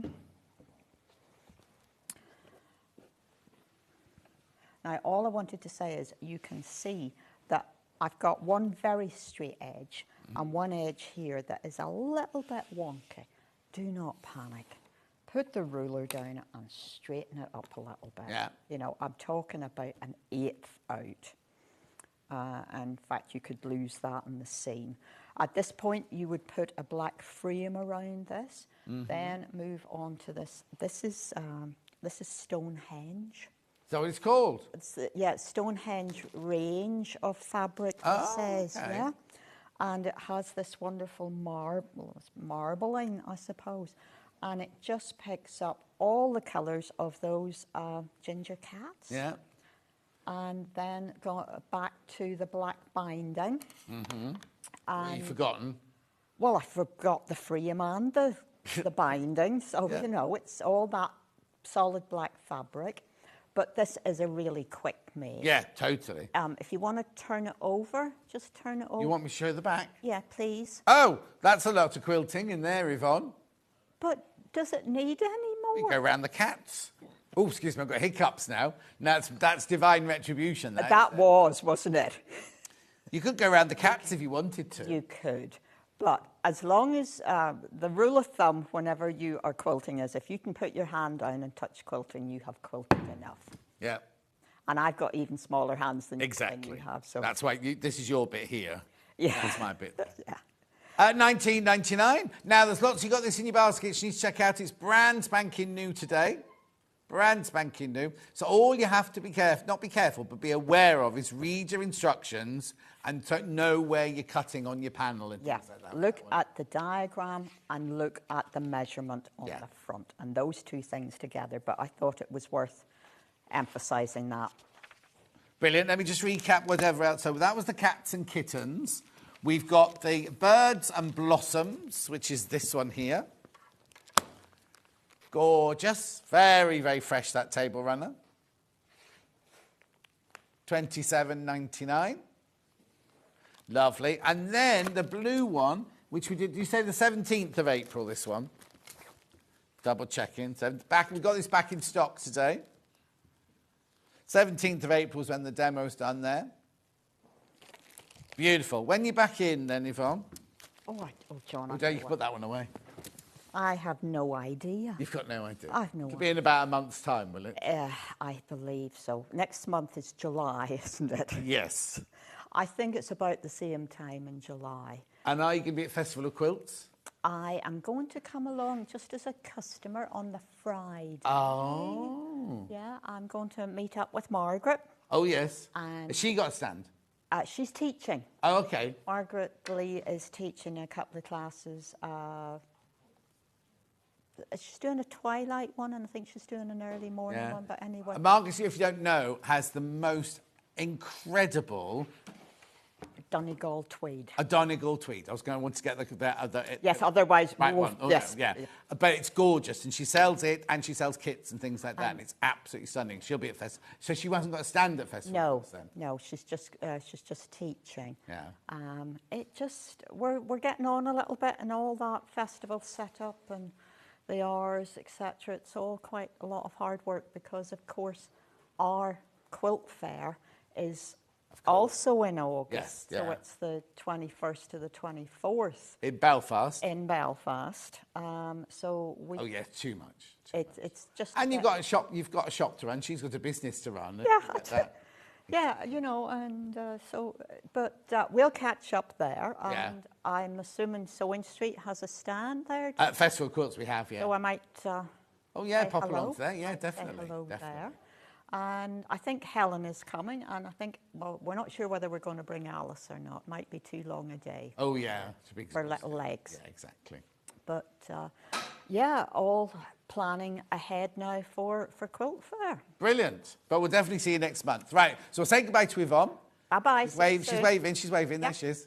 Right, now I'm just going to recap this from the 8 o'clock hour very quickly. This was the bundle of brand new William Morris fabric that we had at 8 o'clock this morning. We have got more people in baskets than I tell you, we've only got 14 left, and there's way more than 14 people got it in their basket. Now, we've taken, you're not paying for the, was it 7 metres? Yeah, 7 metres. You're getting half a metre for free in that price there. Beautiful, 116.87, two-way split pay. Launched today at 8 o'clock, and these are all going to go. More people got these in their basket than we've got stock of. We love it. Now, the other thing is, we can't make this bundle again, because that one is sold out, and that one is very close to selling out. So we cannot make this bundle again. And which house was it? The Emery Walk House in London. Just go and have a look on the website there. It's absolutely gorgeous. And you'll see some of these fabrics because they've got curtains and wallpapers and bed covers and coverlets. And they're friends with William Morris and everybody. The whole gang. Anyway, if you have got that in your basket, please, please, please make sure you check out. Okay, Hayley West's up next. We're doing Grab and Go. We're doing Bunting. And she's even got a Euros panel that she might make something out of. Oh, she's looking at me like... I'll see you in 4 minutes from now.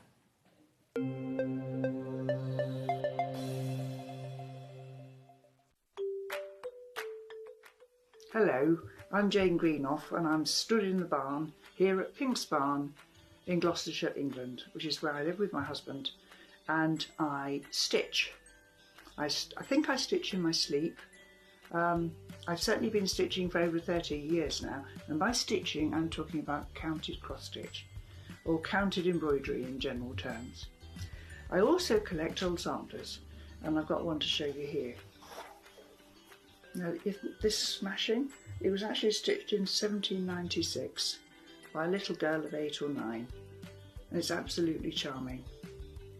So I collect antiques, I love to draw and create antiques for the future, and look forward to seeing you all on Sewing Street sometime in the future. Keep up to date with what's on Sewing Street, as well as all the latest news and special offers by signing up to our email newsletter. Go to sewingstreet.com and scroll down to the bottom of the homepage. Type in your email address and click the envelope. That's it.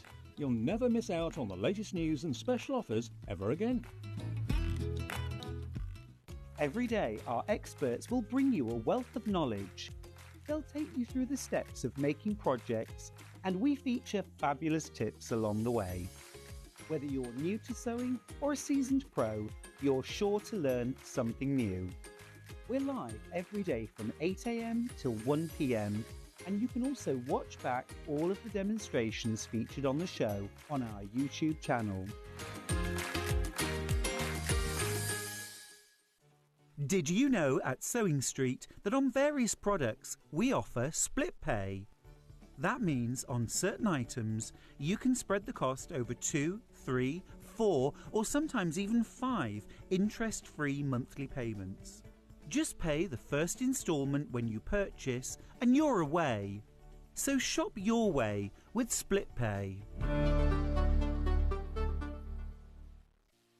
Our UK-based call centre is always on hand to assist you 24 hours a day, 7 days a week.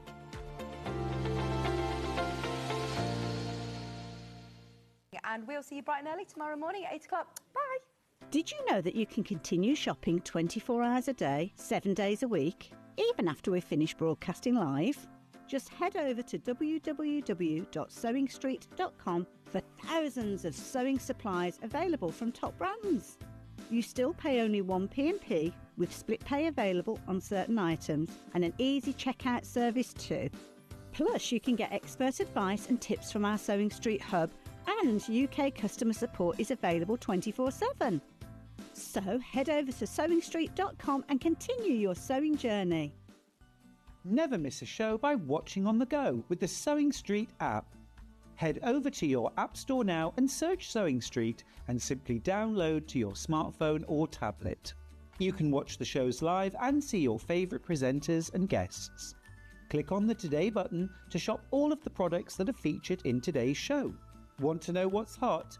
Then click here to see today's bestsellers and highlights. Have you missed a show or want to watch one back? Then click the schedule button and you can go back 7 days to watch and shop, and you can also see what's coming up over the next 7 days. Want to say hello or ask a question to our guests? Then send a message to the studio. You can also keep in touch with all the latest news, events, product launches and much more by clicking here for our social media pages. Never miss a show by watching on the go with Sewing Street. Here at Sewing Street, we only charge 1 P&P throughout the day. You can add as many items to your basket and check out and still only be charged once. Once you've checked out the first time and want to order again, you simply add the item to the basket and click on the Combine Order button. Remember, standard P&P is £3.95. Charges may differ for outside the UK. Or upgrade to our premium option for £5.95 on certain items. Shopping made easy at Sewing Street.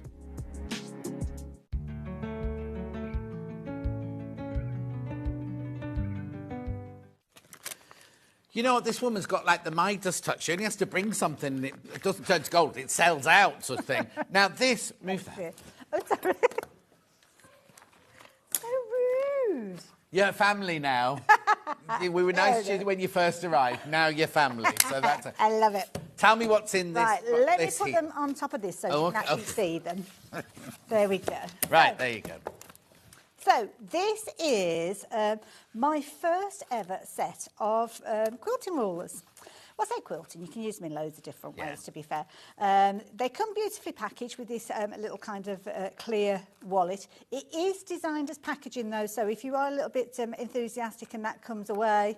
Yeah, don't be thinking, oh, it's only what it comes in. You won't get a refund or anything like that. But what you can do is actually use that as a pattern to make a little wallet for them all together. Oh, yeah, exactly. So what you've got is a series of 3 different rules. And these came about because when I first got introduced to quilting, I used to find traditional quilting rulers very complex. They're brilliant because they've got loads of markings on there, loads of information, but it was way too much for my simple little head. So what I wanted was a simple quilting rule that had the information on it that I needed, but not necessarily all the information that is out there. So this quilting ruler evolved because what you've actually got is black markings showing your inch increments, and then you've got the breakdown of your quarter, half and 3/4 inches, which were the ones that I tended to find I was using more than others. Yeah.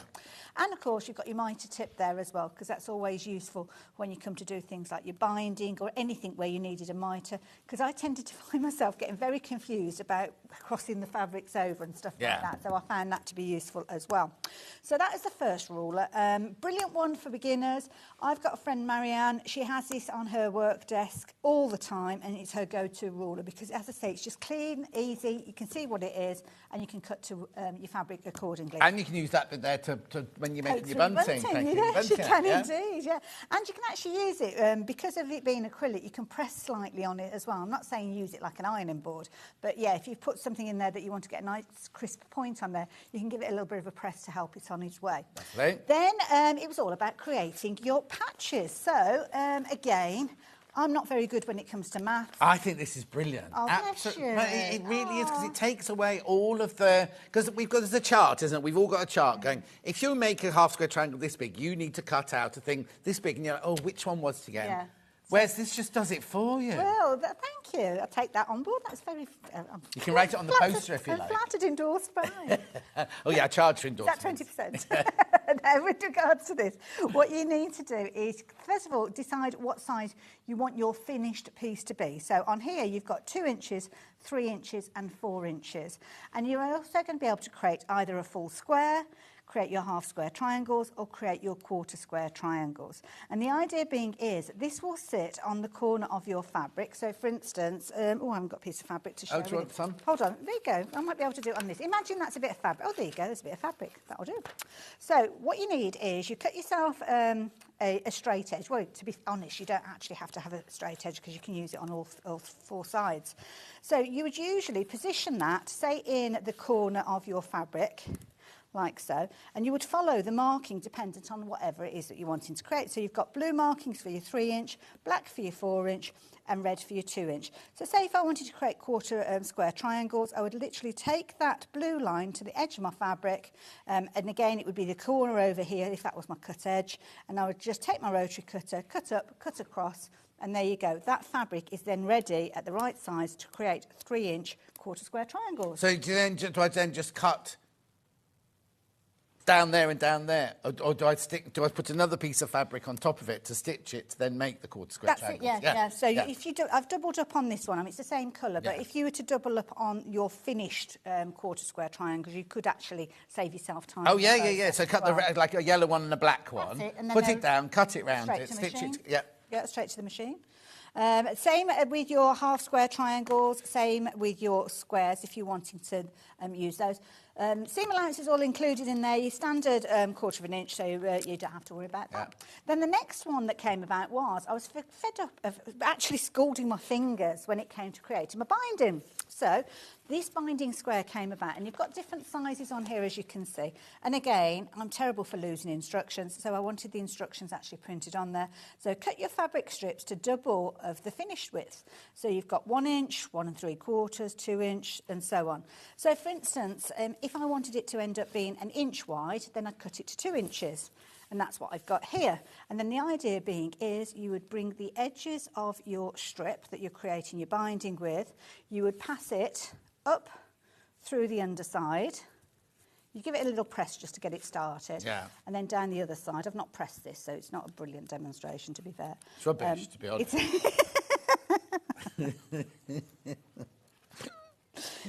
You're one of those family members that doesn't get invited round for Christmas now. You are? One of those family members that doesn't get invited for Christmas. So there you go. So then you pass it through. I'd usually keep a couple of fork pins in my pressing mat just to keep that in place. And then the idea being is your iron can then slide along and actually create your binding tape at the same time. You can do it with a little bit of kind of heat friction with it if you wanted to, just move it backwards. Can I make bias and straight binding with this? You can, yeah. I tend to use a lot of straight. Look how that's done that on that cotton already. You know what I mean? It doesn't take a lot. And if you wanted to, you could actually fold it over and use it that way as well if you wanted to. More people got that in their baskets. We've got stock off. So that's instructions as well. So yeah, there you go. Instructions. Boom. Do these come from us or from you? They come from you. Okay, lovely. I'll take that then. Right, grab and go bag. Now, I know we only did this recently, but it shows what a popular product it is, because we're bringing it back to you today, and already they're going on pre-order. Oh. Blue one first, so that's this one here, Starry Night. It's been a popular one, what we're going to do is show you them Or everything for sale first, and then we'll talk about the construction, everything like that. So in this one, you get the half a metre of your blue fabric. Was that your lining? It is indeed, yeah. And then this is everything you need on the panel. Now, you've already done the shapes for us, haven't we? All we have to do is cut those out. That's it, yeah. There's a paper pattern available, or it was, I don't know if it's still available. Yeah. But this is basically the pattern pieces for your outer bag. Now, what you have to do is use these as your pattern pieces to create your lining pieces. Oh, as well. okay. Yeah. So don't start sewing it together. You can cut them out and use them, and I will give you some tips in a little while. But your instructions are included down the side here. There's a QR code there, so you can actually scan that and go to a YouTube video, which will show you a couple of different ways of putting it together. But basically, what you're making is a little bag like this, which has got a zip around. We've got zips. We've got double pulley zips now, specially designed for these. So this one's just got a single 18-inch zip that's been used. Open it up, you've got your lining fabric in there, but the idea being is you can use your takeaway containers and you can store probably about 3 of those in there. So they're useful for, I've used them for makeup, I've used them for, we've got one in Tallulah that's like a first aid kit, and it's just a nice little bag that's very easy to make. And then, yeah, all comes together like that. Perfect. All for $14.99. Now, is there anything inside it? Is there an interface in there? In our form. In our form. And that's it, isn't it? A zip and in our form, and that's it. Because I do hate it when we go, oh, that's only $14.99. And then you go, oh, you got to have this, got to have this, got to have this, got to have this. And I think this way it's brilliant. All you need is your both in our form and your zip, and you're going. And it's projects like this that I'll actually use my scraps of Bosal for. So I'll join the fabrics together, the kind of the scraps of Bosal that I've got, because of it being almost like a craft project, then, yeah, don't worry about it being joined together. Definitely. So, yeah. That's your blue one. Which one next, Han?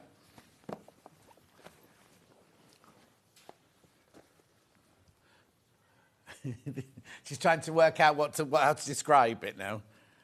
Click on it, Hannah, and then we can... What's the overall colour? Yeah, okay. That's that one. That's that one there. That's there you go. So, again, we brought out some designs that were kind of geared towards Father's Day, but obviously Father's Day is the upcoming weekend. It's this weekend, isn't it? It is, yeah. So it's a bit late. The previous show was all geared up for Father's Day. Similar sort of idea. Zip around. You've got your little containers in there. It could be a grooming kit. It could be for games, bits and pieces. It's entirely up to you. But yeah. Oh, yeah. Have we got... Oh, no. Oh, they had the games back. Yeah. Anyway, $14.99. You get half a metre of your lining fabric and the panel and the instructions and the QR code. So you can go and see a different bit of it put together at $14.99. Hannah's going, do you know when boys just come into the house and empty their pockets all the time? Do they? Is that what your Steph does? I presume they're boys that she knows. They don't just, like, pass through and they're just, no.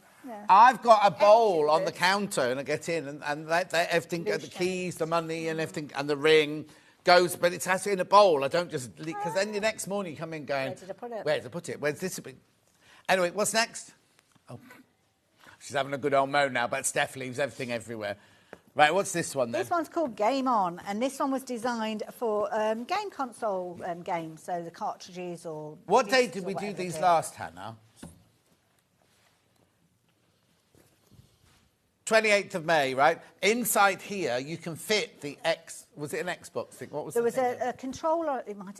I don't know. Neither is new. There were those, controllers and CDs. Because I said these are perfect. Because I brought my CD player downstairs now, and I found all these 70s disco CDs, and they're all just on the table. These would be perfect for keeping them all in.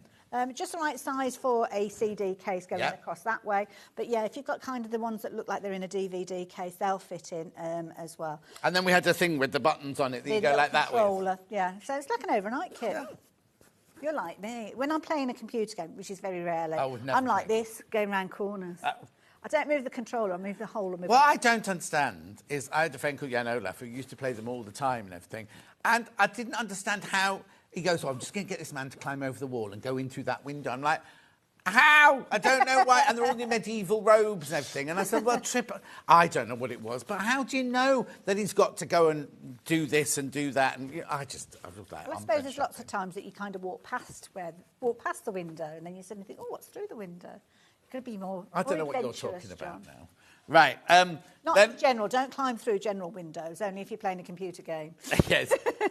Barbershop Quartet. Now, they said that this looked like Andy Love. I don't think it does look like Andy Love, but they were saying that looked like Andy Love. I never even saw it, even when somebody said it. It was Ben, wasn't it? Ben was fixated by it. Right, and it was Ben's birthday this week, wasn't it? It was. It looked like he had a lovely day. Where did she take him? Because he put, "Oh, thanks, Alice, for giving me a lovely day," or whatever. But I couldn't find out where they Made him feel were. like a princess, he said. Yes. Bless him, so. Right. So that one again, you get everything, the black lining, at $14.99. Do you know, if you're a barber and you rent a chair, because I was talking to my barber yesterday, and they like rent a chair, don't yes, they? Yeah. You could take all your bits and bobs in that. Your clippers, your scissors, and everything like that could go in there, couldn't they? We'll mention as well, well, actually, I might do it when we get to the demonstration, because people were asking about attaching the lining. So there's little triangles that end up, you just hand stitch those in place. But I'll talk about that more when we get to the lovely. So that's your black and grey one. And then we've got this one here, which we haven't got the sample I of. managed to not bring that in, but hey-ho, I don't know what I've done with it. So, yeah, it could well be rattling around in the back of the car. But this one is called Vintage Sewing, and there is a bunting panel that will coordinate with this. So if you're wanting to make it into something that's going to decorate your sewing room, then you can do kind of vintage labels or posters, if you will, making up the pieces for your grab and go on this occasion. That lovely kind of dusky pink that you've got there as your lining. Beautiful. Christine's made one for her daughter who's obsessed with gaming. So Perfect. I love the way that we're so it's like the universal sign. Yes. Like that's a telephone. And that's gaming. But you know how we would go, oh, and I put the phone down on him like that. They don't do that anymore. They go, oh, and Have you ever watched, they often do it on YouTube, where they'll get young people with an old phone, that used to dial up? It's like, right, there's a phone, make a call. And they'd look at it and they couldn't understand that they had to put their finger in the hole and dial it round to get the number. I had a pencil with a knob on the end that used to put in and do that. I used to love the sound. It used to go... Yes, I loved it. And then SIM phones came and it wasn't the same, was it? Yeah. Next, Han. Bozel. I've done all the bags, we've done all the bags, Yep, fusible on one side. Brilliant when you're making any bags, to be fair. Now, I can make more than one out of that, surely. You can. The outer of the bag takes roughly a fat quarter. Now, I know somebody messaged me and said it was a tiny bit too small, but obviously your fabrics can be different width, can't they? Yeah, but that's easily you're going to make, well, to be fair, you're probably going to make 3 out. Okay, but we're saying definitely 2. Definitely 2. And if you're careful, 3. Yeah. Brilliant, $13.99. Thank you. Right, now we've got zips that fit this. Now, we had the longer zips earlier, and then these are the 28-inch ones. Yeah, so these are the 28-inch ones. Ivory.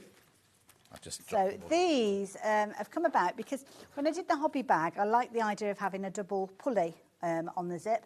So I thought, well, OK, if we're doing those, let's do a shorter version, which is the one that we've got for your hobby bag as well. So with these, if I bring in one of the Heather's just asked what size zips they are. There you go. So these are more than big enough to actually go round your grab-and-go bag, as you can Oh, yes, you can shorten them, So you can shorten them if you wanted to. I made them a little bit longer, just in case you're working on something else. Yeah. But, yeah. $4.99. So that's your ivory. Next.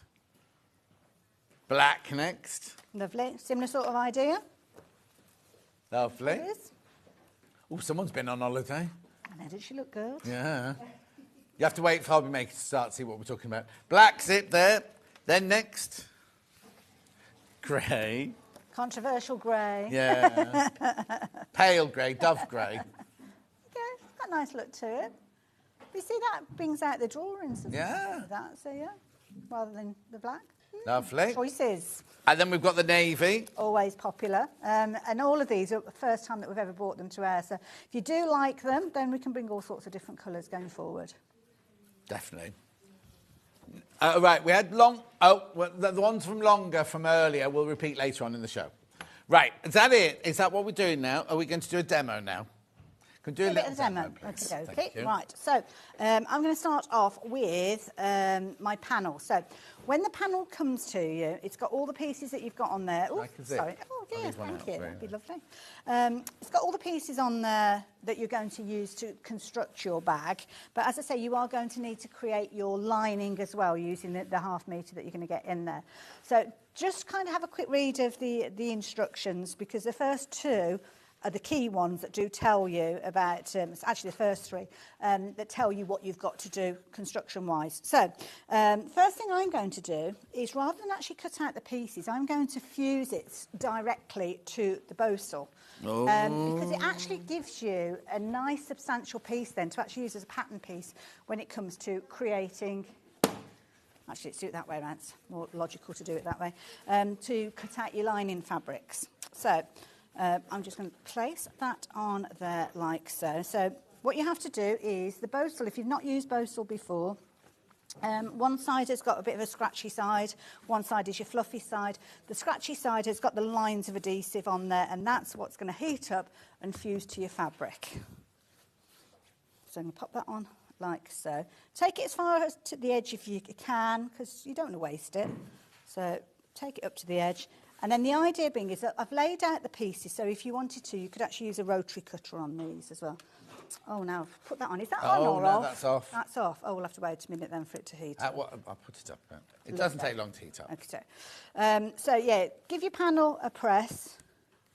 Oh, Starry Night's very, very popular. It was a popular one last time as well. They were all popular last time.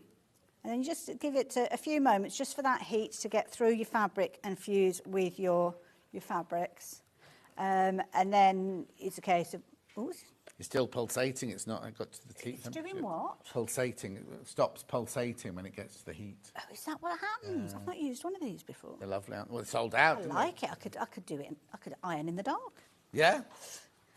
When I launched these, we had Rachel from Dudley, Hayley's friend, producing, who's producer at Gems. Oh, yeah. And she kept saying, oh, that's brilliant, because you could iron in a power cut. Because you went to see her and go, no, Rachel, be no electricity. No, but the light will be there. And I'm like, yeah, but there's no electricity to heat the iron. Oh, look, she's fabulous. She couldn't get it. I got to do a show. Oh, yes, you her. worked with her, didn't you, last week? She was lovely. Yeah. Lovely lady. Yeah, once you've got past the accent. And rumour has it, we've got some exciting stuff coming up with these. Yes. Yes. Oh, I'm not going to say any more than that. No, don't. If you know, you know. You know, yes. If you know. Right, so that should be fused to it now. Don't be... to tell us what to do. What I tend to do is, as soon as I've taken the iron off, I tend to go, oh, is that stuck? But if it's still hot and you peel your fabric back, then exactly. It's going to pull it off. So there we go. We need that piece. We're also going to need the back. The back piece is here. Usually, I'd probably be a bit more frugal than I'm being here, but I'm going to use that. Yeah. I'll keep the bits that are left in between as well. So, like so, just give that a little press. And these are the pieces that we're going to be using in the demonstration, the 2 main pieces that we've got here. Everything, as you can see, although it's upside down at the moment, is explained. So it's really easy for you to know what the different pattern pieces are. So if I cut this, let me turn it back and see. Lo's loving this. She said if only I had the time to make them. She looks after her granddaughter, Squidgy, see, and she's got a business run. And she's got a motorhome. Lo's got a motorhome as well. And every Wednesday night, she and Jeff go off somewhere in it. It's making use of your spare time. Yeah. You have to do it. You have to do it. So all the pattern pieces are detailed here with little arrows there. So the idea being is this piece you could cut as a big rectangle, and then we're just going to cut it along that line afterwards. And the back piece will need that as well. So, back piece. Yeah. Sorry, I thought I'd spelled something wrong then. So all I'm going to do is cut these out. So you can do it with a pair of scissors. So if you're not a quilter and don't have a rotary cutter, then don't worry. You can do it with your scissors. And then just cut this along the line like so. And then trim out that piece. And this piece then, or these pieces that I'm cutting out, they're a bit more substantial now they've got the bosal on the back, and I can use these to trace around now to create my lining pieces. So just cut that extra little bit off the back there. So that is now going to become a back piece. So I can use that, put that on my fabric, draw it around with a pen, and then cut that out. Now, I know you know what it is. Would you cut this little bit out here? Yes, sometimes I put a little tab. I mean, you're so used to them, aren't you? You'll know exactly what. Quite often I will cut it almost like it's a little file and cut round as well, so it's still attached. So, it'll do. Same with that one. Yeah, if you're cutting out all your different pieces at the same time, then, you could do that very easily. I'm at a very strange angle here cutting, but yes. And I don't know if that's fused down properly there, but we'll see in a moment. Give it another press down. Give it another press in a minute, So how's you, John? Anyway, you're off on your travel soon, aren't you? Only for 4 days. I'm going to Spain for 4 days. Nice. I was going there for my birthday, Ah, it's your birthday? Yeah. I didn't know. Did you not? There's no advert. They haven't made an advert, have they? There's no... Oh, I should have said to Chloe. I'm poking the bear now. It's fine. No, not at all. I see myself more as an otter than a bear. And again, if you know, you know. What's the matter, Hannah? What are you trying to say? Oh, yeah, Hannah wants you all to watch on the Monday birthday, because I've got 3 days of birthday shows. Yeah, Ben's doing Saturday and Sunday, and Hannah's doing Monday. And we've got lots of badges. The badges are gorgeous. All people like badges. That's a lovely group as well, isn't it? Yeah, there is Jackie and Simon and the gang. Very, very busy. And I'm just going to cut that off there. So there we go. Get rid of those little bits. Lovely. So now we have our main bag body. So that's the bit that's going to wrap around like so. And I'm just going to cut along the black line there. And the reason I've done it like that is so you don't have to pattern match it. So it makes it nice and easy. Oh, brilliant. So that's the reason that I've done it that way. Yeah. Because it can look a bit wonky otherwise. I'm not guaranteeing that you won't sew it wonky, because that's down to you. But even if it is a little bit wonky, it doesn't really matter, does it? There we go. So there we go. So that is our bag construction. So choices now. If you are using a shorter zip, you might want to add a little bit of fabric on the end to extend it. This is an 18-inch zip, so it's slightly too short.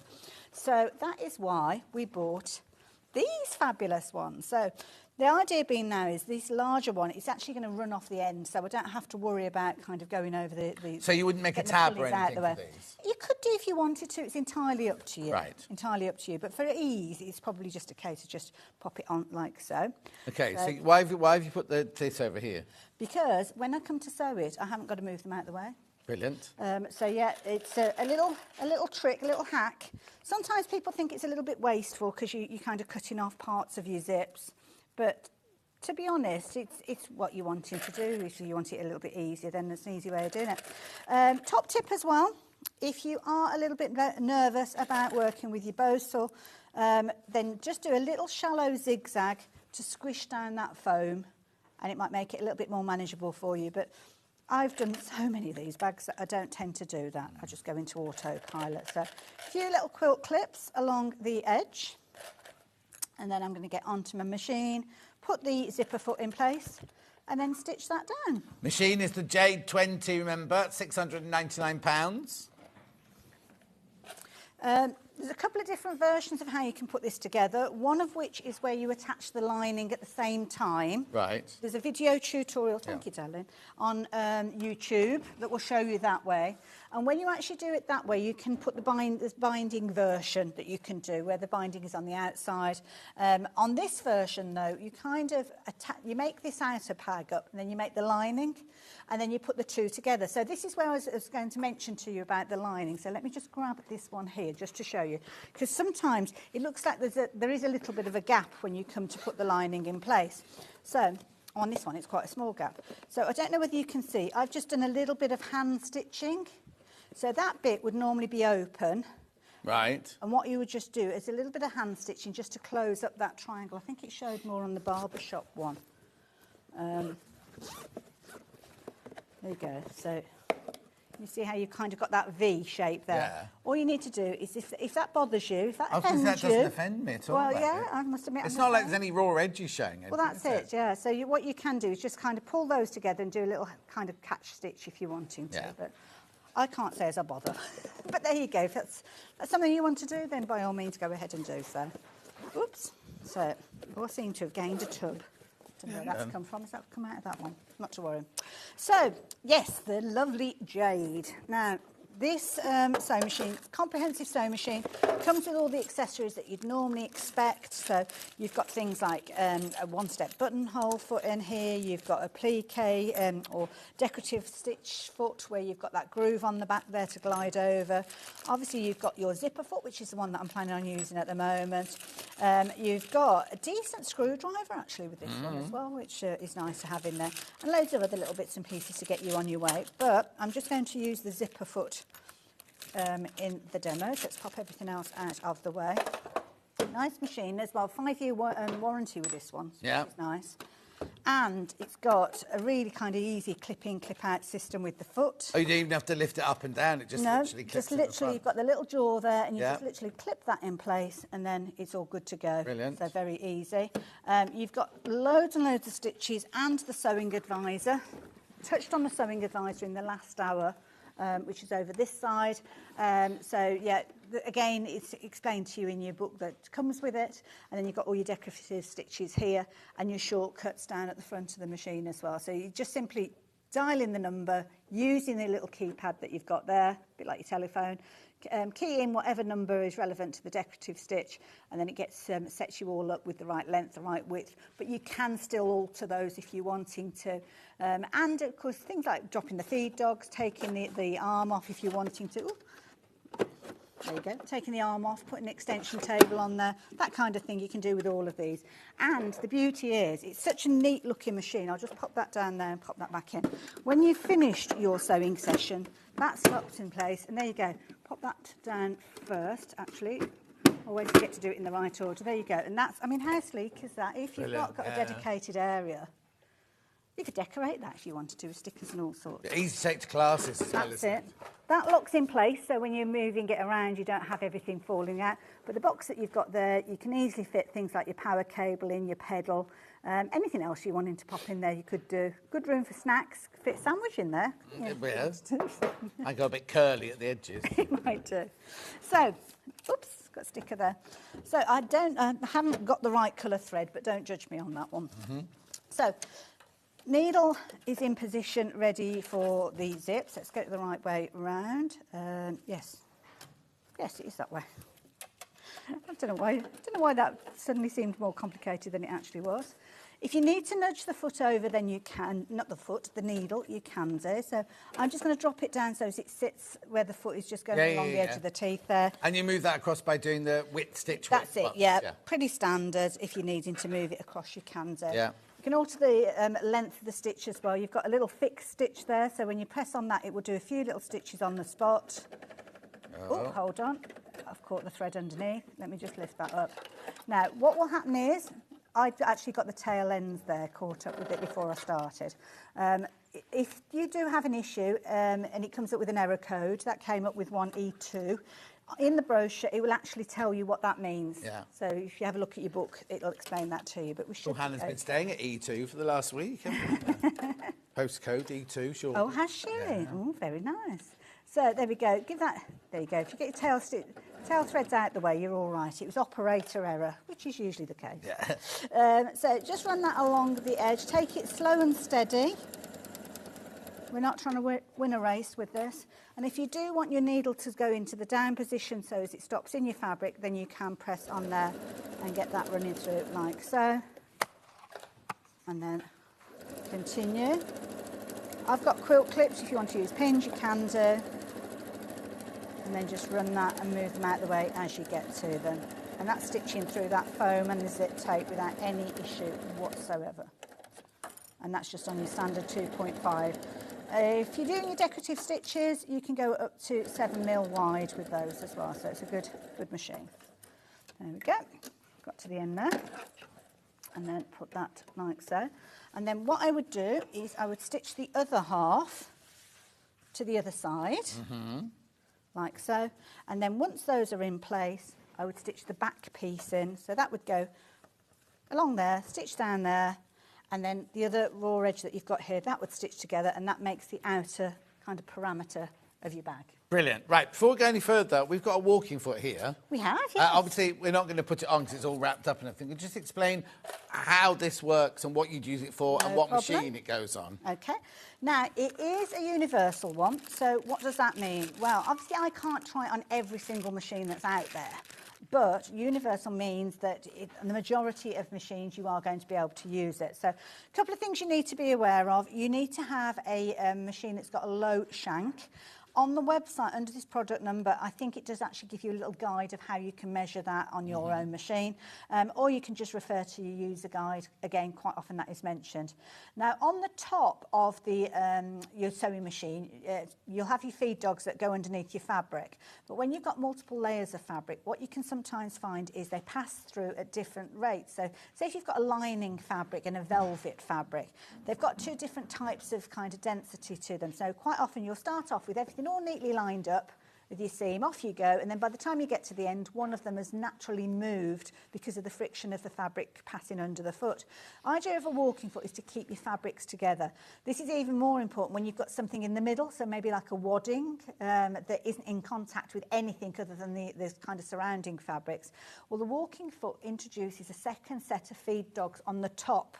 So you can see them just there, and what will happen is, as the needle is going up and down in your fabric, those feed dogs raise and lower. So if I push that right the way down, you will see how they're raised up there. Is that easier there? There you go.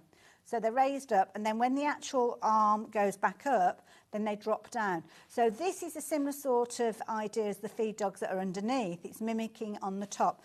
Now, when you get yours home, they have just come out of the factory, so you might find that you just need to give it a little bit of a kind of encouragement just to loosen it up. Just sew a few test runs, and then you'll find that it beds itself in. So that is your walking foot. You take off your standard ankle that you've got. Oh, that's how it fits. I was going to say, because my feet don't fit like your feet. Oh, right. Because it goes on where the screw is, doesn't yeah. it? So on your machine, you will have the kind of up and down bit that your foot attaches to. I haven't got a spare one. The up and down bit, yeah. I've usually got a spare one to show you. Yeah, it explains it all on here. So you'll take the ankle off, and then you'll put that in place. You've got your screwdriver in with your Jade 20 if you've gone for your Jade 20.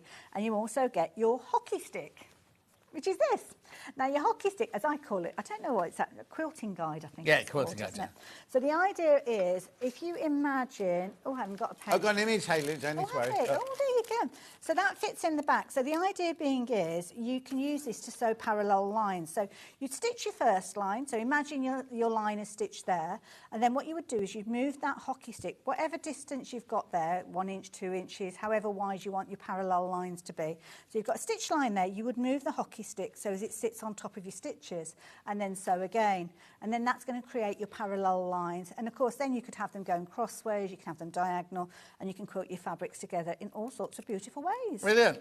Lovely. How much? Oh, 16.99 now. You see, normally walking feet are about 50 quid, aren't they? The Elna one's £54. Yeah, exactly. I'll just pop that back in there. Right, mesh on the bottom then. What are we going to next?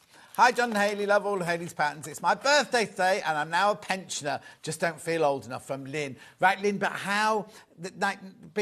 back in the day, a lady was a pensioner at 60 and a man was 50. I'm not apparently going to get my pension until I'm 68 or something like that. It changes all the time.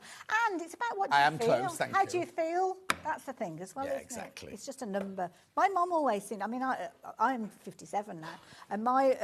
well, we'll be in the summer. And when I think to my mum... July the 6th. Then I think to my hint. Day before Hannah's birthday. She's 56 as well. She looks... when I think of my mum at that age, my mum seems so much older. Oh, well, I think of my nan. Yeah. When I was little, when my nan was 60, she was a little old lady with white perm and a fag in her mouth and an overall, sitting there knitting. And she was I adored her, but she was a little old lady with curlers and things. You know what I mean? Generation. I know. Right, where are we going next, Han? Starry Night, yes, of course. Recap Starry Night bundle. Lovely. So I only did a little bit of the demo there, but the full demo is on the YouTube video. So, yeah, it's easy for you to go and watch. And you can stop and start that, can't you? Yeah. So, but it's all explained there, what you need to do. So simple steps, very easy. And, of course, that is that particular one as well. There you go. Right, vintage sewing. Oh, that's the one that I started demonstrating with, wasn't it? Yeah. Was it the vintage sewing? I think you still got your panel because I used my own panel. Oh, did you? There you go. Wait, it's underneath that. That's Barbara's. There it is, the pink one. There you go. Thank you. So, oh, yeah, we haven't got that one here, have we? So I've not got it made up, unfortunately. No.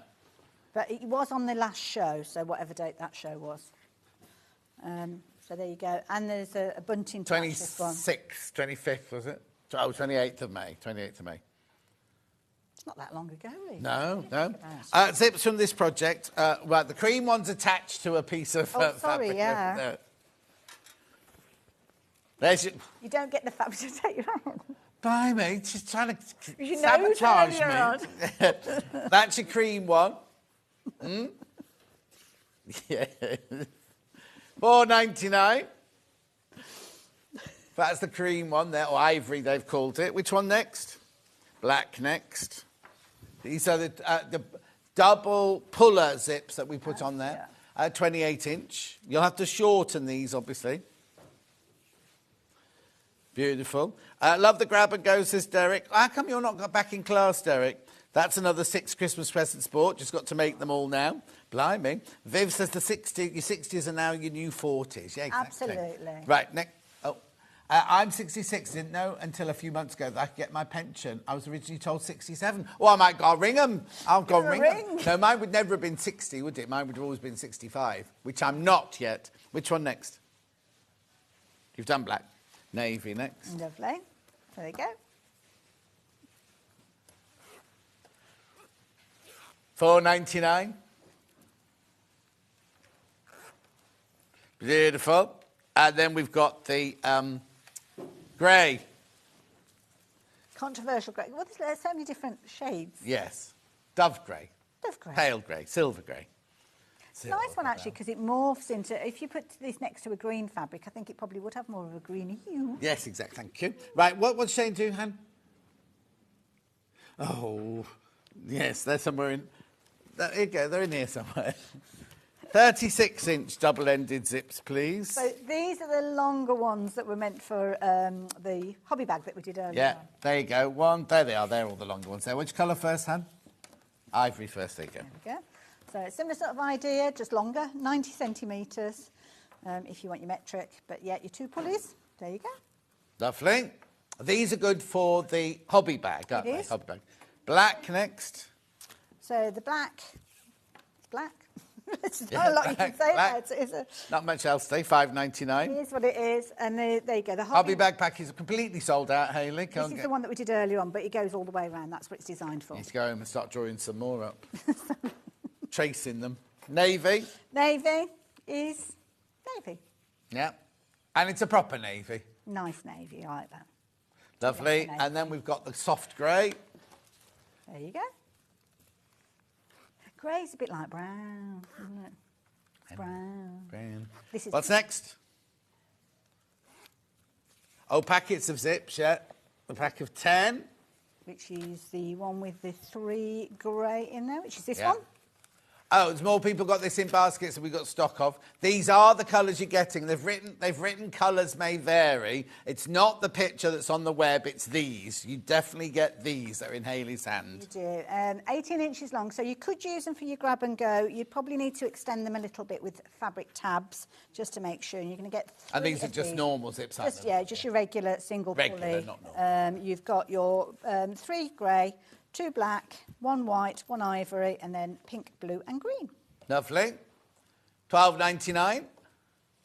And then the pack of 7. And there we go. Do check out, though, because there's more people got these in baskets than we've got stock of. This one, you're going to get 2 grey. That's the only colour that you're doubling up on this one. Grey's not always a useful one, isn't it, to have. You get your pink, your navy, your red, and your green in there as well. So very usable. 7 Sometimes zips. when you see people do bundles of zips, you go, what would I use that one for? Do you know what I mean? These are all very usable, aren't they? Well, these are zips that I use, you see, which is why they're logical, because that's the way that I work with it. OK, what's the message? Great shows this morning. Definitely, I'm not 67, Sue.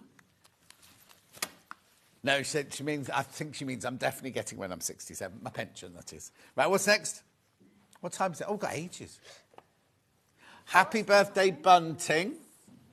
So I've actually got a demonstration for the bunting. If you wanted me to show you the bunting, we can do the bunting. But have you got your wrong foot on your machine? We'll run through them first, though. Yeah, no problem. So very easy. If you've seen my bunting demonstrations before, you'll know they're really, really easy. And what you've got on this one, happy birthday, spelling out happy birthday, and you've got some kind of blank ones in the middle for your spacing, and you've also got your binding there as well. Lovely. So that's £14.99. Next. OK, I've got vintage sewing. Have you got the vintage sewing bunting there? There you go. Look at that. it, John? Just a bit. That one's not as good as that one. Anyway. I'm not going to ask why. What? I'm not going to ask why. Did you lift up heavier weights with that one? I'm just lopsided, aren't I? That one is. Come on. Panel, bunting, same technique. Same idea. No letters on this one. No letters on this one, but you could applique onto them if you wanted to. But there you go. And then you've got your dusky pink. Lovely. Oh. Then we've got vintage. She said, go in your order, John. Now, vintage next. Didn't like your order. You do that, I'll do that. I'll do this bit.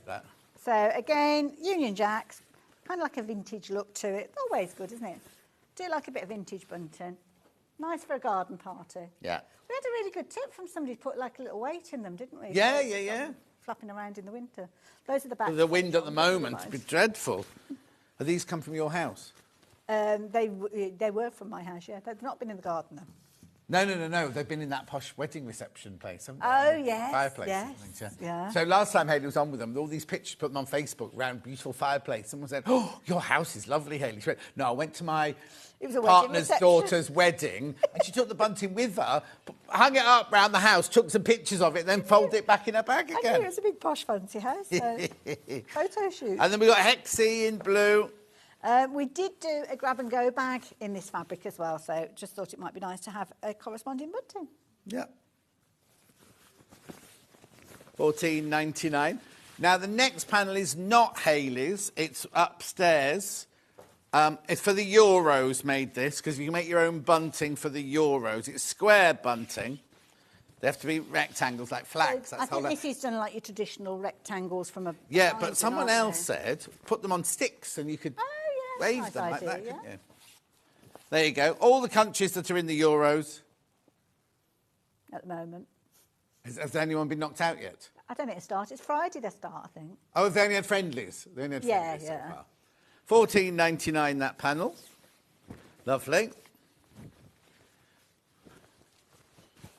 Oh, yes. Okay. So we're going to do a little bunting demo. Yeah, well, I've got it here, so we might as well, Yeah, might we? gosh, Let's that put is that that over there. front there, yeah. Oh, yes, I need to put that in my... There we go, out the way. Right, so the bunting panel, when it comes to you, you might first think, as John did when he first saw the panel, that it's been printed wrong. It hasn't, because we're actually going to create little flags in quite a unique way. So you've got your squares, but your letters are going to be on your kind of your diagonal, as you can see. And the reason being is when you cut out your flags, so you'll cut out your squares, and the idea being is when you stitch them, you're going to stitch them along that edge, that right-hand edge. So to kind of turn them around so they're like so, in the way that they are on the bunting. You're going to fold them along the diagonal, and we're going to stitch down the side here. And then when you actually turn them through, they end up being like so. So let's stitch one to start with. Completely random with regards to the lettering of these, so forgive me on that. But again, I think we did these on the last show, so you'll be able to see the full demo on there. So stitch down like so. I don't know if the iron's still on. We'll have a look at that in a few moments. Go down to the end and then just pull that away. Again, I've just used the straight stitch. It's a nice easy one on this one, because if ever you're working on any of the other stitches, then all you need to do is go to kind of like the shortcut menu that you've got at the front here. So you've got your straight stitch, you've got your straight for your stretch fabrics, and then obviously you've got all your triple stitches and things like that, and your buttonholes. So these are designed to be a bit like your shortcut on your computer or your tablet, the things that you use on a day-to-day basis. If you have got any of these darned up, so for instance, let's go for that particular one there, you can change the length and the width of those using these buttons here as well. So it'll start off at the standard, so there you go, 2.5, but you can increase those up and down if you're wanting to, up to a maximum usually of 7mm wide, and there you go, that's taking it down a little bit smaller, and again you've got your length involved with that as well, and you can mirror some of these as well, I think. So this button that you've got here, so if you've got a decorative stitch and the scallop is kind of like going to the rounded bit is on the right and you want it on the left, then you just press that mirror and it will flip it over as well. So there's a lot of creativity that you've got within here as well. And if you've got the question mark there, press on the question mark, it will actually tell you which of the feet that you need for the foot that you're working with as well, which is a really useful tool to have. So nice machine, 5-year warranty as well, which I think is good. So Lots in baskets, Where by did the we way, get lots to? in baskets. Just going to trim off the end of my little triangle there because I'm going to turn this through. So I need my pressing mat. Oh, it's my glamorous assistant, thank you. Well, the glamorous one went home. What are you up to? Oh, you got the iron there as well. Lovely, thank you. Can I borrow the quilting ruler? Oh, yes. I've got to bring mine in. It's in the boot of the car. So this is where I use one of the quilting rulers to turn the flags through because it's a really useful way of doing it. So Yeah, I've got more of these in the have shed. they gone? They've all sold out. Oh, sorry, I didn't realise. Oh, yeah, we'll get more of those in. So when it comes to turning your bunting through, then what I tend to do, you can use a knitting needle or something like that, but what I tend to do is actually use this, probably poke it through a bit more before I get to that stage. So poke it through with your thumb, and then you can get a nice kind of crisp edge to it, she says, not managing to do it. There we go. And then what I tend to do is I just kind of spin it round, so as that's on that mitre and diagonal, give it a little bit of a press and then pull that out, and then you've got your flag all created. It's a bit wonky there. So create your little pennant. Then the top bit, you can cut that off if you're wanting to, or what I tend to do is just poke them inside. We had somebody message in the last show suggesting you put a button or something like that inside before you actually stitch it to the bunting. Yeah, just a tiny tape. little weight to stop it That's a really flapping clever around, idea. yeah. I might do that. You could fill it with sand. You could put anything in there, couldn't you? A bit of rice or anything, yeah. So there you go. So Or that's mind your if it bunting rains, flag. you've got rice in it. Oh, then yes, it might it'll end up swell being, quite fat bunting. Yeah. So then you create your bunting tape. So your bunting tape, you'll take the piece that you've got here and cut it into 2-inch strips, which it's all detailed in your instructions. Mitre and join it together. And then all you're going to do is turn this into bunting. Again, using your ruler. That one? Oh, which one do you want to choose? That one? Oh, we've got it there. Oh, your little star, thank you. Where's my iron gone? There you go. When I'm at home, I would use fork pins just to secure it on the ironing mat. So just start it off. Oops, pulled it away. There you go. Just to get it started like so. And then feed that through. Just grab a couple of pins while I'm doing it. Underneath. So I've chosen, because it's 2 inches wide, I've gone for the finish width of 1, because as the instructions tell you on here, your fabric is double the width of your finished. I haven't got my fork pins with me, so I'm just going to put a couple of those little pins in like so. And the idea being is you just kind of use a little bit of the kinetic heat. I think it's kinetic when it's moving, I don't know. Is it? Sounds right. And then I just keep my little index finger in that pocket and then move it along to create your binding tape, like so.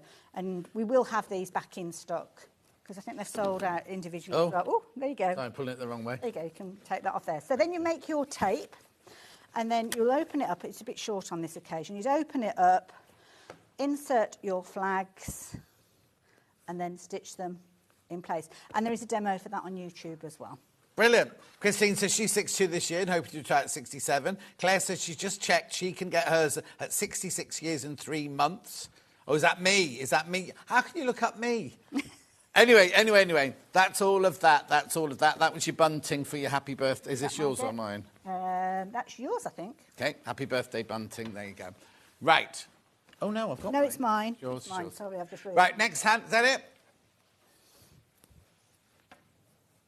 Right, there's several machines in baskets. Okay. Oh, actually, the Happy Birthday Bunting, there's only 2 left. There's only 2 left of the Happy Birthday Bunting. The sewing machine itself, there's lots sitting in baskets, £699. The split pay will drop down now. There you go, 3-way split pay.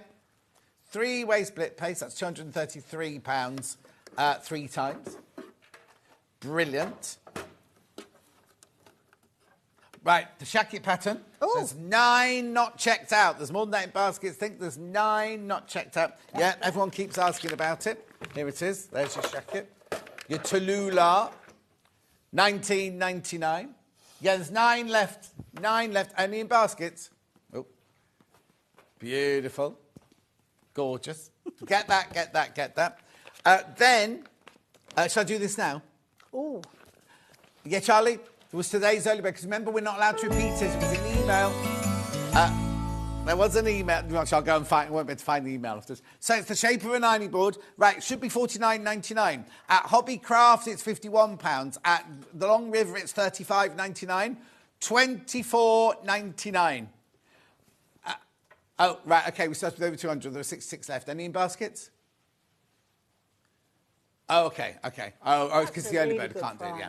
Anyway, you don't just get that. You also get the silicone mat as well, which that would cost you £20. If you bought a silicone mat that big, that would cost you at least £20. Plus, you get the fuse mat. If you don't know what it is, look at me. I made something at 8. I made a fan at 8 o'clock with it. I did. Thank you. Stop being so sarcastic, Hannah. Thank you very much indeed. $24.99.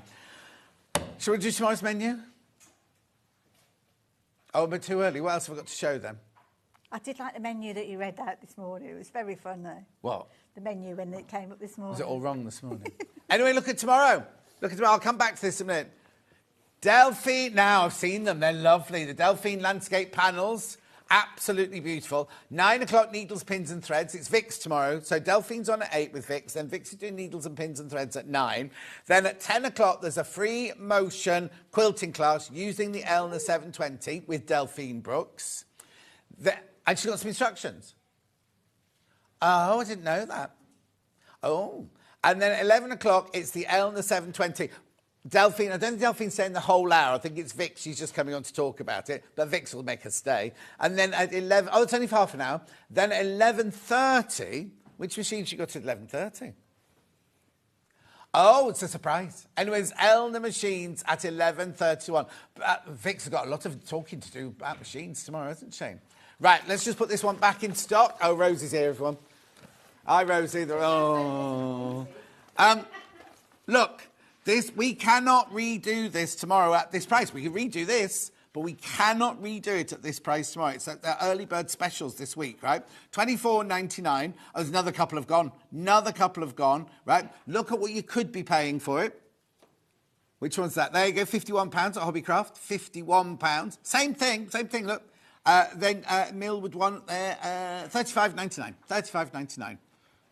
And it's the shape of your ironing board. I'm sure I paid more than that for the smaller one. You will have done. Yeah. And also, when we first did them... No, they were. When they first started, they were. But also, when we first did these at Sewing Quarter, they were from a company in America, Australia. I know the one you mean. And they were hugely expensive. Yeah. And we sold out, couldn't get them. Do you remember? Then we went to Festival Quilts to see them, and their stand was empty, and it was all very mysterious, because we wouldn't know where. Anyway, this is a Millwood one, exactly the same. If you do sugar cake making and things like that, you can use them for that as well. $24.99 this, but only $24.99 till midnight. So if you're watching a repeat later... I'm just wondering if you could put your sewing machine on there, like an anti-grip. Oh, an anti-grip thing. Yeah, so it doesn't slide around. Yeah, or Hannah could put it in her bed so she doesn't slide off the bed. Good idea. Well, you know what you like when you get going, Hannah. Dreaming. I meant sleeping and dreaming and things. $24.99. Look, we've got better go. Turns. Yeah. Now, apparently, there's no advert for my birthday. It's my birthday show at the weekend, but there's no advert for it. I'll go up and complain now. I'm on Saturday, Sunday, and Monday for my birthday show. Vic's in tomorrow. Do you know what? Do it once more. We'll have a bit of a dance.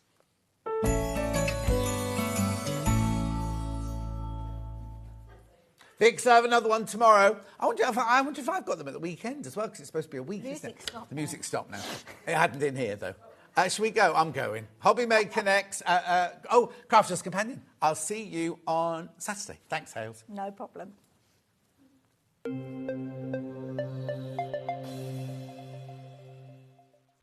Every day, our experts will bring you a wealth of knowledge. They'll take you through the steps of making projects, and we feature fabulous tips along the way. Whether you're new to sewing or a seasoned pro, you're sure to learn something new. We're live every day from 8 a.m. till 1 p.m, and you can also watch back all of the demonstrations featured on the show on our YouTube channel. Here at Sewing Street, we only charge one P&P throughout the day. You can add as many items to your basket and check out and still only be charged once. Once you've checked out the first time and want to order again, you simply add the item to the basket and click on the Combine Order button.